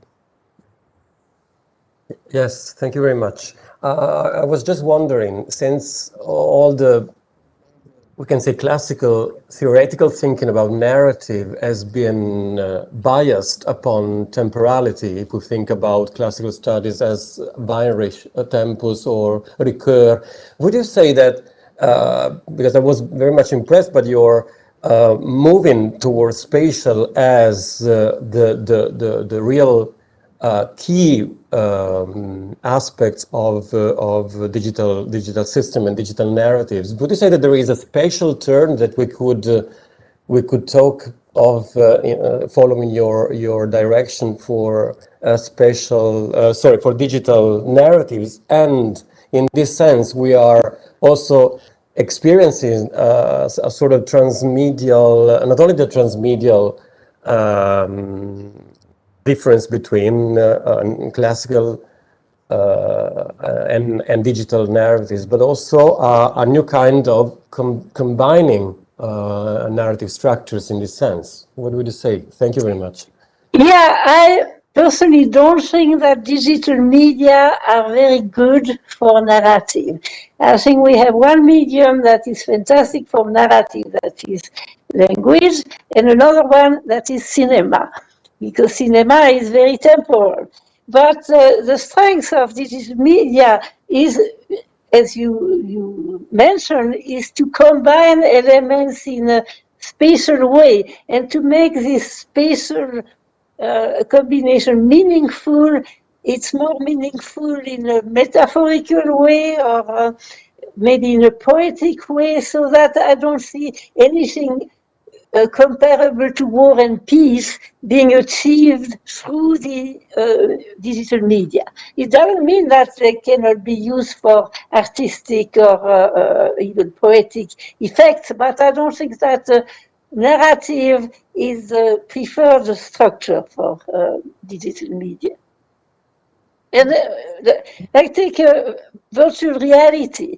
Virtual reality requires so much technology, so much data, that you can only have a very short experience, 5-10 minutes. And so maybe it's good for short stories, but it also makes it very difficult for the user to interact with what is being seen. So the user is really a passive observer, pretty much like the spectator of film or theater. And I think that a truly interactive narrative is very difficult to achieve in virtual reality. It can be done in computer games, but in computer games, I think that the emphasis is not so much on the story, but on winning or losing, on activity. Yes, definitely. Thank you. Thank you very much. Thank you all for this lively discussion. Thank you, Marie-Laure, once more for your wonderful talk. I think this brings us to the end of our session, almost to the end of this conference day. There's still at 7:30 the Remix the Cinema event by Action 30, where Mirko will give us a short introduction. But for now, I can thank you all for joining us here, can thank Marie-Laure once more for her wonderful talk, and wish you a good evening or good rest of the day in whichever time zone you are, and see you hopefully soon in one of the other events here. Thank you, Marie-Laure. Okay, thank you for having me.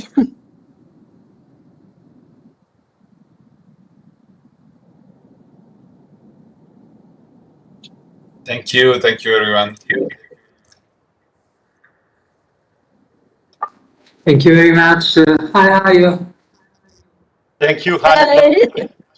Thank you, Marie-Laure. Thank you very much. See you later. See you later. Yeah. Welcome to everybody for the special event, the second day of conference. And as Massimo Fusillo said during the conference opening, despite the emergency of the pandemic, we have not given up the opportunity to offer you a performative event. And especially after a long day of work, we thought about a performance really suggestive, electrifying, intense and powerful. So I'm pleased to introduce you Luca Cito and Alberto Casati, members of the collective of different artists Action 30. Remix the Cinema is one of the numerous projects. And the favorite field of Remix the Cinema is the visual and sound experimentation with masterpiece of silent cinema. The performance can be included in what the eclectic media artist Mark Americas called remixology. As we will see, the film is reconstructed using the techniques of a live performance for a DJ and VJ set. Silent films are treated, handled, reshaped without losing their suggestion, their hallucinatory nature. At the same time, Remix the Cinema breaks down in a performative way the distances between ancient and modern, between old and new media, creating an intense exchange between the medium of film and the techniques and technologies of electronic music. Luca and Alberto recorded a video of about 25 minutes for us, following the boiler room mode, a way in which, not surprisingly, DJ set sessions are usually filmed.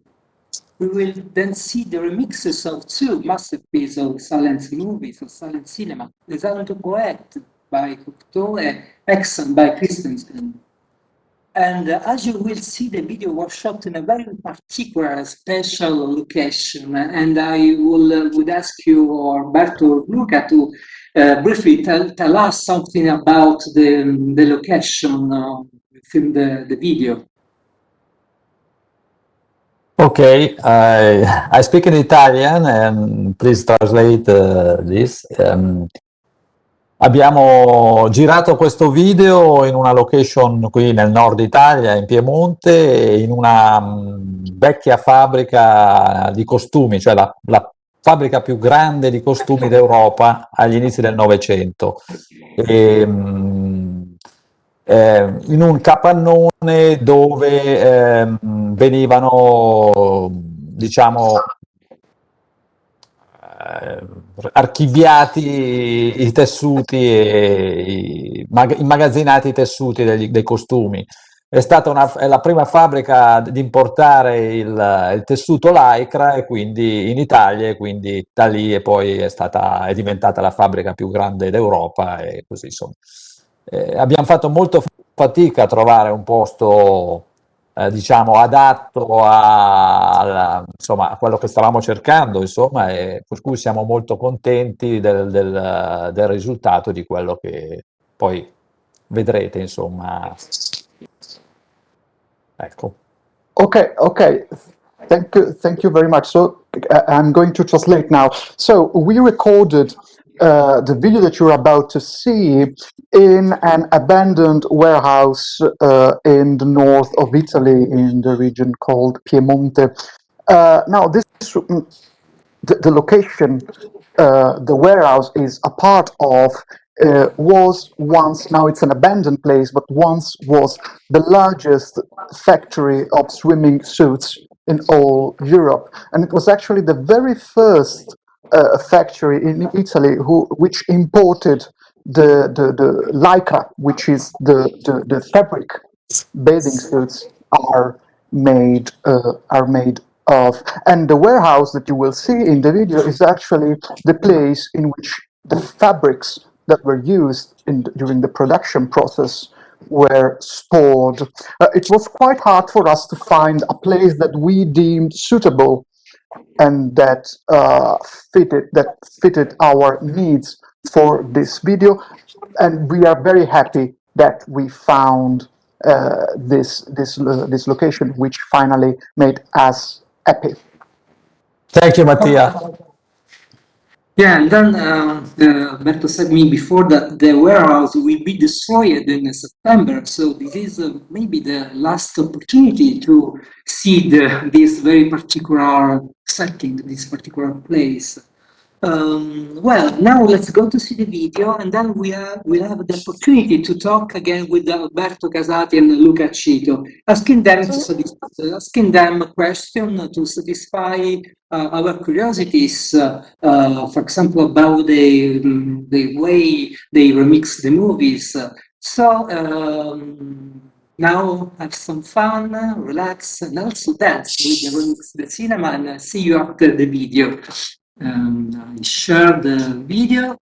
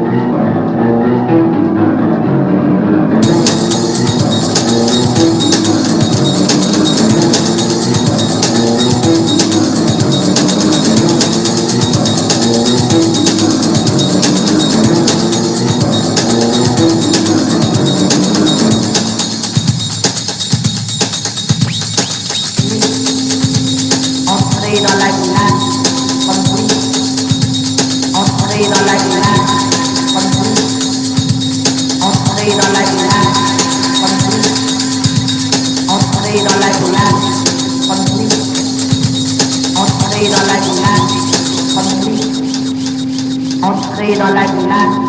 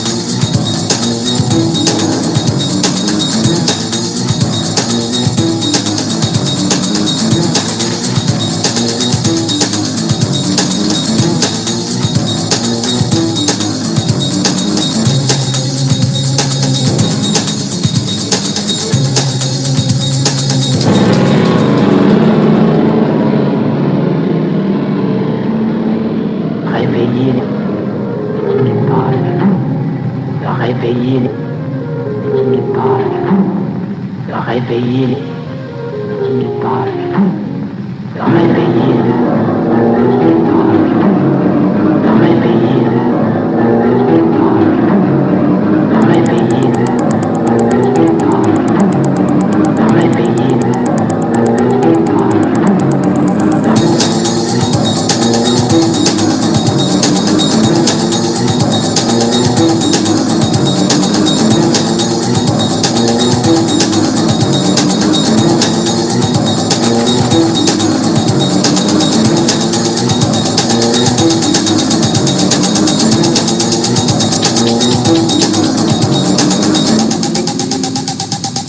Fermer la bouche, une lecture, se fermer la bouche.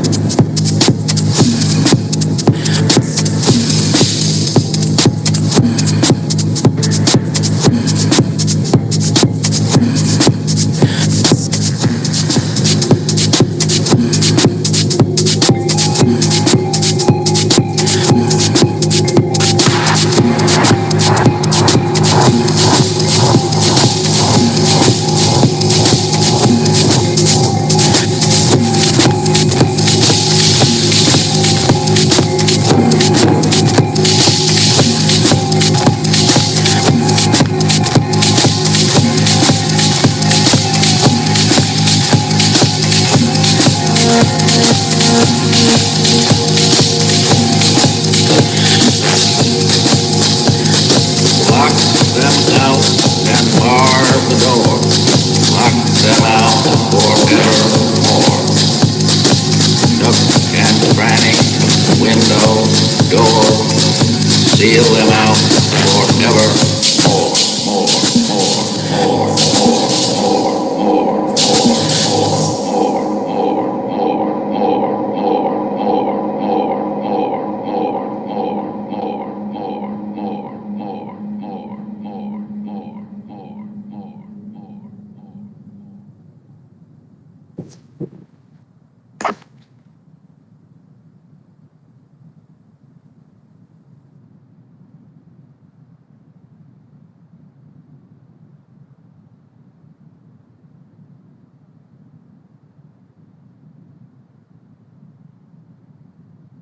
Thank you.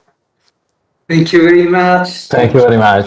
Thank you so indeed. Yeah.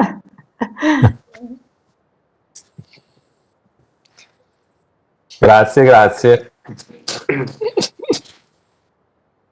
So thank you so much for your exciting performance. We just called the live performance as a boiler room. So it's very pertinent with our conference. I will give the floor to the audience, to the public, for some question to Alberto and Luca. You can raise up your. May I ask a question? For me, it was very interesting, and I was really very curious about what will I see. And as it is not my speciality, one really can't say that, because my speciality is much more theater, poetry, and things like that.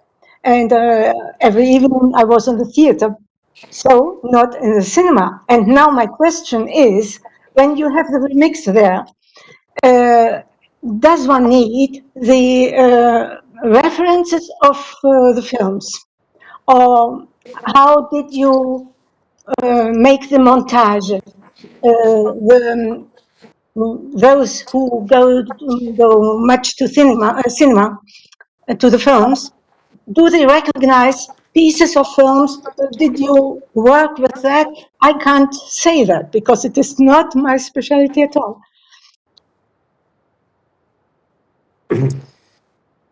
Okay, maybe I can explain you. Thank you for the question. I can explain you the process we use to create the performance. Yes. We start watching the movie and rewatching the movie, and then we start reading everything about the movie, just to understand better. And the idea is to deconstruct the movie to create a shortened live version. So we deconstruct the movie, creating a sort of a structure that we share, me and Alberto. It's like, if you want, the process that a film editor does, creating a trailer of a movie. So the trailer is not the movie, it's something that is a shortened version of the movie, as to tell about the movie, as to share the powerful of the movie. So we work in that way, but mixing the structure to the chance, the opportunity we have, the narrative opportunity, emotional opportunity we have in real time, so performing. So maybe there is like when you write a song or music and you want to perform that music in live. So we create this structure, and the structure guide us. So Alberto deconstructs the original soundtrack, or he does a research about the soundtracks associated to that movie. Like, you know, some movie has different kind of soundtrack made in the years. So he create this it takes short part of the music and create a new music, thinking about the narrative and the emotional structure. Like the first scene for us is something to introduce you, or is something to shock you. The second scene, so he creates some music in that, with that mood. And I made the same stuff using the footage from the movie, and I deconstruct the footage not just in a narrative way, but sometimes in an aesthetical way too. So I create composition that I can use during the performance, and I create different kind of effects and compositions and clips, and my library for each preset, for each scene, is full of stuff, and I decided to use something or something else, or some effects or some other effects dependently from my mood and the audience mood. So in this, and we start working alone, based on this structure, narrative structure, and then we start. I live in Matera, that is in south of Italy. Alberto lives in Novara, that is in Piemonte, north of Italy. So we meet and we start playing. And in the improvisation, we found a lot of inspiration, and then we try to put this inspiration inside the project, like opportunity life, a real-time opportunity. So this way we built the movie and our shortened and live version of that movie. So thank you very much. Now I see better. Yeah, thank you. You're welcome.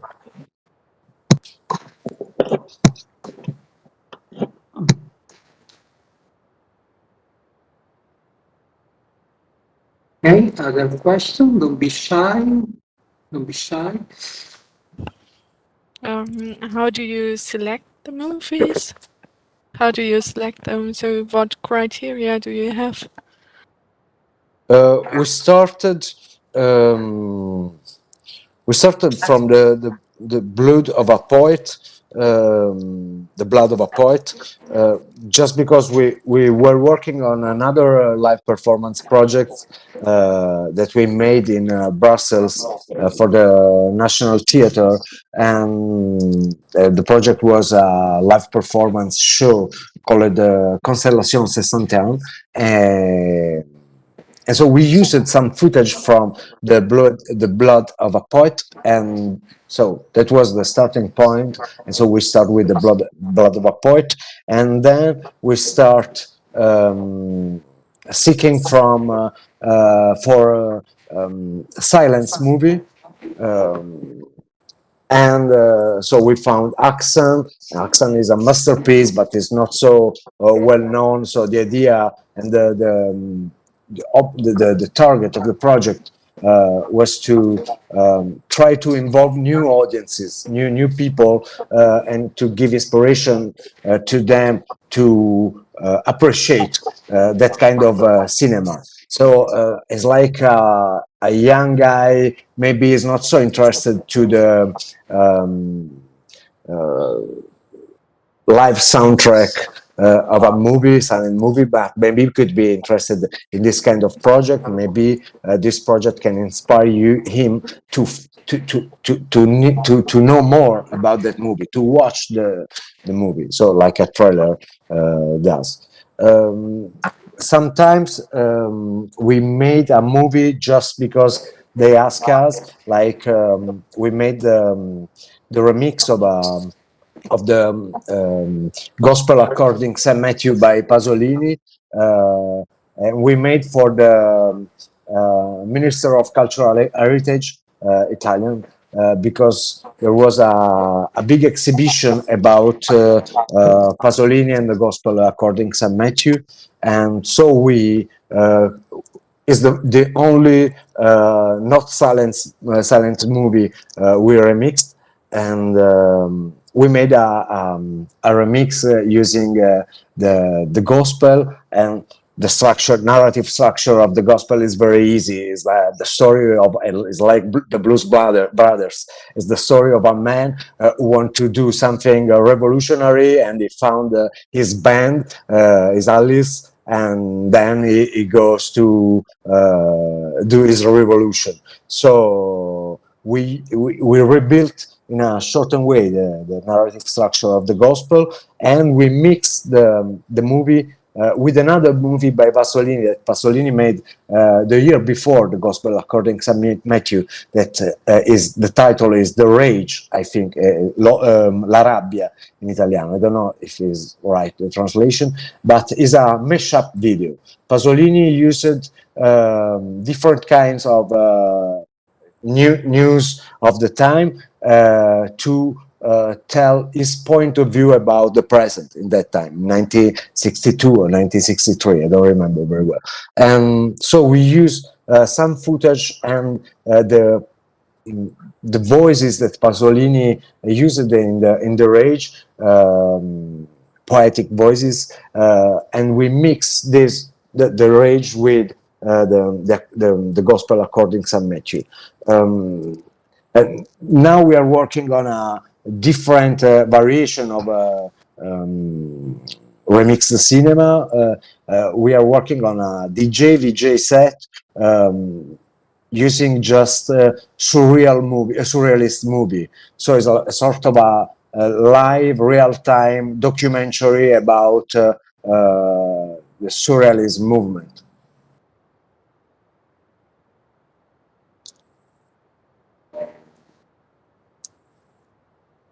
Thank you.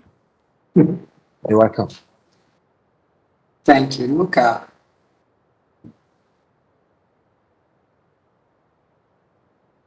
But I have a question for you, of course. Well, one might think that your work, the basis, the original films. Instead, I think your work is an intriguing and engaging way of restoring modernity and the rich experimentation ascribable to silent cinema. And I would sort of sacralization of the silent cinema. What means the performance of Remix de Cinema to this historical period of the 20s, the 30s? Me la puoi rifare in italiano perché ti ho sentito malissimo, a bassissimo volume. Excuse me, I asked to ask in Italian just because I don't hear him very well. Cosa vi lega al cinema muto degli anni 20 e degli anni 30? Basically, the power of the aesthetic and narrative structure that are easier than the contemporary narrative structure.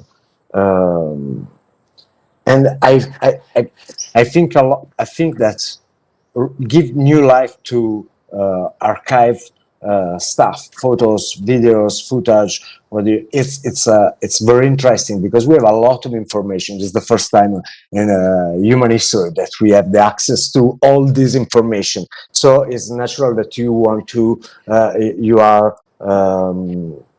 you want to mix it, to use it in some way. And I think the silent movies are very interesting because they are very they have an aesthetic some movies naturally very powerful aesthetic and the simple narrative structure. So and they are so fascinating for us. Thank you, Luca. There is a question from Beatrice Seligardi. Hi, can you hear me? Yeah. So thank you very much. It was really a fascinating and exciting live performance, even if experienced not alive. But I was just wondering, you said that you are really fascinated by the possibility of giving a new life to archival materials. So I was just wondering if your way of working with archives and also with this soundscape has something in common, for example, with what Bill Morrison does. I'm thinking about Decasia. I don't know if you are familiar with his work. So basically, he works with nitrate, so images that are already decomposing, and I just thought about him, especially during the second performance, with all that blurring effect, that phantom effect from a visual point of view. And so I was just wondering if you know his work, or if you have, I don't know, some key references into the world of found footage films or something like that. And a second question, the two examples that you showed us were remixes within the same film. So you re-edited the same film. So I was curious about if you ever worked by remixing or mixing multiple films in just one performance. I mean,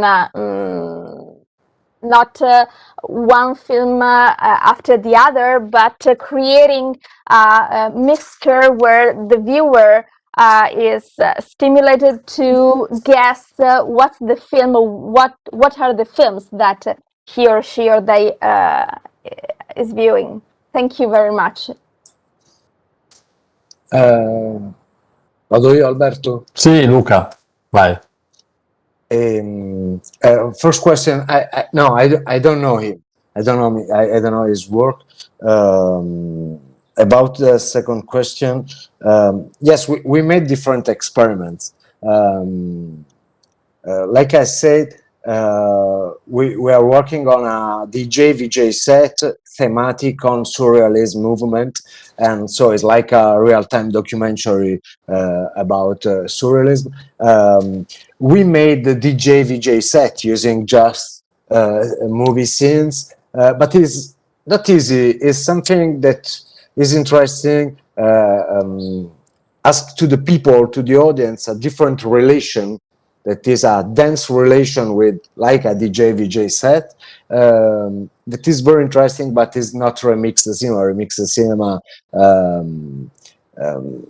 needs a very needs a relation with the audience that is a physical relation, because people wants to move, and is an attention to discover the movie. So what I think is that is more it's harder to create a short version of a movie than to mix together different movies, and that was the challenge for us. And I don't know the artist you quote, but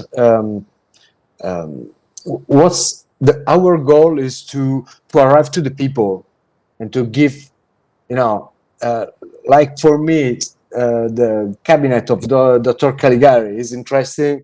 I would like to transfer this, to share this with other people. So that is our goal.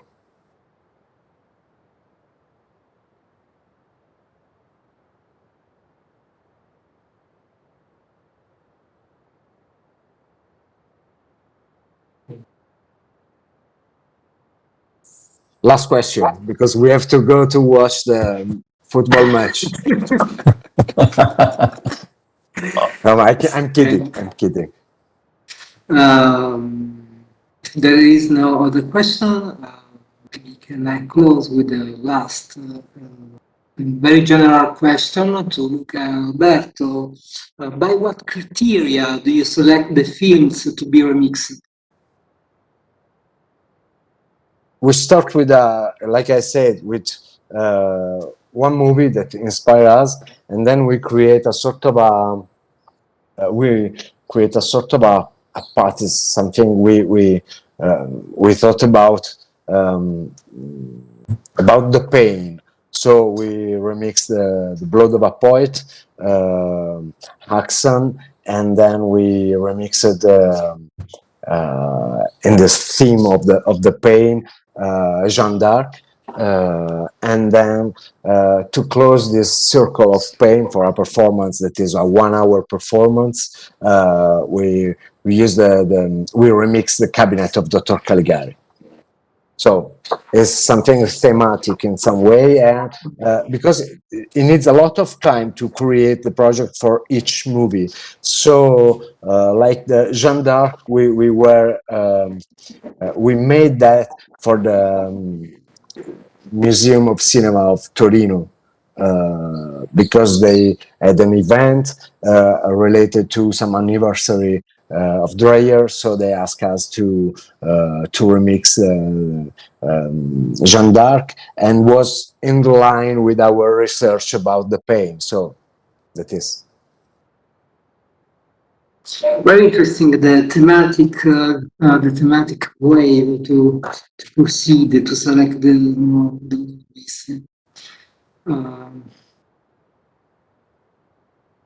Sometimes happens that a movie is not remixable.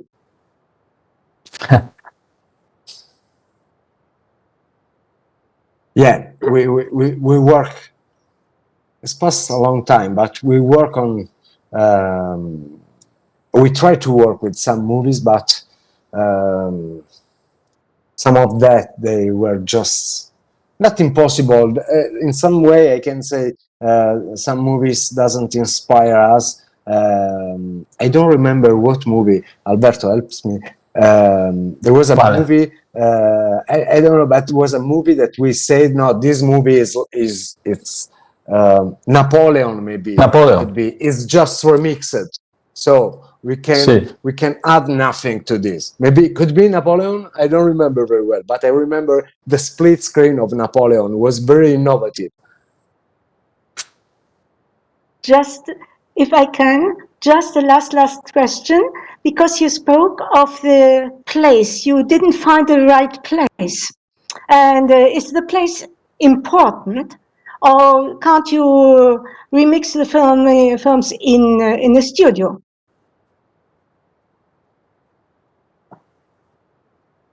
No, sorry, I didn't understand very well.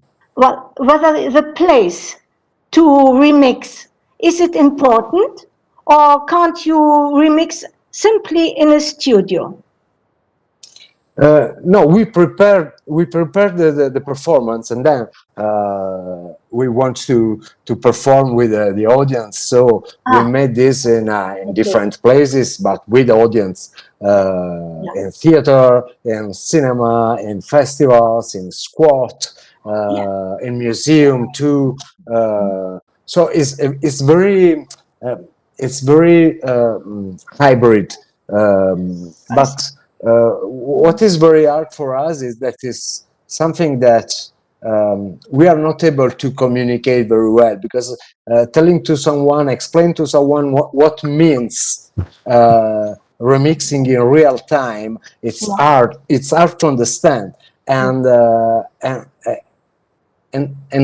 from another side, when we talk with festival of live video or live cinema is a very misunderstanding word expression, but relating to the word of the VJ and real-time video, the research in the last 10 years, it's a research about principally the generative stuff. And we work with archival material, so it's figurative, it's not just code. And so for them, we are not so interesting. There's some festivals or institutions related to silent movie that watch us like some bad guys that do blasphemy on masterpiece. So it's not easy, but every time, really every time we perform, at the end of the performance, people told us, said to us, I never watched something similar. I like it. I don't know how do you do this stuff, but I like it. Even we made a performance in the middle of Matera here, was open to everyone, and the day after, a lot of old people came to me to say, "It was a beautiful movie. The movie you screened yesterday." So they didn't understand that was a remix, but they appreciate a lot the movie. So thank you. Okay, the last question by Doriana. I have a very simple question, just a curiosity. I would like to know which audio software you use. I have seen Ableton Live, but I'm not sure about that. Yes, Ableton Live for music.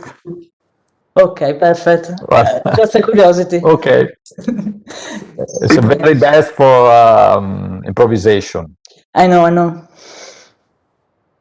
Okay, well, Luca, Alberto, really, thank you very much. Thank you. This perfect closing time for the second level conference. We hope to see you again live performance in L'Aquila. So thank you to everybody. See you tomorrow for the last day of conference. Bye. Bye. Thank you, University of L'Aquila. Thank you. Bye, thank you. Bye, thank you. Bye everybody. Ciao a Thank tutti. you very much. Bye. Grazie Mattia, ciao. Ciao, buona serata. Anche a voi. Welcome everybody to the last day of the first conference of the ICLA Research Committee on Literature, Arts and Media. It is my pleasure to introduce you our first keynote speaker of the day, Marina Grishakova, who will deliver a talk entitled Between Nature and Artifice, Reality Facts and Transcodification of the Natural. Marina Grishakova is a professor in comparative literature at the Institute of Cultural Research at the University of Tartu and chair of literary theory and intermediate studies. Her scholarly interests include interdisciplinary narratology, intermedia and interart studies, cognitive humanities, and the semiotics of culture. Her current research focuses on complexity and theories of representation. Among her recent publications are Intermediality and Storytelling with Marie-Laure Ryan, Narrative Complexity, Cognition, Embodiment, Evolution with Maria Pulacchi, and The Gesamtkunstwerk as a Synergy of the Arts with Massimo Fusillo. In 2016, she was elected a member of the Accademia Europea, and she's currently Vice President of the ICLA Research Committee on Literature, Arts and Media. Well, this said, I immediately give the floor to Marina Grishakova. Thank you. Thank you, Stefano. I'll share my screen. Good morning to everyone.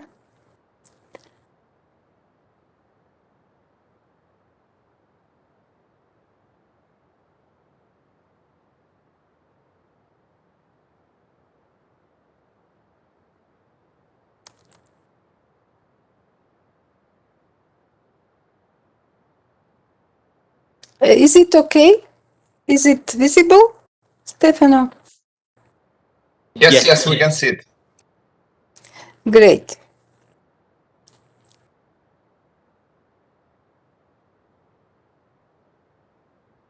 So first of all,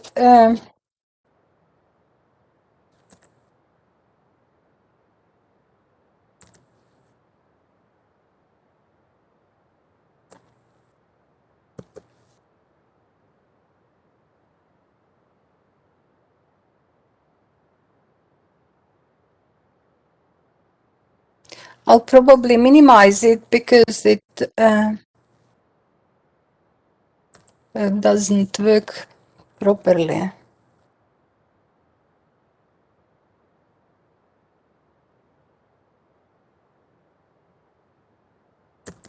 Yeah. Okay, now it Sorry. works. Perfect. Yeah. Okay.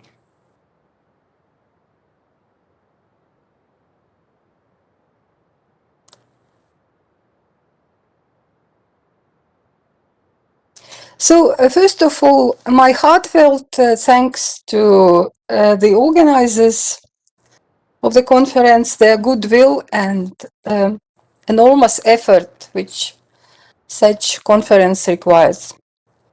Thanks to the colleagues and friends in L'Aquila, Massimo, Mattia, Mirko, Gianluigi, Stefano, and all others. When we held the first meeting of the CLAM committee in Tartu in 2018, it was a snowy pre-Christmas time, and we all anticipated meeting in sunny and warm L'Aquila in a couple of years. But hardly did we know that the black hole of the pandemic will absorb months and years, and all contacts will be suppressed for a while. Nevertheless, I'm happy to see you in virtual space, and today I'll be talking about the thing we missed so much and we are still missing: the presence of physical reality that has been replaced with machines. But nevertheless, in a way, my talk will touch also on the inevitability of this combination of coupling presence with machine, nature with artifice. And I like to think of how the effects of presence are artificially produced. And I'll be talking of this by the way of hypothesis, by positing questions rather than offering ready answers. I also have to thank Massimo Fusillo for bringing the topic of the Gesamtkunstwerk to my attention. It proved to be a very rich and linked well with my continuing ruminations on the realism, on the nature of realism, and the hybridity on ambivalence and artificiality at the core of realism, of its constructedness that has been theorized already in Roman Jakobsen's classic article.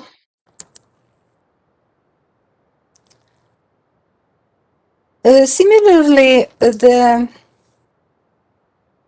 Gesamtkunstwerk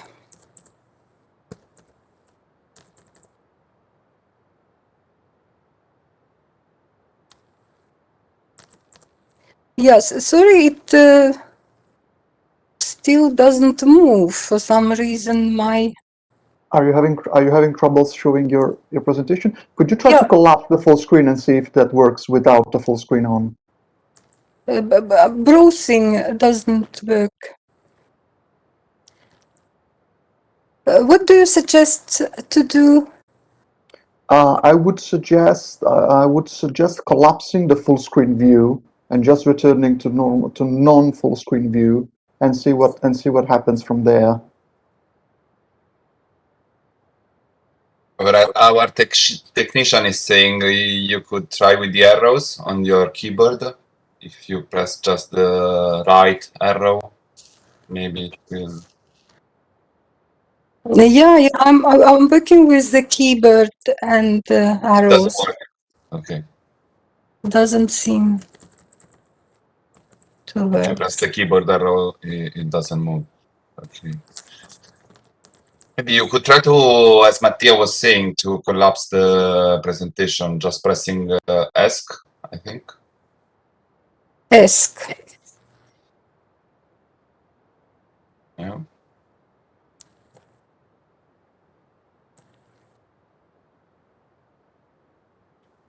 Okay. Okay, now you're not sharing your screen anymore. Okay, our technician is saying you need to share all the desktop, not just your PowerPoint. Yeah, that's what I did. I okay, perfect. The PowerPoint. Okay, perfect. Could we maybe try it one more time and see what happens? I'll see what. Yeah, it works in my computer.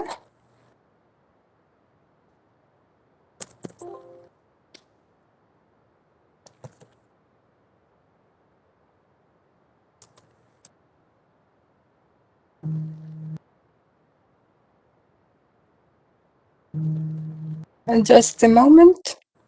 I'll try sharing, but without opening the whole screen.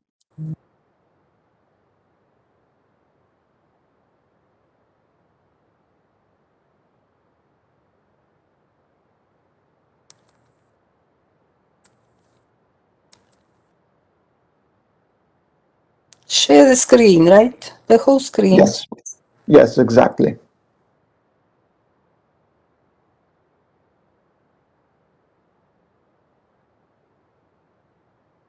How does it look? Okay, now we are seeing your desktop. Okay, now we see your presentation.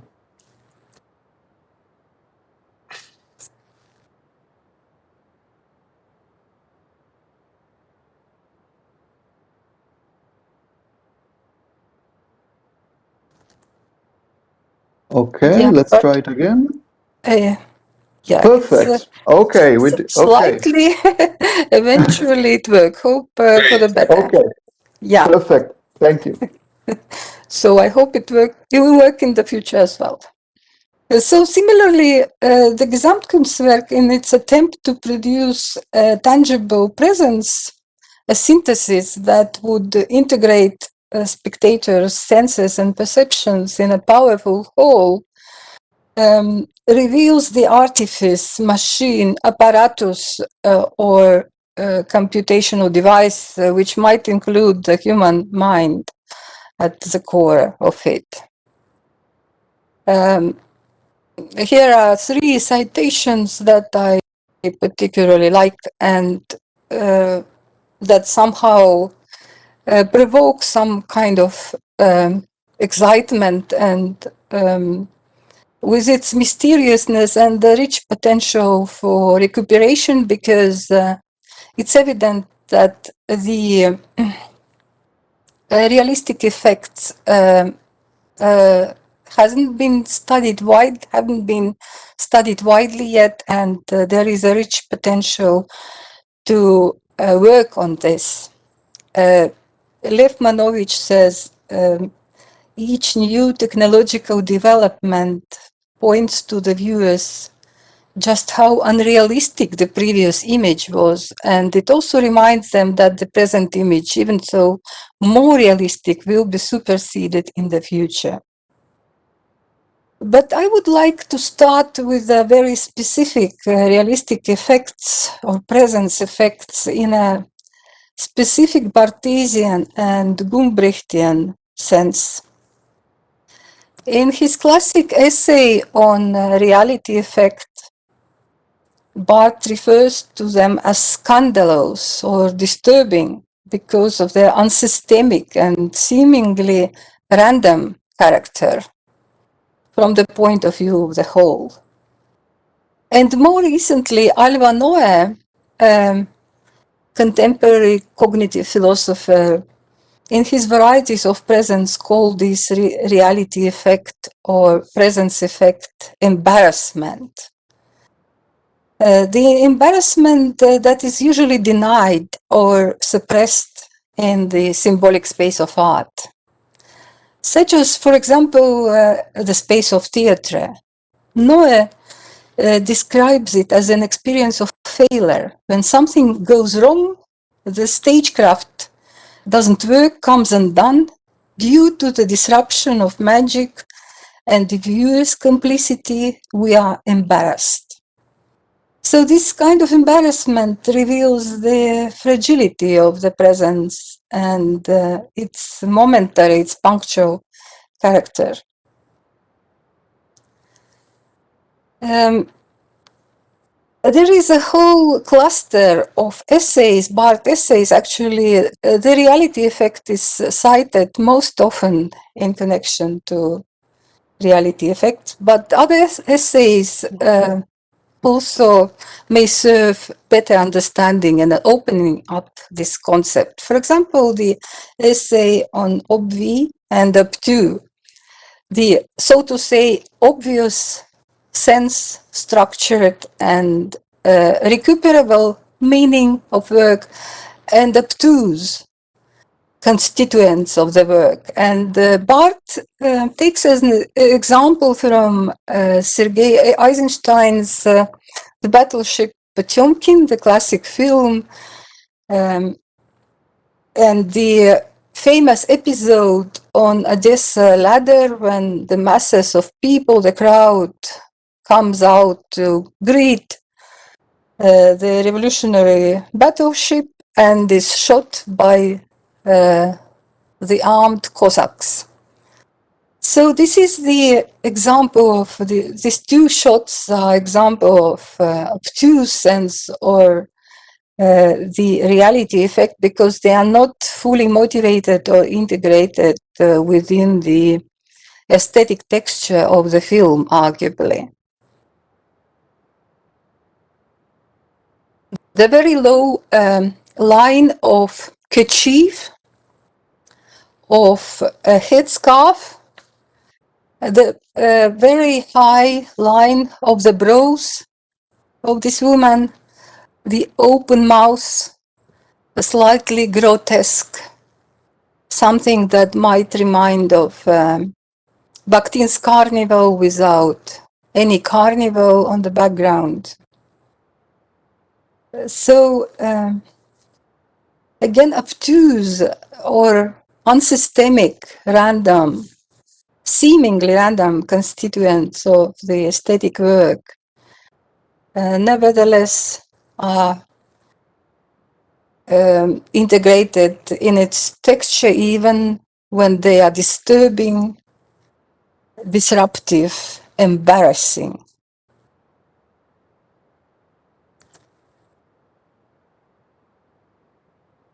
There are two traditions, currently there are two traditions or two approaches to the presence effects.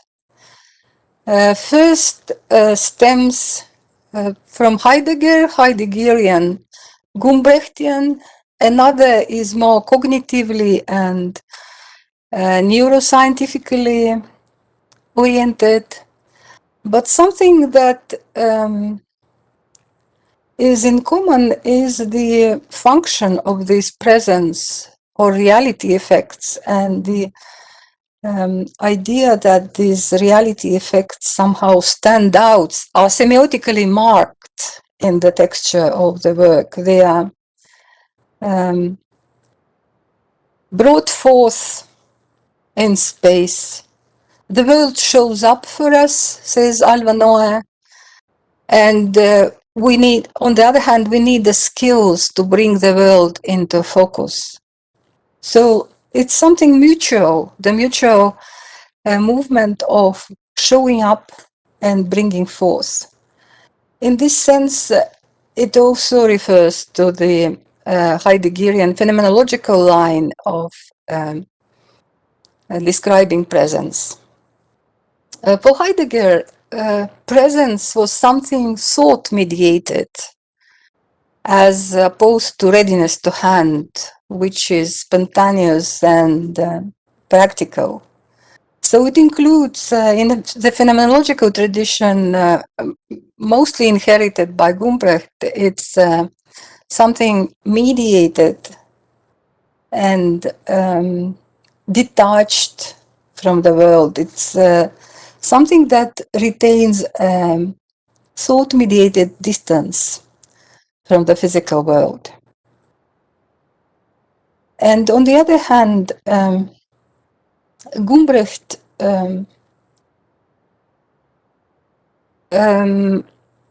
produced the whole list of specific features of the effect of presence, which brings us closer to contemporary cognitive and perceptual paradigms. The effect of presence as sudden and vanishing, an extreme temporality as a feature of presence effect, as appealing to human body and reconnecting experience with perception. And finally, as an aspiration, as an ideal aspiration rather than achieved effect or the effect that might be indeed achieved. So it's punctual, momentarily, and embodied.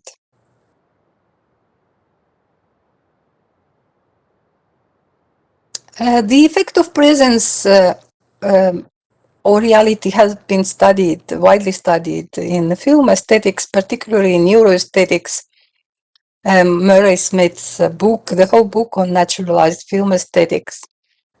But again, these are mainly momentary and punctual effects that are, in contrast to Heideggerian presence, they are unsought effects and subliminal and unmemorized.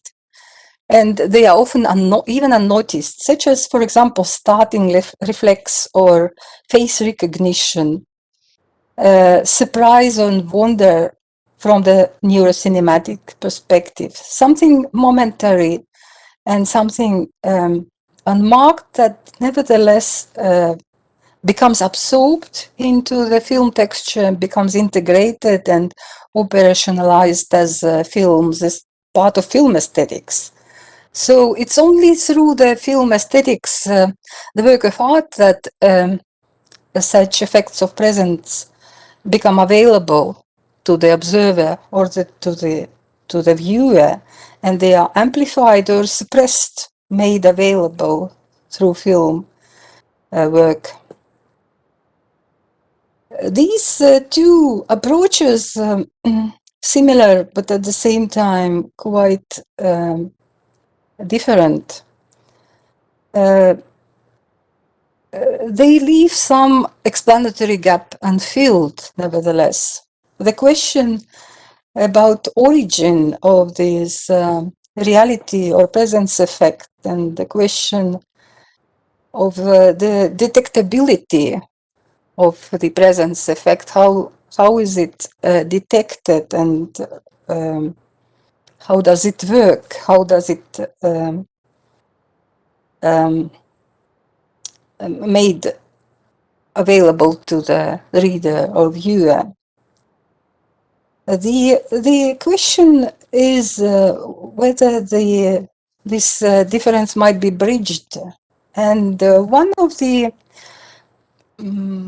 possible directions to go on is continuity and memory, and the working not with the polar dichotomy or binary nature versus artifice, but seeing nature itself or body itself as artifice. And this is the recent perspective that was offered and developed by the philosophers, by ecological philosophy first, and second by the philosophers of technology such as Stigler, but also in anthropology. The fact that our body itself is kind of an artifice, and there is some kind of bodily technicity being coupled with tools and artifacts from the very outset of evolutionary development. The body itself becomes kind of an artifice and reveals some kinship to techno and autopoietic devices. For example, the technicity, this kind of technicity in humans and animals, it's relative to perceptive and affective capacities of these species and organisms. And in humans, of course, the upright posture and protrusion of the forehead and other functions, development of other functions freed, liberated hands first and mouth second for speech, liberated them from the necessity of carrying down-to-earth tasks, so to say, locomotion and nutrition, and conjured this development conjured a specific perceptual field of humans, which liberated also memory, because consciousness being inseparable from tools and technologies extended parts of memory function to this technology. This is the epiphylogenetic memory, as Stigler calls it. So this kind of extended or artifice memory is definitely one of the keys of approaching the presence effects, because these effects are certainly kind of techniques of biocultural origin, and they work through the human body, but they instantiate also the human's body and consciousness engagement with arts. Memory, contemporary view on memory might be epitomized by Salvador Dali's famous painting, The Persistence of Memory. Memory as something, and the fluid clocks, melting clocks. Memory as something plastic, plasticity, transformability, disintegration. So to say, nature in need of artifice as a kind of a natural merger of nature and artifice, memory working through prosthesis and including forgetting and disruption and disintegration. This kind of memory is thematized and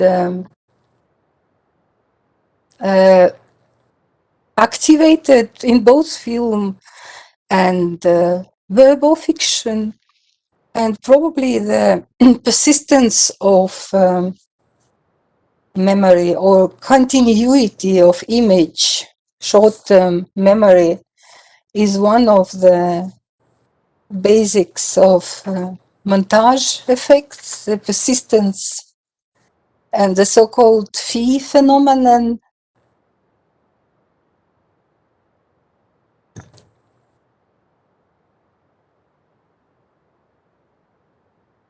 Persistence of vision that creates the illusion of continuity instead of a sequence of still images, and phi phenomenon, seeing a transition rather than substitution of images, and as a result, the metamorphosis, the continuous metamorphosis of images and the renewal of image as such.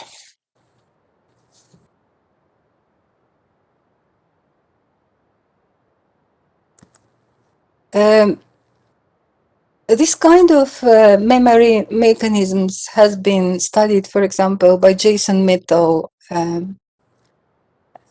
in Prime Time's TV series, the mechanisms that keep the continuity between series, even for those spectators that watch series with interruptions or drop watching at all. They are able to be switched in through mechanisms of recap, cueing, and repetition. And this kind of natural artificial memory is also often thematized in fiction, particularly in modernist fiction.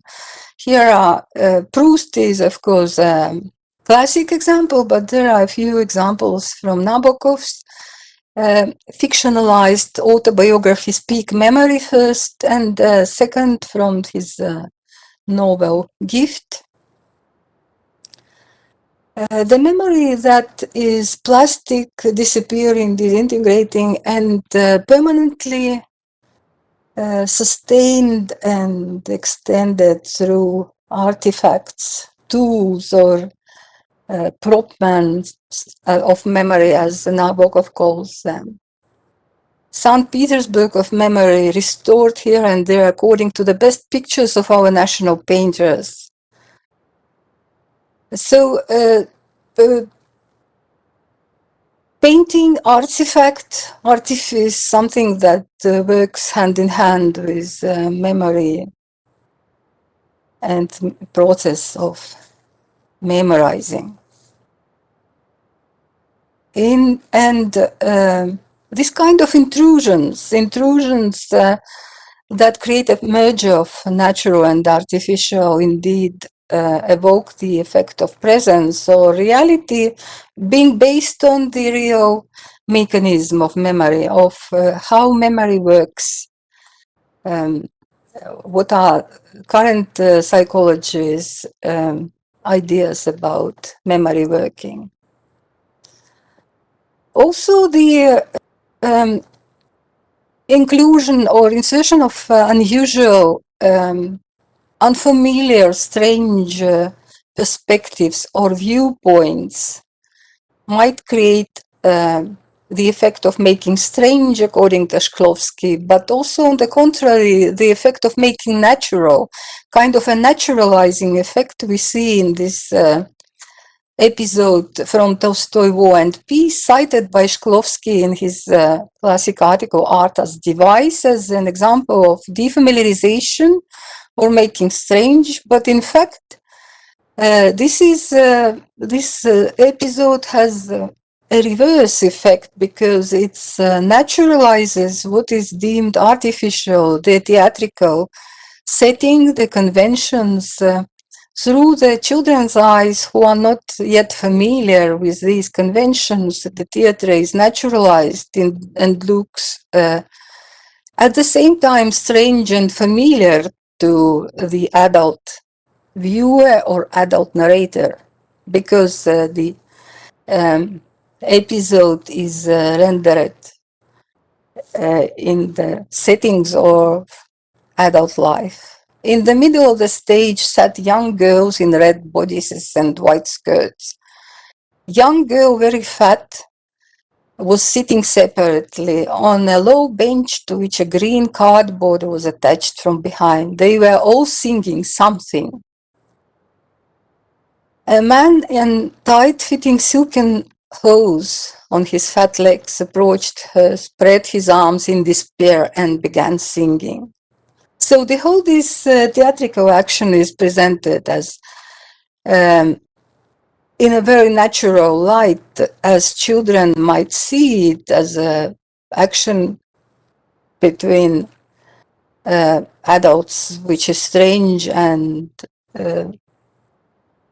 naturalized to the spectators who don't know theatrical conventions. The moon and stars peeped in through holes in the canvas. So instead of the moon and stars, there are holes in the canvas. We adult spectators usually, who know conventions, usually leave these things unnoticed. And finally, this kind of strangeness, presence might be also evoked in art house films, such as, for example, Sergei Parajanov's film, The Color of Pomegranates, through insertion of, again, very natural domestic objects that look disturbing and disruptive within the aesthetic system of this film. It's an epitome of art house cinema, very skillfully and tightly built, mainly modeled in many episodes are modeled on collages, artistic collages, which was kind of Parajanov's hobby in real life. So he built the episodes of his film as collages, very complex and polyfunctional, multi-character collages. But within this tight and dense and rich texture and very artificial texture, which includes landscape and tableau vivants and still life, the whole collections of armory, painting, and jewelry of the time. This is a film about the medieval Armenian poet Sayat Nova.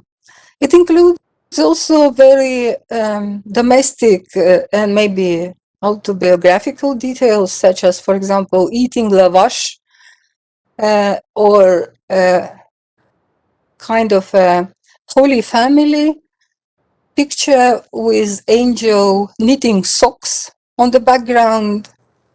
The reality effect that looks disturbing, unmotivated, and disruptive within this texture.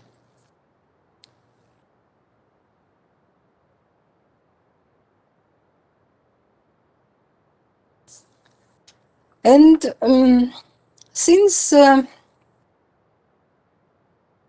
historiography is also naturally a memory writing, the recent rapprochement of art and historiography, particularly literary studies, activated the interest and evoked an increase of interest towards the Barthesian approach to reality effects. We see it in the Frank Ankersmith and Elo Runya's work. And we can observe the new rapprochement between historiography and art, particularly literary studies. In contrast to traditional positivist historiography, its presumption of transparency of historiographic writing as regards the physical reality, the new historiography again relies on the not constructedness, but kind of a conjured effect of reality in historiography, similarly to artistic work.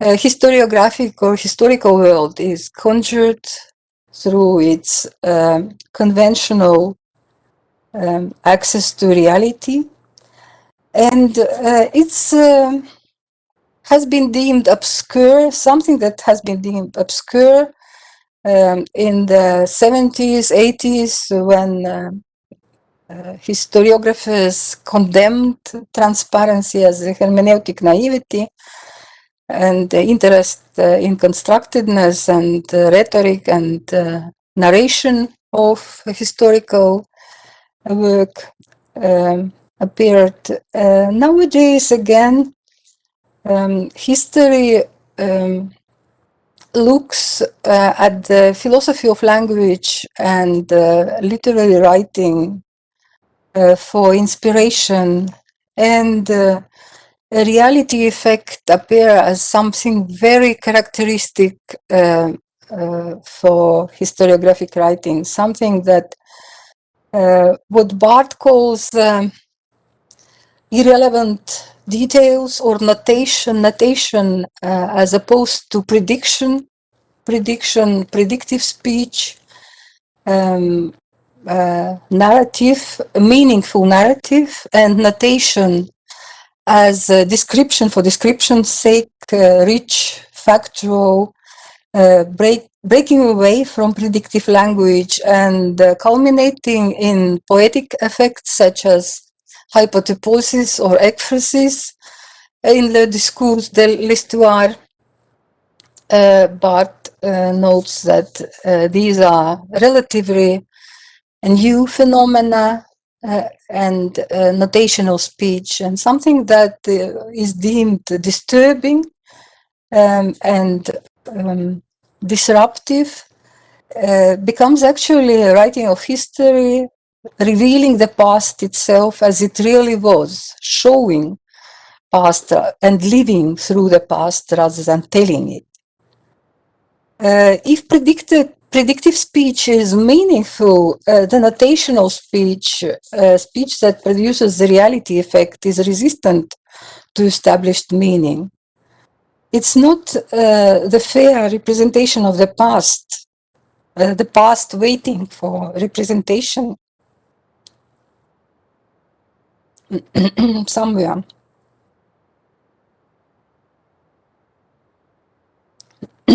But a convention of historical reality that Anker-Smith is interested in. And he also draws a parallel between the painting and historiographic writing. Any painting includes the number of non-mimetic effects, and the first one is framing and such, which is not motivated by external effects, but only by artistic will. What is included and what is excluded, and the frame determines the whole architectonics of pictorial space. And something similar, according to Anker-Smith, happens in the historiographic writing, in building the historical world of the past.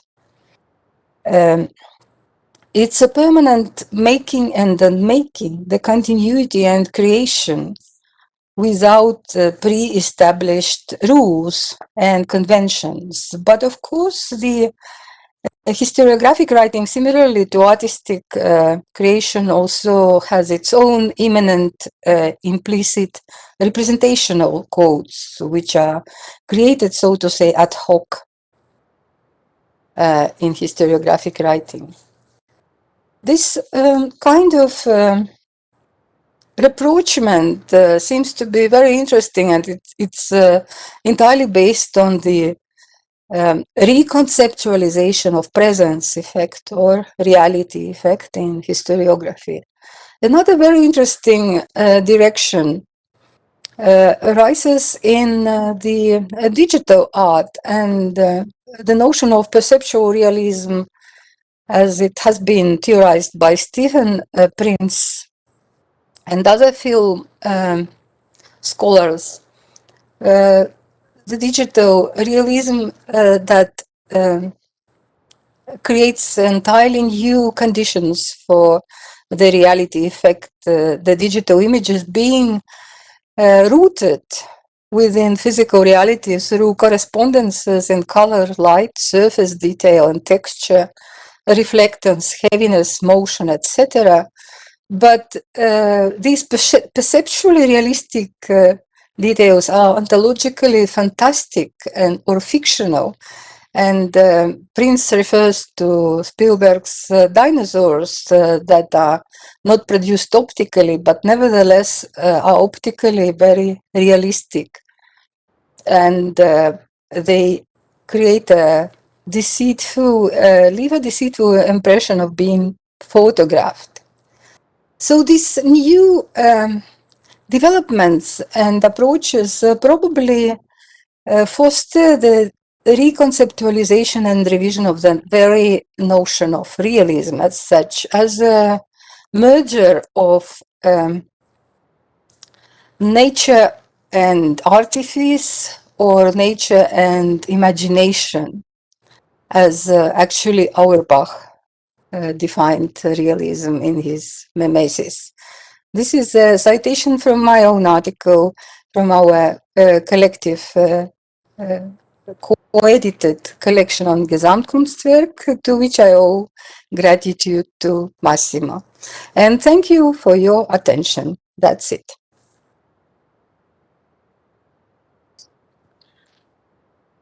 Thank you very much, Marina, for your beautiful talk. I'd like to open now the discussion by asking you a question.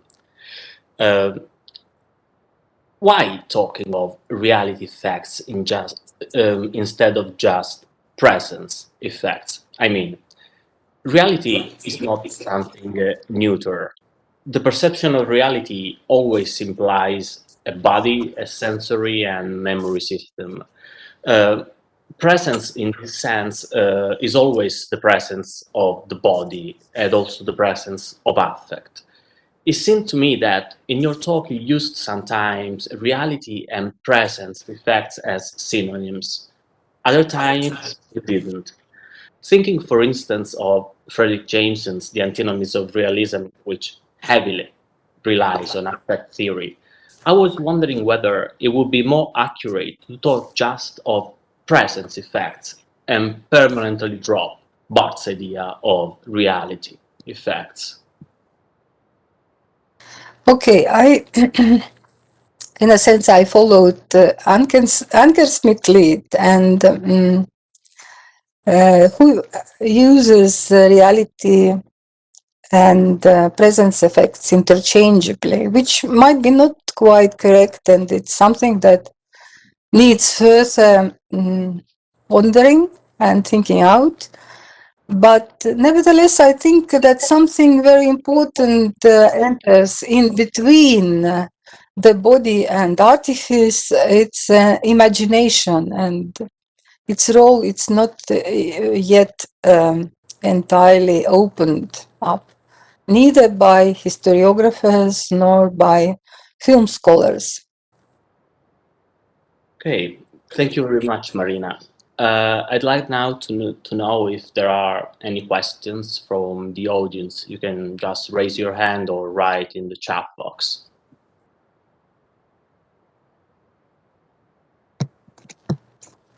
May I ask a question and a commentary? Yeah, sure. Yeah. So, first, thank you very much. I'm very interested in all this subject because I'm working on just contemporary literature, and I think of Kafka, I think of course, CLAM, of course. I think of all these who work with creation, memory, and this problem. And I think of Rousseau, and that is my commentary. Rousseau, in his Confessions, has been very, very bothered by the problem that the histography, which he wanted to give of his life, didn't function because he had forgotten. And he was always obliged to create, to have the continuity of the history. So that was one first manifestation of the modernity of writing. Now my question. The drama writer, who is Heiner Müller, has said that an author must be as ignorant as possible in order to write. And it is a parallel to, for instance, Cézanne, who has walked during hours to forget and then to paint. So how would you insert this attitude of forgetting in order to, memorizing, but what? In order to create much more. How would you organize that in your presentation? Oh, that's quite a big question, I would say, or a few questions within one question.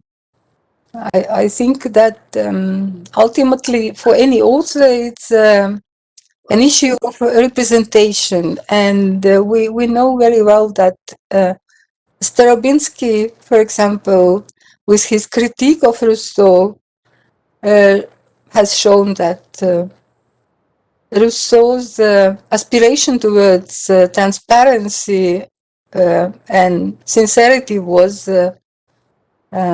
deceitful. So it's a very complicated question, probably why and how it ultimately amounts to the question how literature works or how history works. And they are still settling their relations and unable to sort out. Finally, I guess what Anker Smith writes again, it might be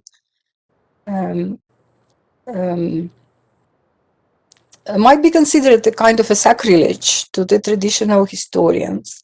But for us, scholars of literature and art, it's an interesting and promising direction to look at the kinship.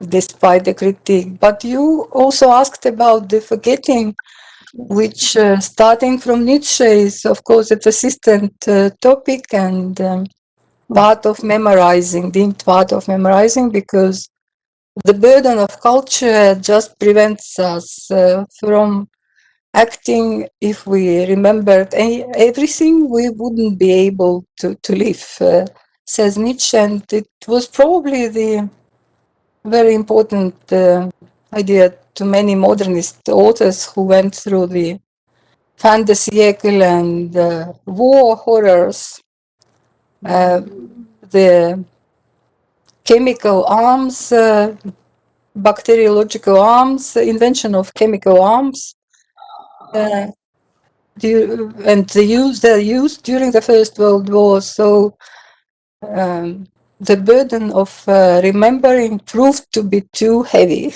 to them. Thank you very much. Yeah.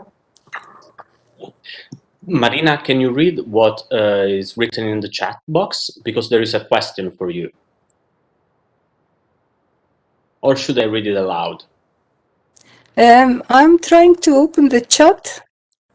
Sorry? Please read it aloud.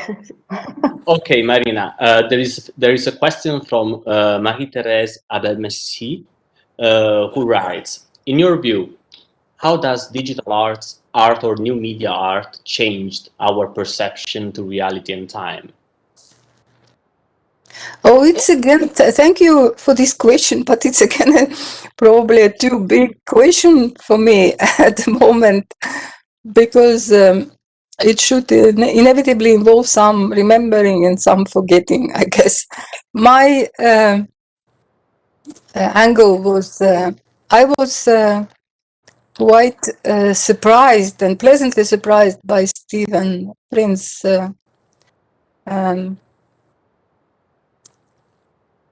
take on the digital realism as something that kind of brings us into the imaginary space as a realistic space. So it has been compared to suture by film scholars, and something that makes digitally built space believable and again facilitates the suspension of disbelief. So this concept of perceptual realism that, in my view, somehow prompts us to revision our ideas of realism at all is very interesting and important, but I wouldn't probably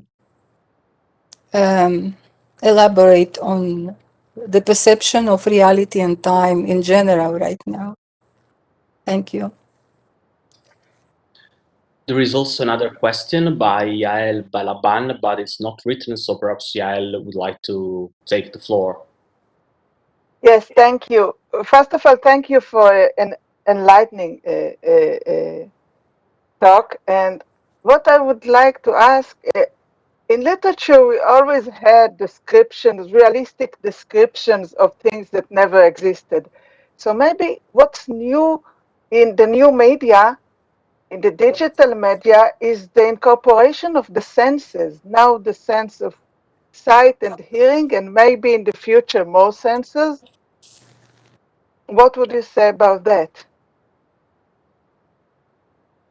Yeah, definitely the digital art and film, they are, particularly the so-called intensive, contemporary intensive audiovisual digital aesthetics, with film competing with videos and other media formats, this engagement is particularly intensive, kind of involvement of observers or users' body into the loop, engagement loop, and stitching the cinematic or artistic whole involving the viewer's body. Yeah, definitely that's an interesting thought or interesting road to proceed and to think of. But on the other hand, as we know, remediation effects are very old and church altarpieces and church rituals, mosaic windows and illustrated books, what Krusin and Bolter call hypermedis. They might, they have been compared. The degree of the intensity has been compared to the contemporary digital assemblages. Okay, Thank you. there is somebody who raised his hand. We have Vincenzo Maggitti and Massimo Fusillo. I think Vincenzo raised his hand first. So perhaps Vincenzo should ask his question first. Yes, thank you very much. Morning, everybody. Thank you, Marina, for your presentation, which, yeah, I mean, it's, I mean, I really like the way it started from the concept of Gesamtkunstwerk and the idea of, in a certain way, satisfying our obsession with realism, and then you took different direction that, in a certain way, put into contact also different perception, aesthetic perception of reality. Talking about that, I was thinking about among the names that you mentioned, both as theoreticians and as artists and writers. Nabokov is an example that I think, in a certain way, demonstrates a kind of peculiar attention to this, because in his production there is a convergence of the historiographic attention, especially to what was his memory of Russia before he left it, and a lot of the writing that followed was also focused on an attempt at reconstructing this. And this was also done. For example, I remember a short story, The Assistant Producer, when he tried to tell something, the story about Bolshevik activities in Russia before he left, and he did that through the use of course, memory, but memory became a machinery, a sort of cinematic machinery, because he imagined that this, I mean, this story could be told. I mean, the narrator, in a certain way, presented himself as he was in an old cinema, projecting an old movie and commenting the images. And so this comment becomes also a criticism of what happened, but at the same time, a way to bring it forth, as you said, presenting it again to the memory of the reader. So this is really interesting, because also in his production there is also this reference to suture, the suturing of because memory has a lot of cracks. I mean, a lot of fiction is also about this, about the cracks. There are characters who lost their memory and try to reconstruct it, and this is also very interesting, because this suturing effect, which comes also from Freudian studies, is in a certain way also transmedial, because it is obtained through the reenactment of something which touches upon theatrical, but in a certain way plunges into cinematic movement and reproduction. So yeah, just to, if you, I mean, you mentioned Nabokov, of course you couldn't focus on him, but if you can add something about him as a epitomic representation of that. Thank you very much. Yeah, thank you, Vincenzo. You immediately opened up new vistas, quite a number of new vistas to proceed, and all very promising. Thanks indeed. And indeed, there are very interesting and realistic effects of early cinematic techniques in Nabokov. Projectors, early film performances, projectors, these old projectors working with awful noise as washing machines, and something that becomes part of film show at that time, and it's inevitably lost nowadays. So the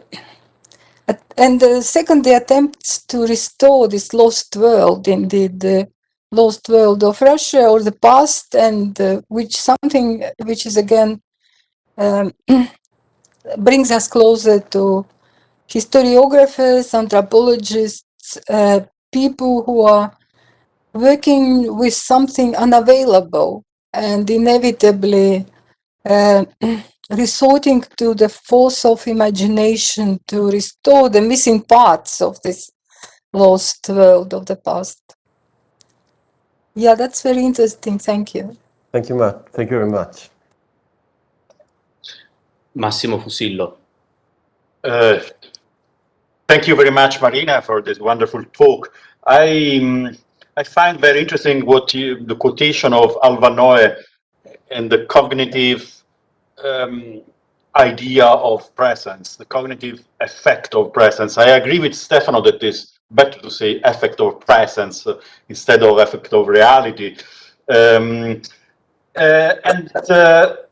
Noe talks about some procedures that can produce presence. And I think that the answer is in the passage by Barth on scandalous. The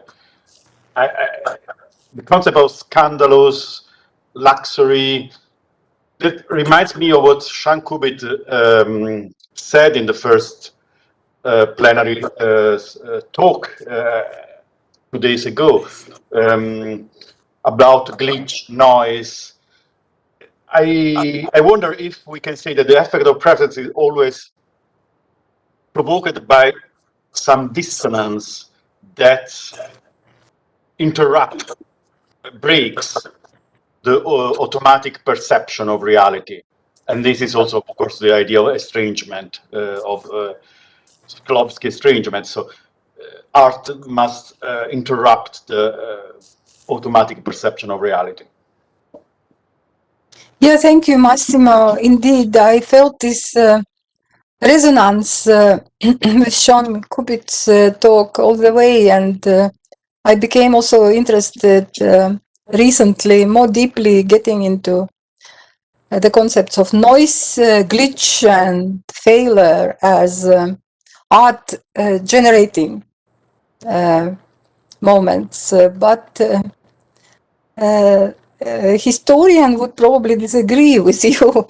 I mean, I haven't decided yet how to sort out story with history, because it's again intriguing to see this rapprochement, and traditional historiographer wouldn't probably agree that writing history is always a failure. Even if we tacitly, we literary scholars probably always suspected that this is the case.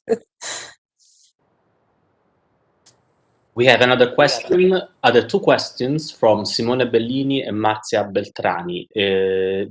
Simone Bellini should go first. Hello, thank you, Marina, for your contribution. And well, I'm sorry, my name is Mattia, but I had some technical problems. Yeah, I was really surprised, Matthias, that you changed your name so quickly. Hello. So my question is about memory as well. And we have seen, and it's in a way self-apparent, that memory is in a way a decomplexifying mechanism in many cases. As you, Marina, were saying, memory construction is a necessary hermeneutic step to understand serial narratives like TV series or even, I think, puzzle films. But my question is, can memory also be a complexifying mechanism? For example, in unbound seriality, like TV series where the story is not continuous, or in narratives with lots of references to other texts, which are particularly fortunate in the web. And how is this perception of a lot of references and a lot of the retrieval of different memory slots? How can this be? Well, can this be also a complexifying mechanism? Yeah, sure. Thank you, Mattia, for this clue. And again, interesting to think of it because nowadays TV series competing with complex cinema again,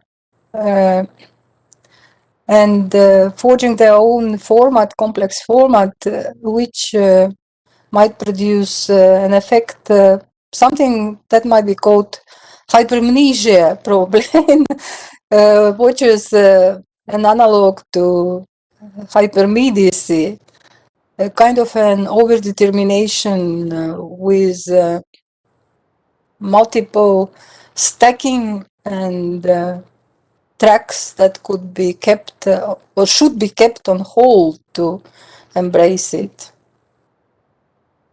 Yeah, I don't have a definite solution or answer to this question, but I just register what you said and agree with you generally. Yeah. Thank you. So we have one more question, the last question by Marzia Beltrami before ending the session.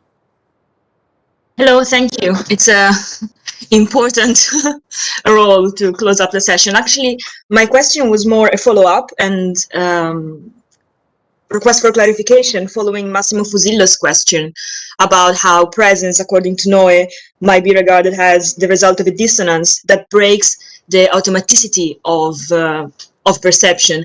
And I was wondering, in this case, how is that different from attention? And could we say then that presence is a consequence of attention, or how the two concepts are different or actually in continuity with each other? They are. Thank you for your question. Again, very thought-provoking. They are definitely not synonymous. I mean, you mean effect of presence or presence effect and attention, right?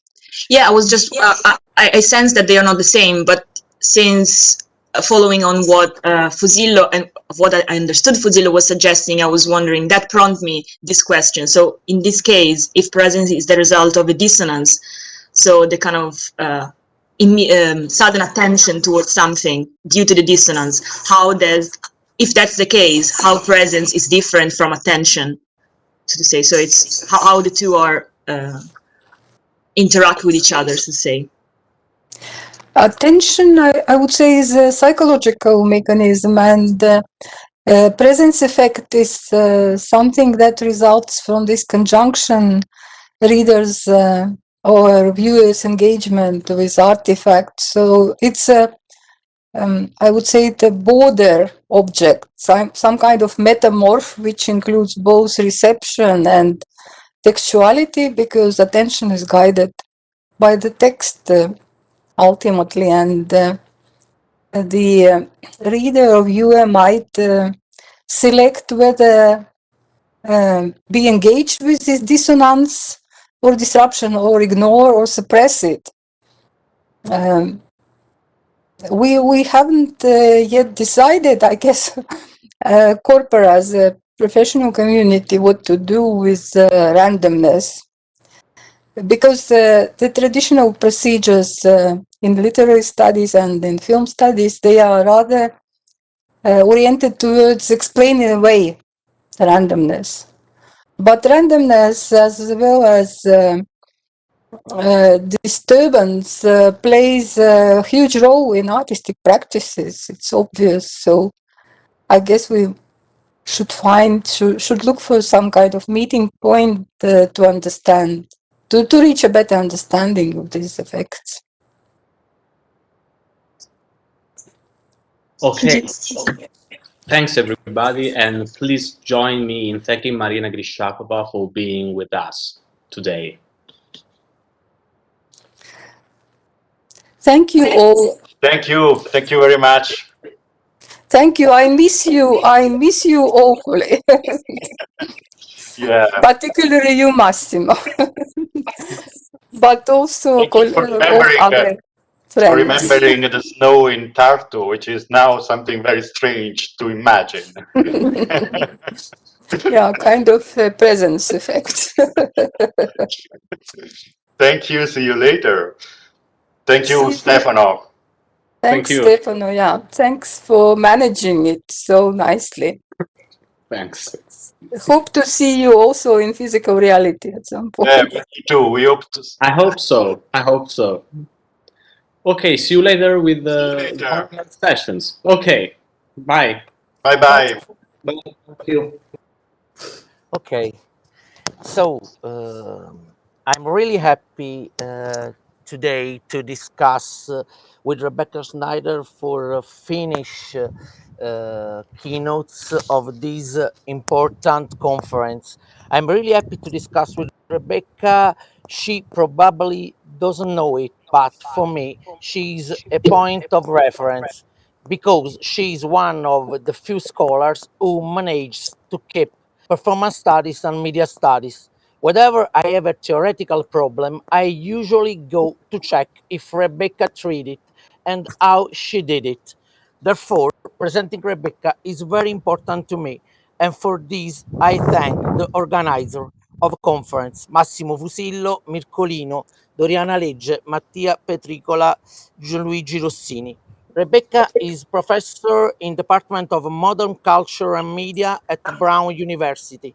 She teaches performance studies, the colonial method in media and live arts, prehistories of screen, and theories of intermedia.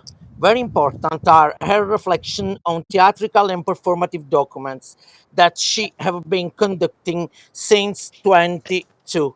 In recent years, she has dealt with the relationship between performance studies and media studies, witnessed by in 15 volumes of journal The Drama Review entitled New Materialism and Performance Studies, and from her latest book, Remains, written with Jussi Parikka and Joanna Yukan.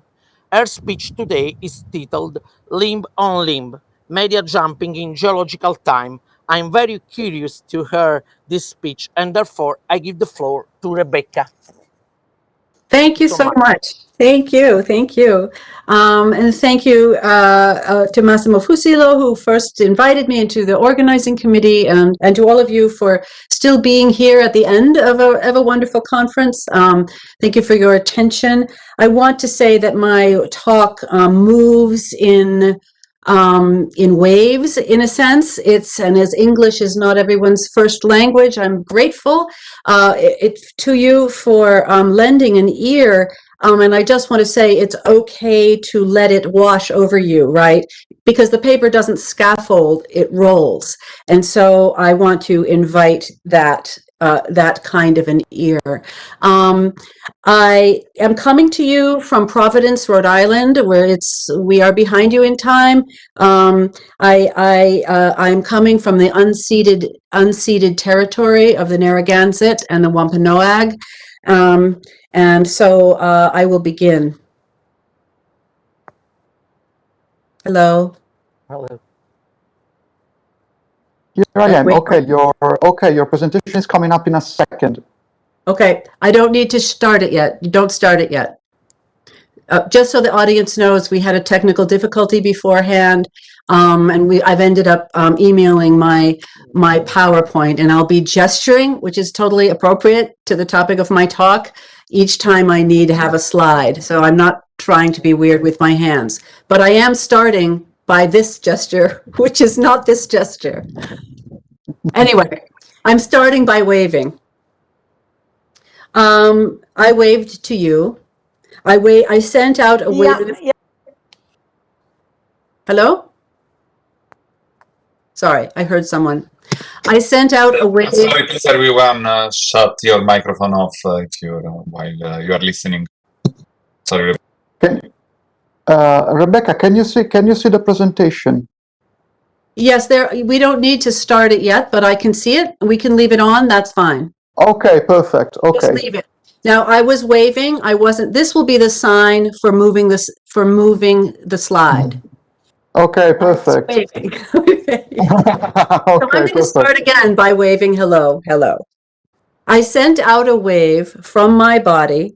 You received it, and perhaps recognized my action as a gesture of transmission, launched by the medium of flesh that is my hand, my bio body. Of course, my action was already reiterative Okay, that's not my presentation. All right, there we go. You can go to the next slide, which is just blank. Of course, my action was already reiterative, already recomposed of the zillions of ritual repetitions by which hands have waved hello, goodbye, come here, stay away, across millennial human time. My flesh wave instantly jumped the spaces between us by way of other materialities that host and carry. Air moved by my wave, a camera's eye, pixels, light, electricity, wires, cables, radio frequency, routers, servers, and computers to bounce off of satellites and compose and recompose and recompose again by way of their own rituals. The gazillion infinitesimal rituals that are algorithms, step by nanosecond step, the little pre-choreographed actions brought my human time wave to you via algorithmic time, to the doorstep, the screen step of your flesh machine and its composite materialities, its house of blood and bone. This jump of gesture may seem to defy the logic of co-presence, the logic of flesh on flesh. Are we really together, live, with so many conglomerate materialities in variant registers of time, coursing between and among and around and through your flesh and mine? And yet, even across the globe, my wave manifests as body-to-body transmission. And hasn't it always been this way? Hasn't flesh always been leaky, always given to jumping between one and another, always getting away from itself, via mimesis, via ekphrasis, which is to say, via media, which is to say, a matter of transcodification. Flesh is the stuff of fugitivity, if we follow Hortense Spiller's writing of Black female flesh in the wake of slavery's capitalism. Flesh, for Spillers, is both that which a Black enslaved person was reduced to, but also the very medium through which Black livingness could refuse the white homo economicus logics of its capture. Flesh, always on the fly. Perhaps you waved back. Perhaps you did not. It doesn't matter whether you did or did not wave. I don't take it personally. Either way, whether you just now returned my wave or not, perhaps my gesture of transmission exceeds our instance here. Perhaps you will never respond, but I doubt it. In some hours from now, or days or months, walking across your room or out of your office or down your street or to your car or to your dinner, you will wave. If not to me, then to someone else, recomposing the composition, relaunching the fleshy mechanism, and perhaps then I might think you were finally making a response to me across time, back to where we are now and where we later will have been. Would I be entirely wrong if I misrecognized your wave as ours? And yet, my wave, joining with other waves, may just not be as discreet as it may seem, and neither, my friend, may yours. Migratory gestures jump. Waving backward, forward, or transversally, we recombine ourselves through reiterations, and each iteration takes pieces of others, other iterations and others, to find itself again in the reverberatory condition, the rimbombare, of what the poet John Donne once called inter-in-animation. It may be possible to think of all media as gestural, and why not? An orientation to media as migratory gesturality may be far from Giorgio Agamben's idea of the loss of gesture effected through cinema. As is well known, Agamben describes a disintegration of the body within cinema. Quote, by the end of the 19th century, the Western bourgeoisie had definitively lost its gestures, end quote. It was cinema, a non-biological technology of biopower that somehow captured bodily gestures previously calibrated internally to a subject who Agamben, this is Agamben's view, possessed his gestures as artifacts and signatures of his self-possession, and cinema rendered these gestures not only no longer his own property, but no longer natural to him. This argument about the waning of gesture is theorized by Agamben as a collective loss, quote, loss of gesture, end quote. Rizvana Bradley takes up Agamben's orientation to loss, arguing after Barbara Levitt that Agamben is invested in thinking about the technological capture of gesture as a kind of theft of an otherwise intimate possession of the bourgeois individual, noting that for Agamben it is also the thieving cinema that brings this bourgeois individual newly alienated from his gestural life back in touch with the gesture he has lost. Quote, this is Agamben, the element of cinema is gesture and not image. And further, quote, an age that has lost its gestures is, for this reason, obsessed by them, end quote. Bradley identifies two problems that emerge from Agamben's argument. One has to do with assumptions about individuality and presence, that there ever was a discrete bourgeois individual with an assumed interiority and a state of pure and present liveness who owned his gestures as discrete and self-defining. Following Sylvia Wynter, we could ask, were not the white liberal subject's so-called natural human gestures not already pinned to wider worlds of relation, out of which his so-called inalienable subjectivity had been wrested, extracted, and then falsely fantasized as purely his own? The second problem Bradley identifies is related to the first, namely, quote, this is Bradley, the assertion that the composition of gesture as a distinctly human capacity properly originates with and belongs to the 19th century European bourgeois individual subject, end quote, as we also imagine does cinema itself.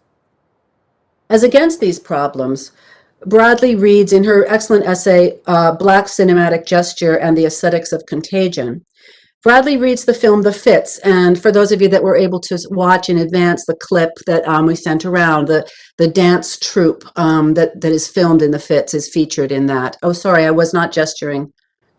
Take that off. Thank you. I have to be careful of my gestures in this talk. I can't believe it.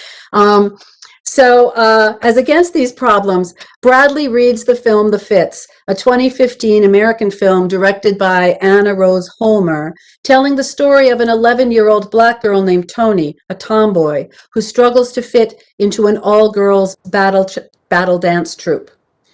Tony mimics the actions of the older girls on the dance team, who trade gestures and dance moves through an aesthetic of call and response. Tony takes the dance moves imperfectly into her own body, trying them on, coaxing them into her musculature, just as several of the older girls begin to suffer from violent, uncontrollable, and indecipherable fits. Gesture and choreography and hysterical fit sit uneasily with each other in this film, and Bradley begins to theorize both fits and gesture as a way out of restrictive social choreographies. Gesture not as the properties of a bounded subject of belonging, but as a fugitive flight of fit, the very means of migration, recombination, and change. Gesture, unlike choreography, Bradley argues, has always been open to error, errancy, and the possibilities of alternatives to control. Bradley thus focuses on gestures that exceed the conventions both of fictive bourgeois subjecthood and of filmic genre, in this case, the genre of the dance film. To focus instead on quote, black dancing bodies whose physicality has historically suffered violent interdiction from the general sphere of human movement, end quote. Not to mention violent interdiction, right, from the general genre of human, quote unquote, Sylvia Wynter genre of human, conceived as self-possessed white liberal subject. What is the supposed loss of gesture then in The Fits? A film not only that multiplies the gestures of black girls exponentially until they literally lift from the ground and fly, but in a film that is itself gestic. The film itself gestures and waves a hail both to and from the worlds made by Black girls for Black girls in gestures, choreographies, and fits, pronouncing otherwise ways of knowing to bourgeois fictions of insularity and self-possession.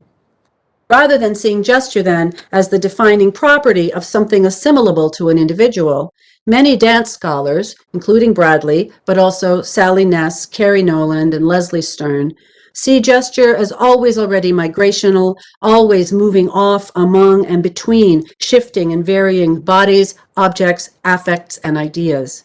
Gesture transmits, transverses, moves off of itself and into relation. Gesture cannot solely belong to a discrete body, as it, like words, moves interstitially, sometimes promiscuously, and often incongruously.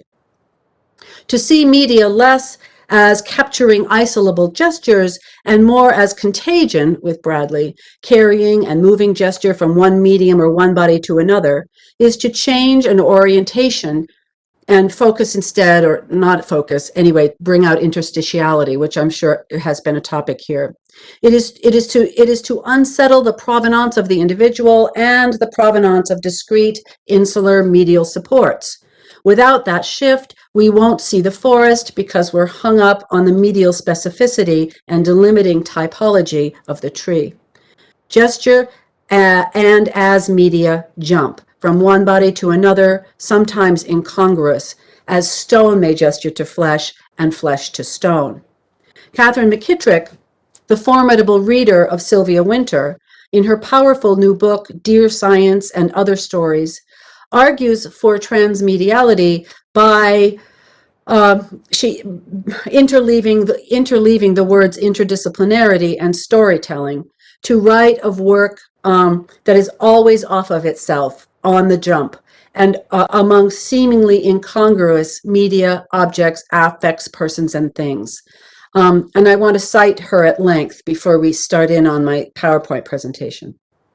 McKittrick writes, Black people have always used interdisciplinary methodologies to explain, explore, and story the world, because thinking and writing and imagining across a range of texts, disciplines, histories, and genres unsettles suffocating and dismal and insular racial logics. Within Black studies and anti-colonial studies, one can observe an ongoing method of gathering multifariously textured tales, narratives, fictions, whispers, songs, grooves. This texture, the textures offer one way to challenge the primacy of insular normalcies because they are allegedly incongruous. This is a way of living.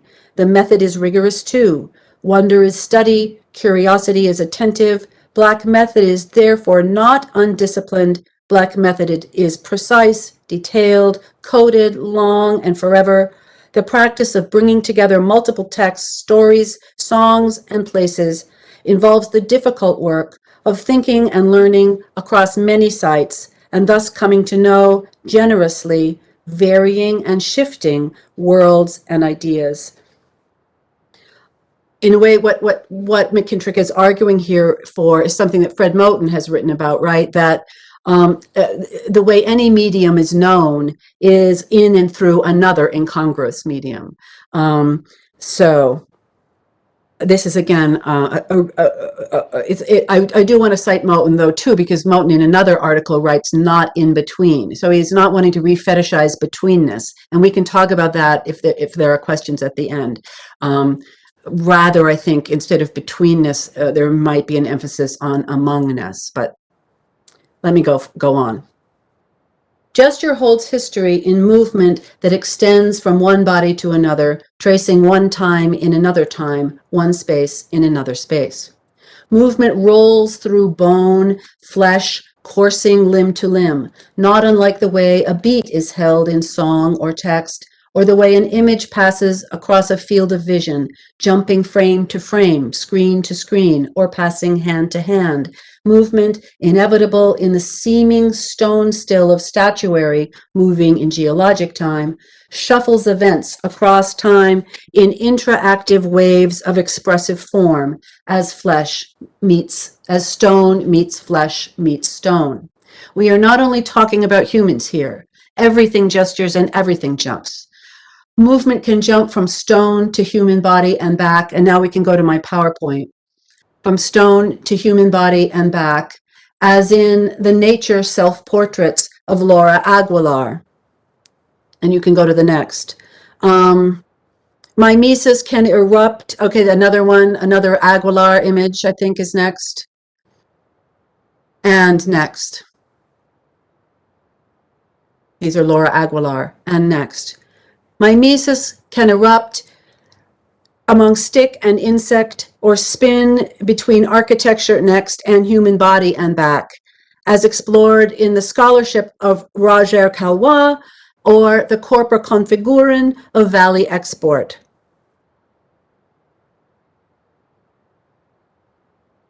Movement takes place between paint and canvas and might jump again to interact with light at light's own speed.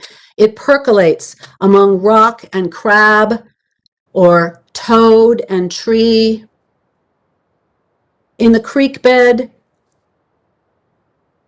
between water and stone, or it is held as 40,000 years of bated breath in the drip of stalactite, or in the waveform of a negative hand stencil, waving in geologic time in the unlit bowels of the earth, in Indonesia, in France, in Spain, or on the exuberant rock face of the Cueva de Maño in Argentina.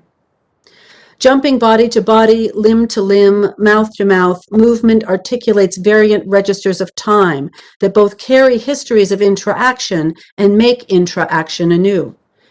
History, which is to say memory, and I know that's a problem, but we can talk about that problem later if we need to, courses along in curves and folds. It takes repercussive waveform or tendrillous branch form, or erupts in tuberous rhizomatic explosions of call and response. Response become call again. Movement moves. It is interaction that finds its rhythms among animate and inanimate alike. And here I'm talking about a mimesis that is not representation, or an antiphony that is not representation. It renders any definitive direction that would delimit a form and flow of time impossible. Consider Emilio Rojas's instructions for becoming in this vein. Between human, body, and tree, for example, in the 2019 performance artwork subtitled Indio Desnudo, the weight of a limb might bend to the weight of a limb without distinction as to which limb bends first. I hope you can see, if the light on your computer is well enough that you can see the body and the limb here. It looks like it's not well lit, but I'm sorry about that transmission. Yes, thank you. The weight of a limb might bend to the weight of a limb without distinction as to which limb bends first, which second, or where one limb begins and another ends. Human and non-human come undone in each other, as in Aguilar's nature work.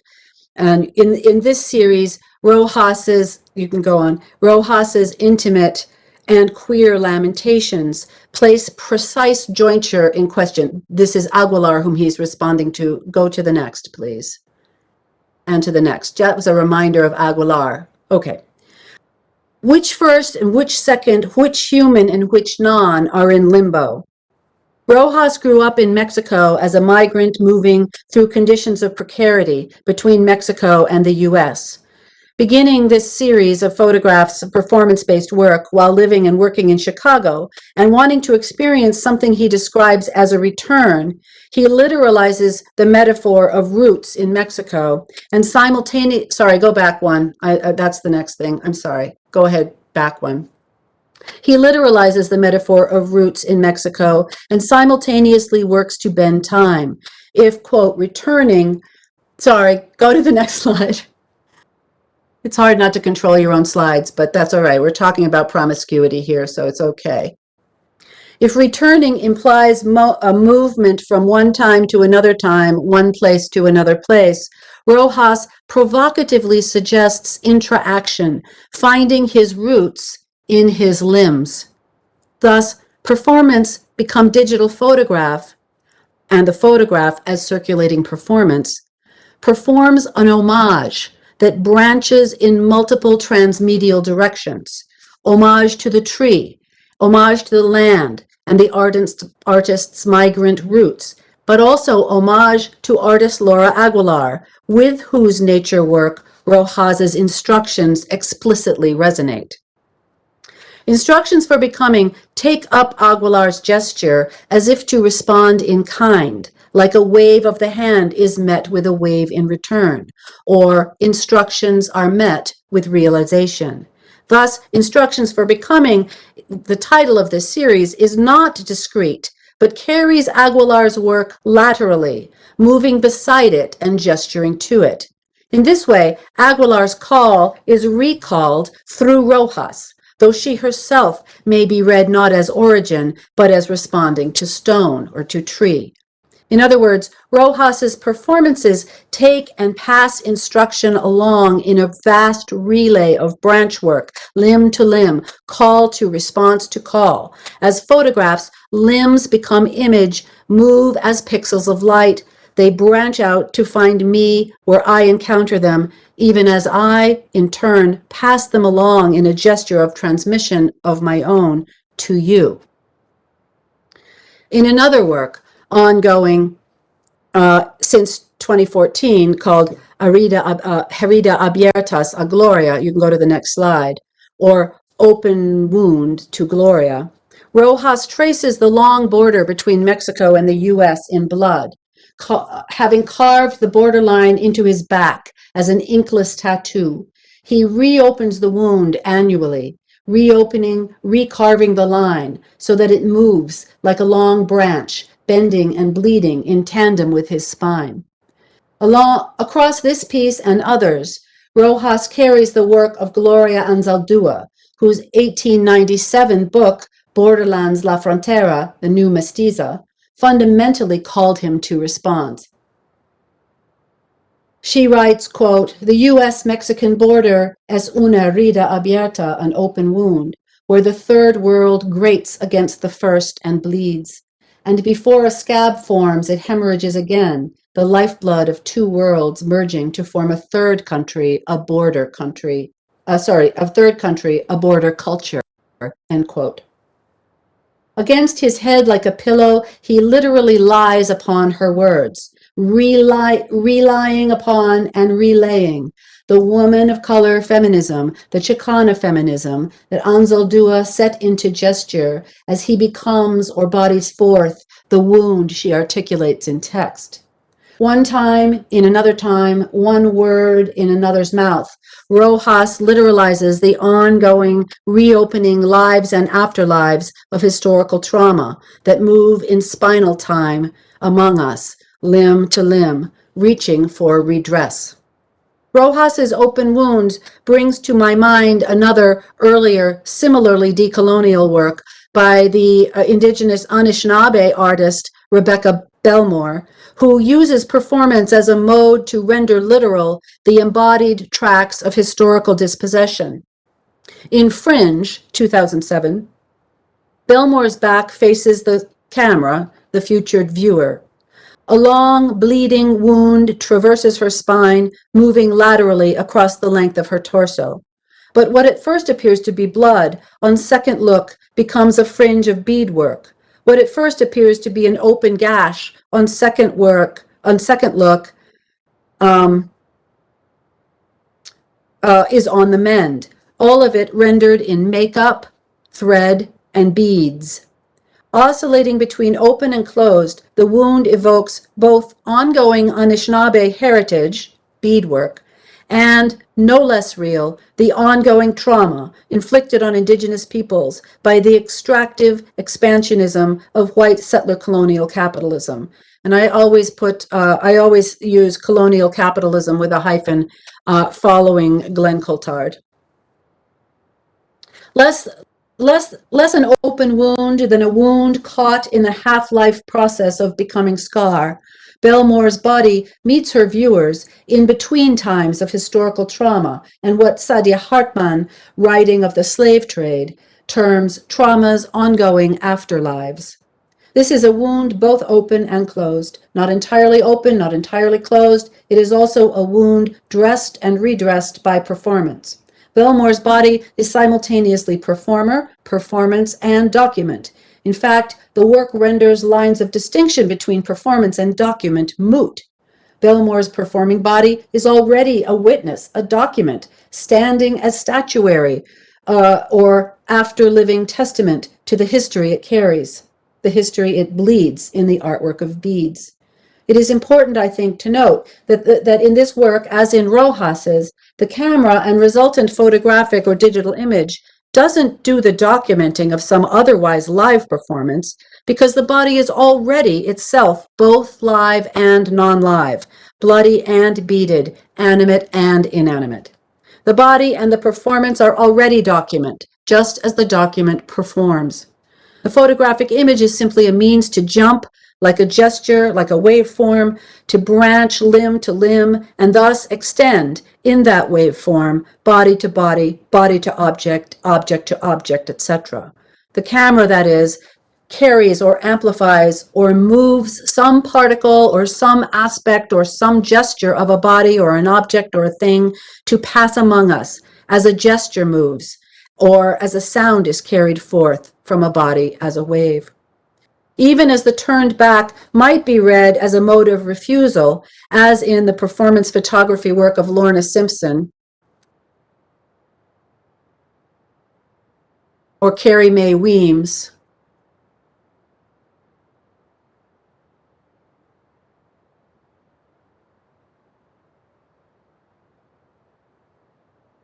Belmore's wound faces a viewer, simultaneously calling for and responding as body jumping historical resonance, as recurrence transcoded as resistance, recurrence transcoded as resistance. This too is history moving, limb to limb, spine to spine, a body on the wing. We might be moved to ask, without the promise of a precise answer, what of history passes in the mediatic jump among bodies, limb to limb? What of the animate and the inanimate, or of the living and the non-living, or the no longer living, intramingle in the imprecise form of performance-based gesture, the jump of movement, the pulse of pose? How does a gesture, like a body, open and close, move across time, through media, through air, through flesh in the ricochet of matter, among historical ruins, or toward otherwise futures? To think about this question, I'd like to now make an odd segue and take up a brief segment of mid-century Italian film, though the move from explicitly decolonial work to work that roots around in European ruins might seem jarring, the jar is intended to loosen further questions and concerns. So for a few moments now, I'd like us to imagine, and go to the next slide, that we could sit together and watch the entirety of Rossellini's 1954 film, Journey to Italy. And of course, I wanted to talk about this film because when I was invited by Massimo, I was going to Journey to Italy to be with all of you. I was really looking forward to that. And then the pandemic, and now I'm here journeying to you this other way. But I thought we could talk about the film together as a sort of gesture to that separation. So let's imagine that we can watch the entirety. And I did send around the clip. You may be familiar with this film, of course, but the clips that I sent hopefully reminded you. Sitting in a position of viewing, making space and time for the film to take place, perhaps darkening a room to allow the film light to wash across our faces as the images enter our eyes and the sound enters our ears. What are we viewing? We are spectating actors' one-time live performances preserved on film. Okay, but what, if anything, of the so-called live performance remains in the film, is carried by the film, enters our bodies through the medium of film and the light that it rides? This is in part to ask, what do we see when we watch the no longer live live? When one live replicates another live. The light with Bergman's face passes across your body, laminating face to face, as it were. Who is host and who is hosted? What passes her limb to your limb or yours to hers? This might also be to ask of Rojas's wound or Belmore's fringe, what bleeds from one time to another in the passage of performance, bodies and objects carrying the past that is not past via media, words, film, photographs, gestures, other bodies, body to body, object to object, mouth to mouth, page to page, in time. What of the live/non-live? What of the interinanimate jumps? Journey to Italy asks the same question in the narrative of the film by chasing something elusive that appears to pass among statuary, stone body to stone body, and to jump as well among flesh and stone. At first view, on the surface of narrative, the film is about a dying marriage. A middle-aged, white, Northern European couple, played by Ingrid Bergman and George Sander, are on a trip to southern Italy. They have inherited some property, it appears, and that inheritance brings them to the country. But the film concerns a kind of creeping boredom or ennui, perhaps a kind of bourgeois sense that it's lost its gestures, and though that loss has rendered their marriage inert. In the film, we repeatedly see the actors, and particularly Bergman, walking about rather stiffly, eyes wide, stepping as carefully in the ruins of ancient empire as across the busy and clearly deadly, heavily trafficked city streets. In viewing the film, we view Bergman viewing, because an inordinate number of shots are intent on the actress's gaze, often amplifying her general confusion about the wreckage of empire around her. But it's not just her gaze. Her body, too, bends and contorts, her head barely stable on her neck in some shots, as if craning her neck might address the wreckage in some way.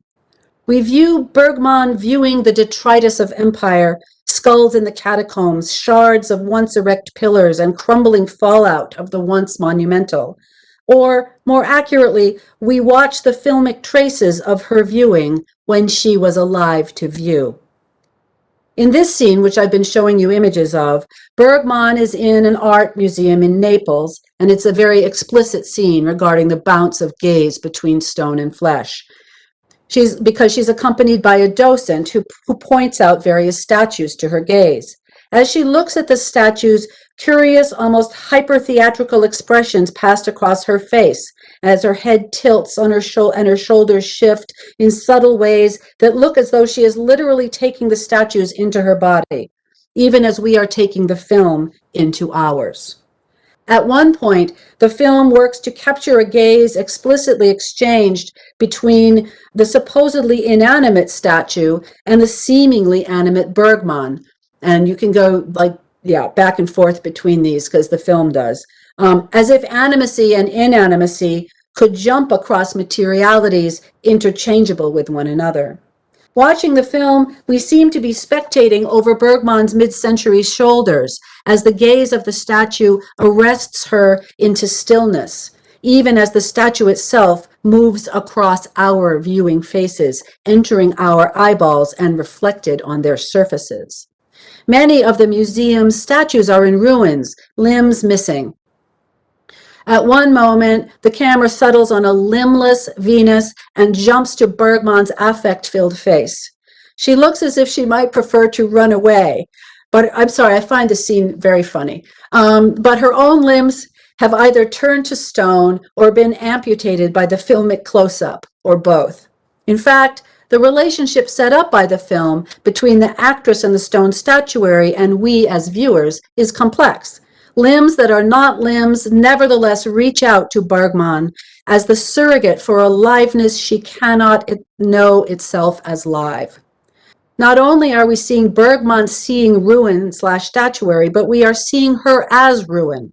And all of it, stone ruin and living actor, are of course seen as film or seen as film sees, entering our bodies in the half-life of half-light. The stone statuary sees, the actress sees, and the viewer sees that seeing until a kind of vertigo sets in, and Bergman has to literally run off the screen. What is interesting to me here is not so much the focus on the gaze, which is a 20th century obsession, but on the way that Rossellini repeatedly brings to our contemplation the question of what is live and what is not in the interstices of our transmedial gesturing, until eventually this question ricochets against us, the audience, prompting us to question our own status among the various varieties of detritus. The detritus of stone, the detritus of marriage, the detritus of film.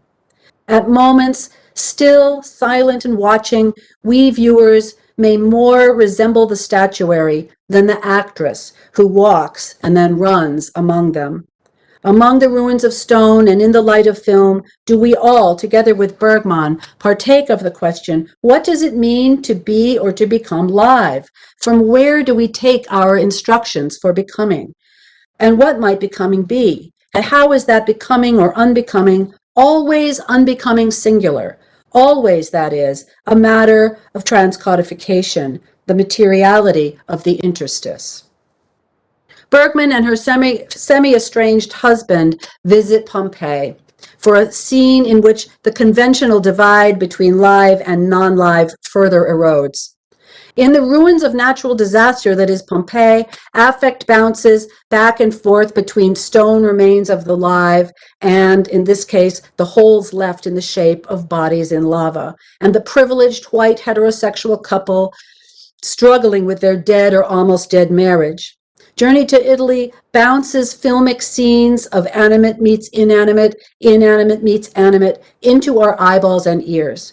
The light and sound are material, they enter our bodies, becoming live parasitically by living in, with, and through us.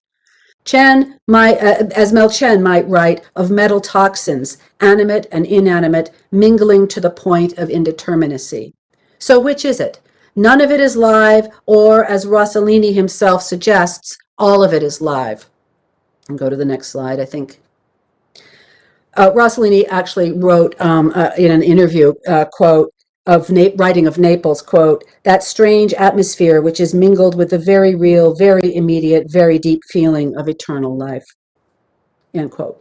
So as with the indeterminate line between Rojas's limb and the tree limb, or the slip of vision between blood and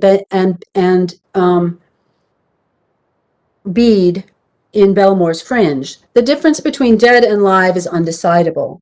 Voyage to Italy presents a marriage as it presents modernity, heteronormativity, and modernity's signature Northern European whiteness, literally on the rocks, as the so-called living couple are more devoid of affective connection to anything live, including each other, than our ancient stone effigies, pillars, skulls, and dust. Even by the end of the film, we are left unsure of whether Bergman and Sanders will resuscitate their marriage, and in fact, we can only hope that they will not.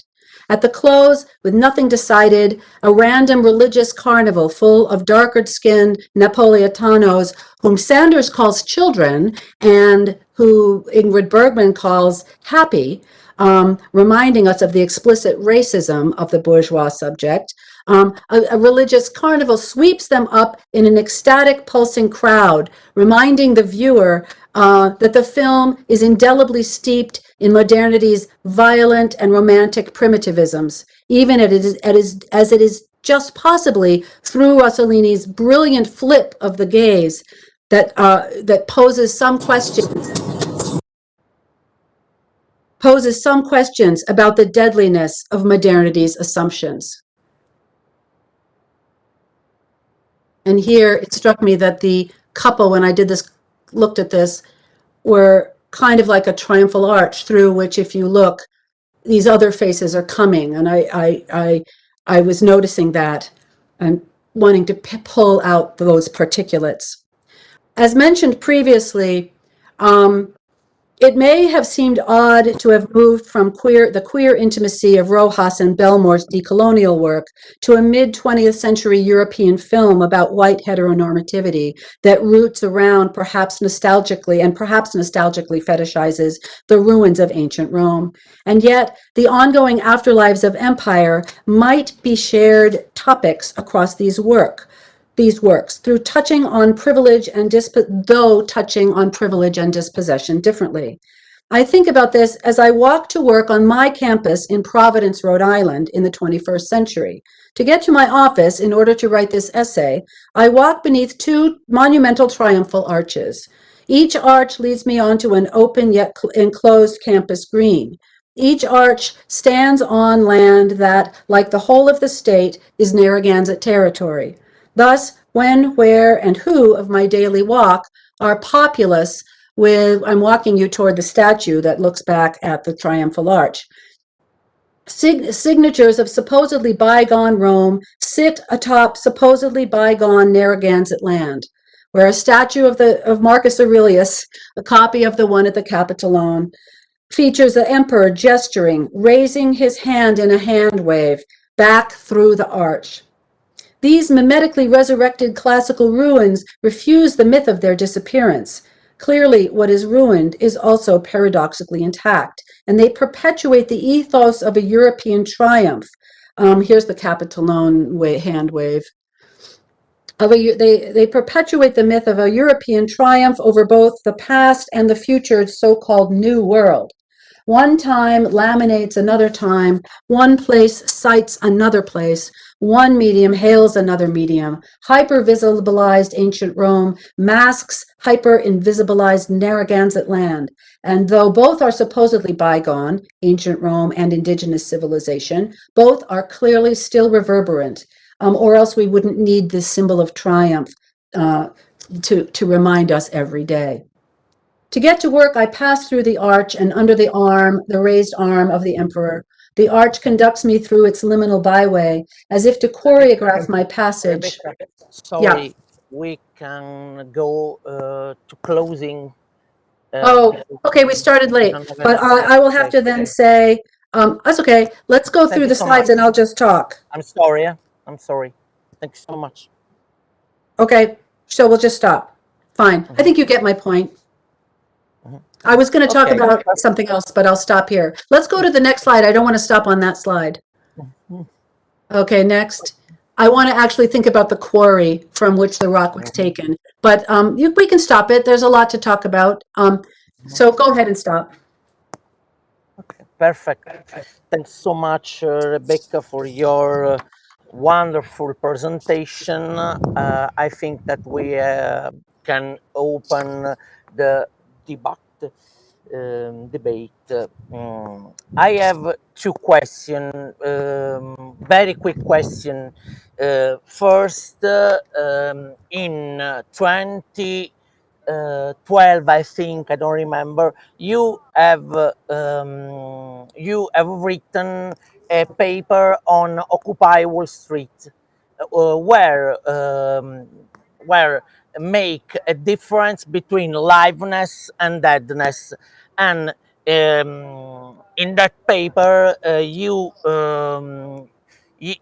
make this difference and say that in theater and performance, there are always liveness and deadness together. Can we consider this jump between materiality of body and between the other type of materiality of object? We can consider this jump like a jump from liveness to deadness, and from deadness to liveness. This is the first question. The second question is very quick. If I understand, you think that this transcodification, we can consider this transcodification like a particular form of documentation. I think that this question is a materiality question. what is the material of the document and the material of body to body knowledge and body to body documents when we make this transcodification, this jump media to media, body to object. I don't know if you understand. Okay, that's a terrific question. Thank you so much, and thank you for listening. And again, I'm sorry we started late and had to cut off some of my paper, but clearly I think it came through. Because yes, I have been thinking for a long time about the problem of calling some media live and some media recorded. The problem for fetishizing liveness in the theater is that it forgets how much of the theater is about the making the space for the dead, for instance, or for being written by the dead, if you will, or other kinds of ways that which is no longer live can appear and move with us. So that I also I'm very interested in theater and obsolescence. Rather than saying theater is not obsolete, I'm extremely interested in the work of obsolescence. And clearly it is a medium which you just can't kill, as I said in that. There have been so many times where you're like, oh, photography killed theater, oh, cinema killed theater. And meanwhile, photography and cinema have been killed by other medium, and theater is this thing that just keeps going, but not necessarily because of its liveness, but maybe because of something that we can call interinanimacy. And this is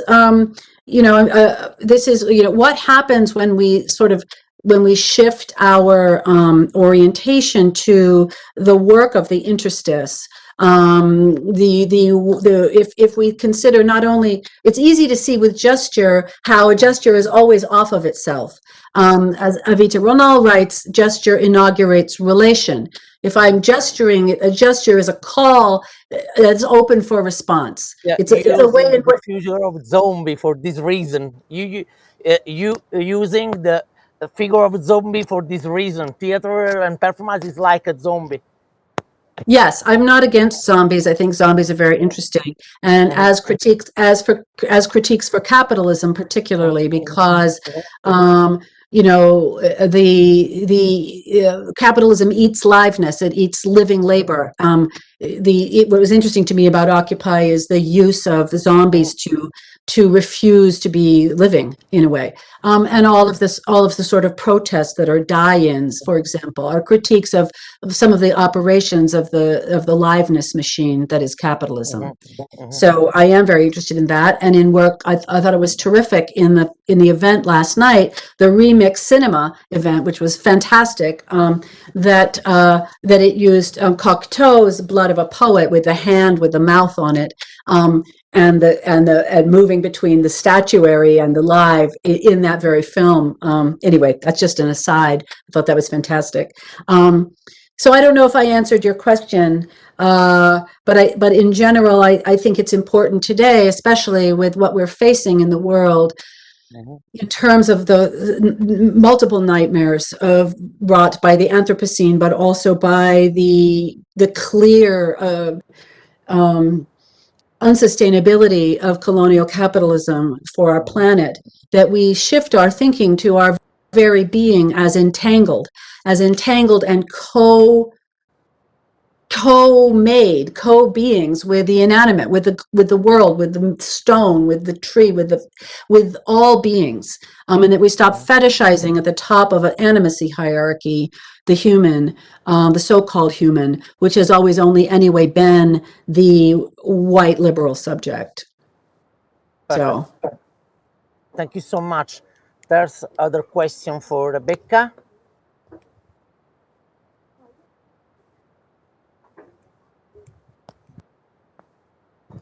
There's a question for Rebecca.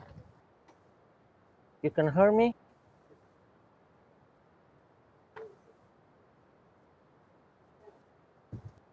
well, I hope that, sorry. If don't, I have the last question, the very last question. This question is on the documentation. You make the idea. You think that body to body documentation, body-to-body transmission of knowledge is based on a particular form of transmission of knowledge, and you think do you think that the question of passage between body-to-body knowledge to other form of knowledge is a question of materiality? Yes, I think everything is a question of materiality. I also don't think there is any other thing than body-to-body transmission. I think, you know, in that if what we are doing is jumping among bodies, not all of whom are human, or persons, not all of whom are human, the matter of the jump of the interstice will find a body at some point, right? We always engage with that which we encounter. You know, we engage with it in the half-life or the inanimate life of liveness. So to again to help us think about the ways we meet each other through our gestures, some of which are technological, some of which are, you know, I wrote in an essay called "That the Past May Yet Have Another Future: Gesture in the Times of Hands Up." I wrote about encountering the Paleolithic negative handprint in France, where one of the ones I went to several sites in France, and because I was curious about what it would mean to be sort of body to body with this handprint, this 40,000-year-old gesture, and what it would be to make a response. Can a gesture lie in wait for 40,000 years, right, for a response? What is the durationality, right, of body to body transmission?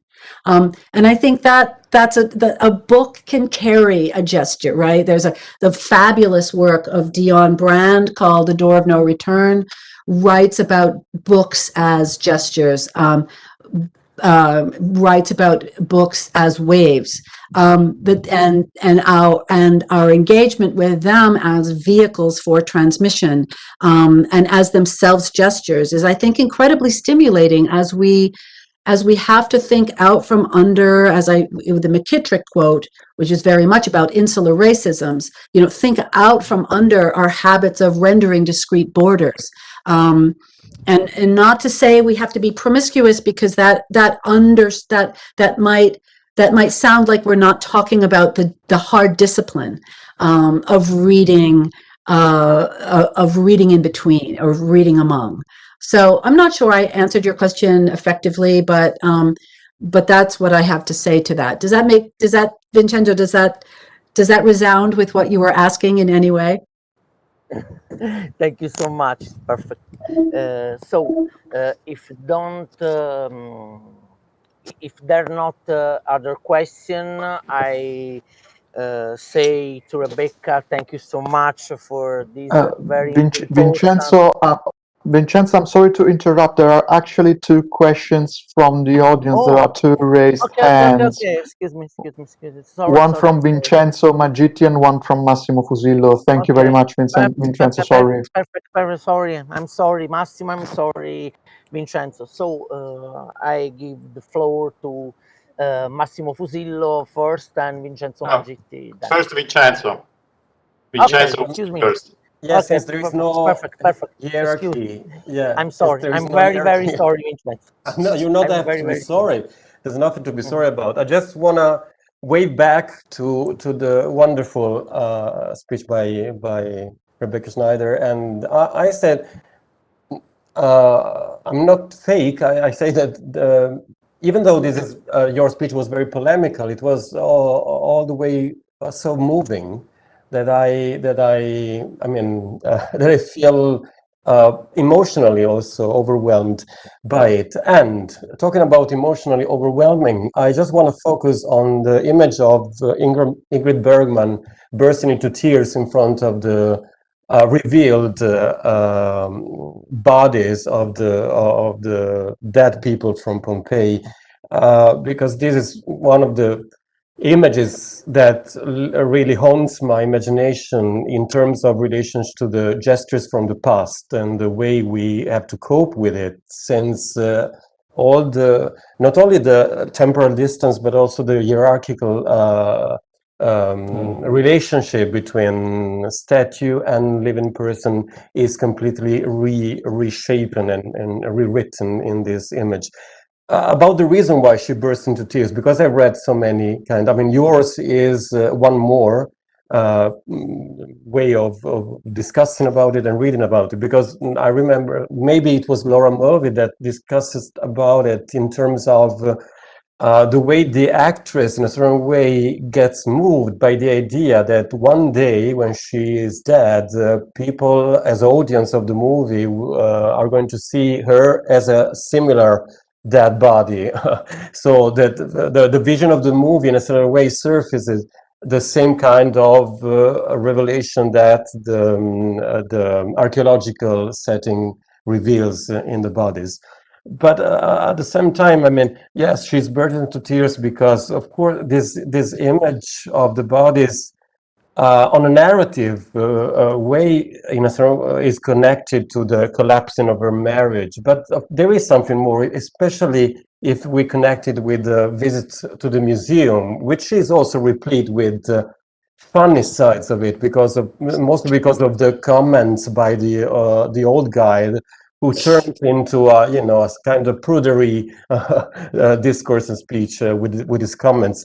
But this is because, I mean, it's life. I mean, this film, among others, by also in the series with Ingrid Bergman, is a very lively perception of how cinema can be not, I mean, a recorded medium, but a live medium. Because when you see these images, you cannot think otherwise as living performances that forces you to take a stand about yourself and your life and your relation to life and images as well, and media especially, since we are talking about that. So thank you very much. I don't know if you want to add something about it or not, but I thank you very much. No, I'm glad that you bring, that's fabulous. Thank you. And thank you for being, yes, how can we not be moved in the face of all of these kinds of things? I think I do read it differently than Laura Mulvey, because ultimately in that reading, in Death in 24 Frames, I think that's the book that it's in, you know, she's arguing that therefore it is all about death, right? And this is a very well-known orientation to photography, that photography is about that which is no longer there. And yet I tried to write in Performing Remains rather in terms of instructions, that it actually also gestures not just to death, but to a redoing or a reenactment or a re-enliving or taking it on your body, moving these things along. And so that this orientation to death is missing something more that I, in that book, argued was the interinanimate, that doesn't re-fetishize one side or another side. And I think the film is brilliant for that because of the ending, this question of the crowd, right?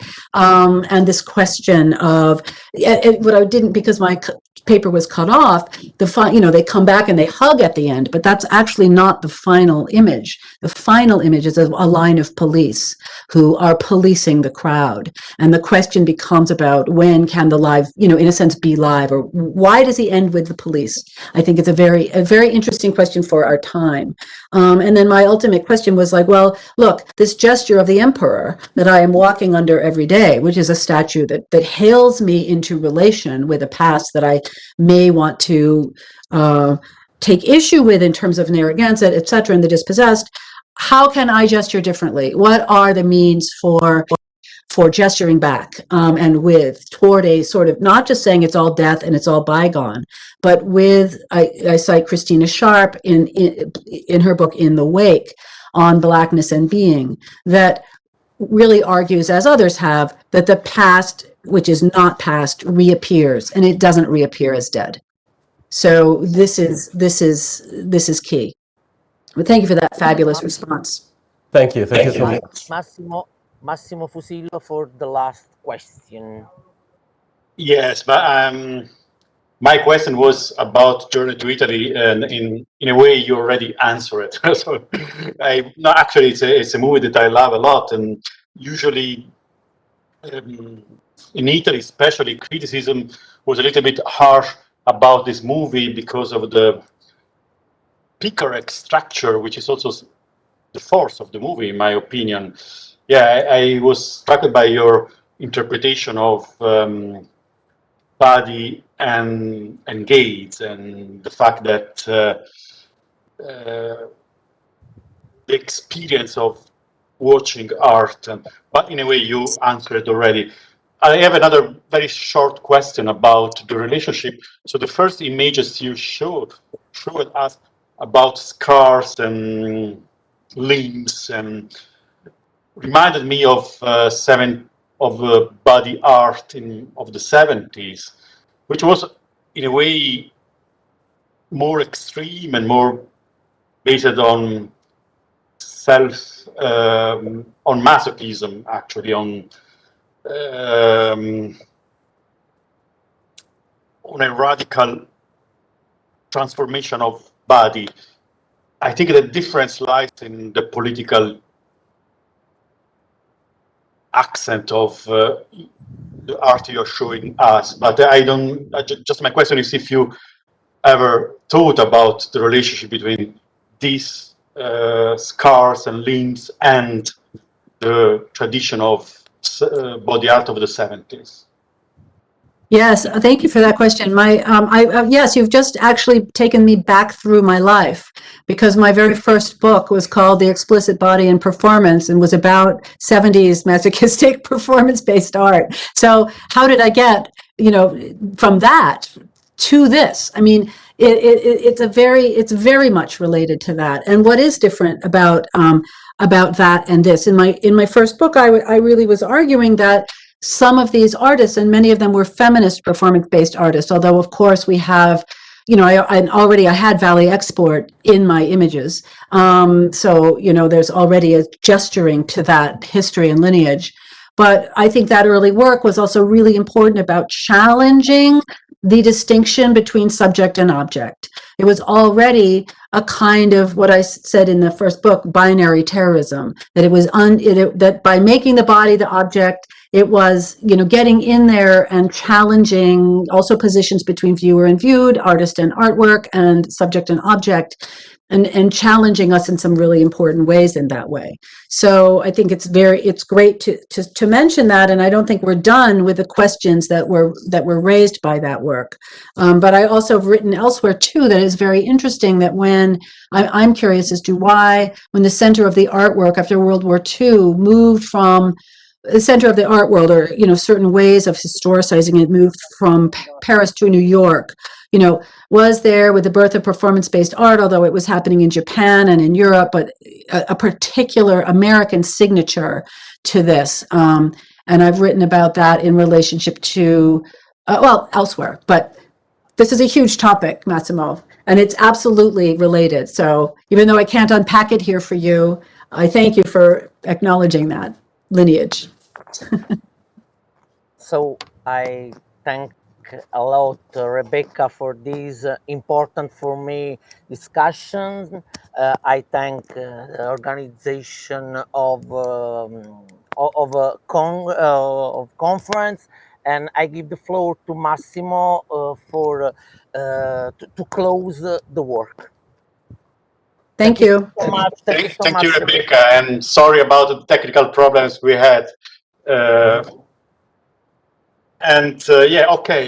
don't like closures, and I don't like closing remarks, and especially I know that everybody is tired after 3 intense days, and there are also different time zones in the audience.